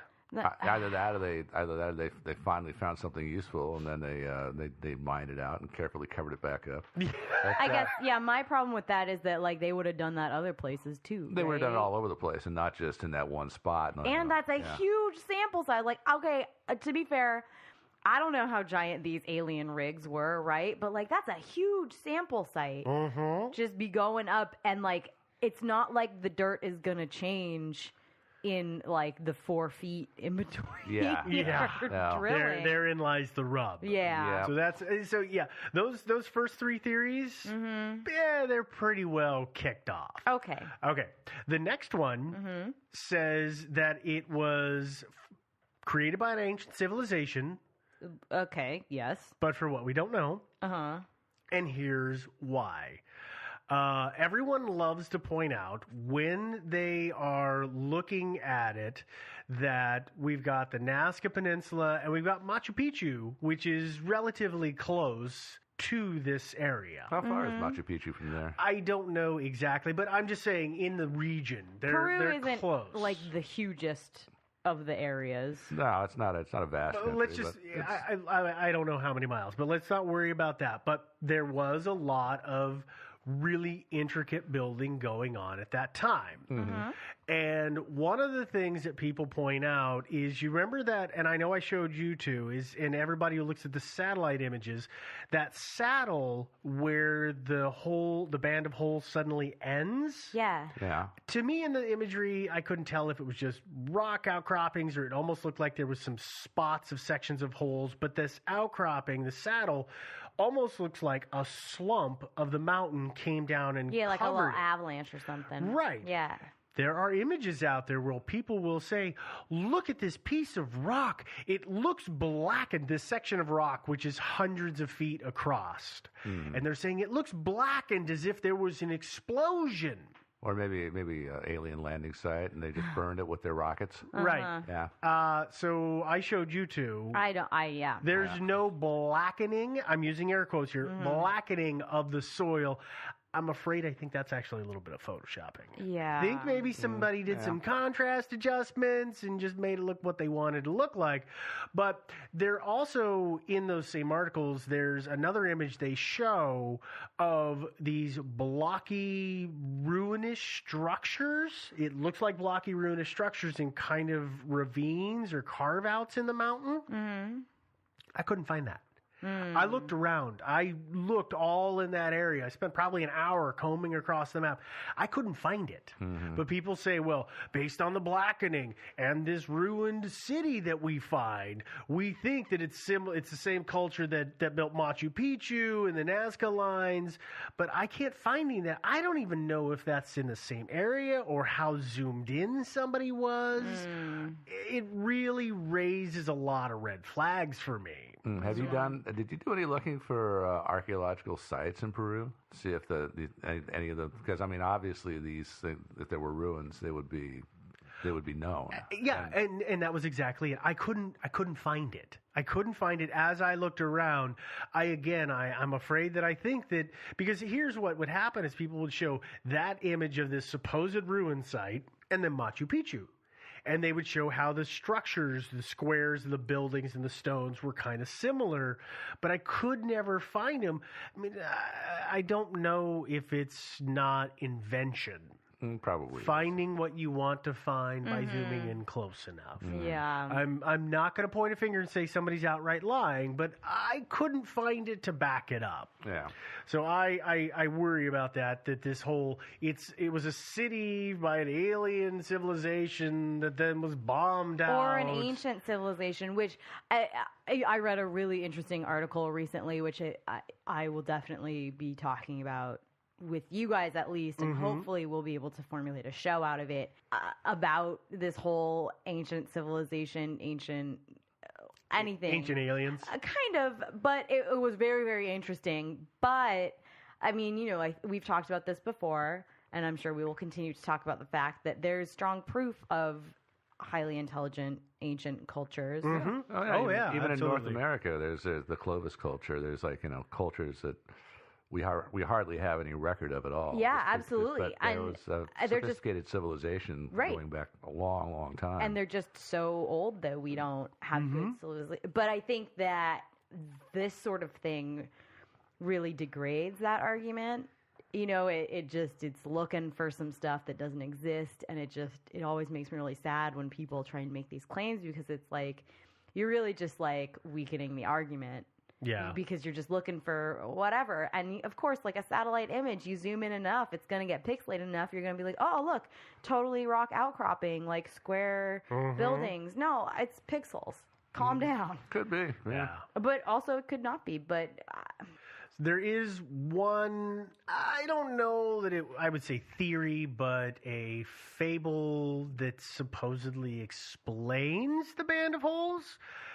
And I can't find anywhere that says that this fable is in X record or Y record. I can't lock it into where it came from. But there is a fable that people say explains why the holes are there, and maybe it is from the indigenous people. But Devin, if you don't mind, could you read the fable for us? It's a quick one. Yeah, I can read it. Okay, everybody ready for story time? Let's hear it. Story time. Thousands of years ago, in a valley in a place that we now call Peru, there lived a large community of nymphs. For a long time, they lived happily among the trees and rivers until one year there was a drought. The rivers started to dry up and the trees began to die. The nymphs knew that they had to make an offering to the rain god, and they knew what he loved the most was music.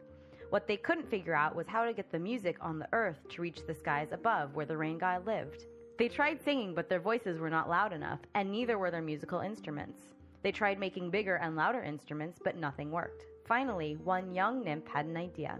She began digging a big hole in the ground, and once she was finished, she stretched several long reeds tightly over the surface.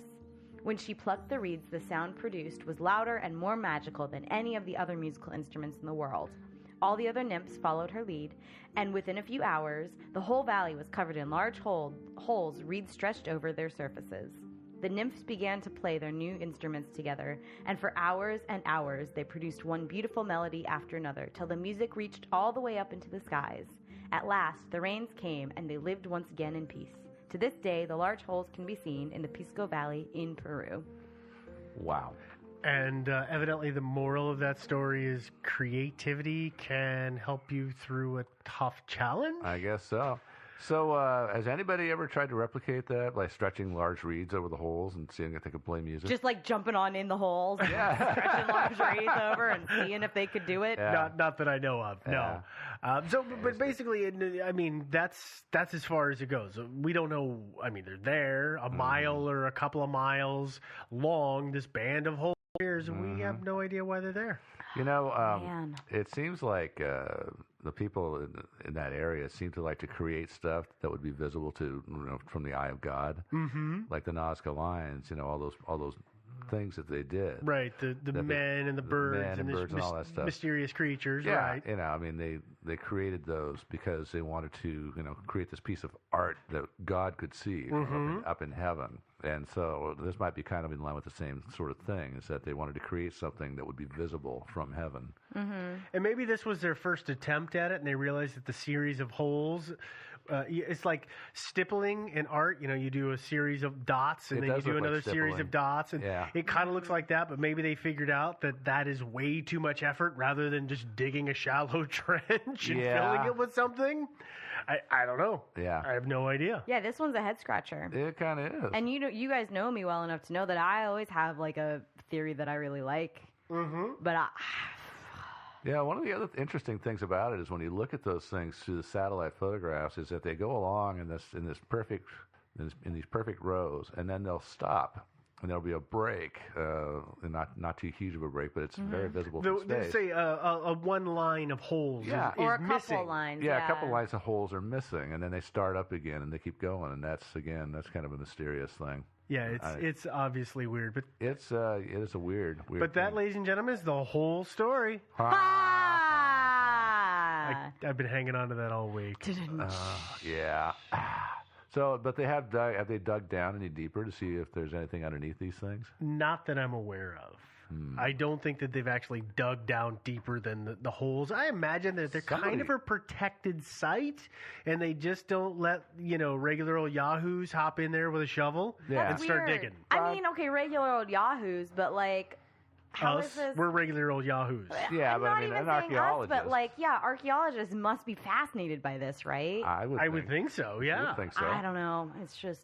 Yeah. If I were an archaeologist, I'd want to go down there and do some digging, or at least go down there with metal detector, maybe some ground penetrating radar, stuff like that, and see what you can figure out. Yeah, that'd be a good idea. Yeah. Yeah. Well, that, ladies and gentlemen, is the end of this particular series for the show. I hope you liked 3 in a row. Let us know what your thoughts are. Plus the bonus hole. Yeah, if you like them. Now, all the information about these stories will be on the website. That website, as always, is thinkingsidewayspodcast.com. You can listen to the show there, or you can go ahead and leave a comment if you want to talk to us about stuff. You can always find our shows on Stitcher. So if you didn't get a chance to download it, you can just stream it right off of any mobile device. We're also on Facebook, so we've got our Facebook page, so you can find us and like us. We've also got the group, which still doesn't have a lot of activity, but it's there if folks want to chat. And, of course, if you want to go ahead and send us an email, please, by all means, do. Email address is thinkingsidewayspodcast@gmail.com. Obviously, two of tonight's stories came out of listener suggestions, which is fantastic. And is there anything else that I've been missing? I feel like we have some listener mail. Well, I haven't seen any emails that have backed up. Oh, well, okay, I'm sorry. We have a iTunes review that I really liked that I wanted to read. Oh, I haven't been on. I haven't looked at iTunes in a while. Oh, well, I'll read it. That's fine. Fine. Okay. So, as you know, being an iTunes review, it's like pretty anonymous, right? But it's titled "Overheard Conversations at McMenamins." And it says, if you've ever finished off a Ruby in the setting Portland Sun, you may have heard the perky, educated female, the excitable hipster, and the more laid-back older gentleman conversing intelligently on numerous subjects while having a good time. This podcast hits it all. I've been a long-time Mysterious Universe listener, and Thinking Sideways hits those subjects while feeling like you just walked in on your old friends talking. Enjoyable, friendly, and a wide range of topics. Which I love this. Oh. I think, like, not only this person is, like, from our area, obviously. Sounds like, yeah. Right? He's calling me perky and educated, which I love. Is this a guy or a girl? Or I don't know. I can't tell. It just, I don't know. I just assume he on the internet. I would automatically assume she, but I guess that's just, yeah. Anyway, so, this person is calling me perky and educated. Guy, girl. So, and what? Okay, so you're the educated young lady. Perky and educated. And Joe is the older, laid back older gentleman? Hey. So that leaves me, the excitable hipster. Well. Yeah. Okay, all right. So you do drink PBR. I admit that I'm excitable, and I wear cool hats. And you're a graphic designer. I've been doing that since before it was cool. But yeah. Oh crap. And you drink PBR. I do. But you don't you're a graphic designer. You don't wear skinny pants, though. No, I don't wear the skinny jeans. That's true. Okay. Yeah. No, I do. That is a great review, and I really enjoy that. Yeah. That's for anybody who knows Portland or McMenamins. That is a spot on description of what I guess this show is. I guess so. The person who wrote that, thank you very much. I guess that's fantastic. That's right. You were saying at the top of the show that like people were asking for a description of what we are. Boom. I don't know that I'm going to go around saying I'm an excitable hipster. Well, I'm just going to say you are. And I'm not older, and I'm not really a gentleman. Well. All right. I guess the description applies to me and me only. Yeah. All right. Perky, educated young lady. That's me. There we go. All right, ladies and gentlemen. Well, that is the end of what we've got. Do let us know, though, if you like today's show, if you like having a number of smaller stories packed into one episode. We like to try these things out, so let us know what you think. Yeah. Mm-hmm. That having been said, we're going to call it a night, so thanks a lot. We'll talk to you next week. Toodaloo. It's the lizard people, I'm telling you, stealing our water. No doubt. Stupid lizard people.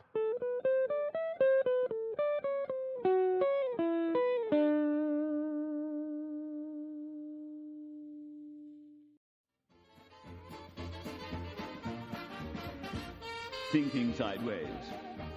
I don't understand.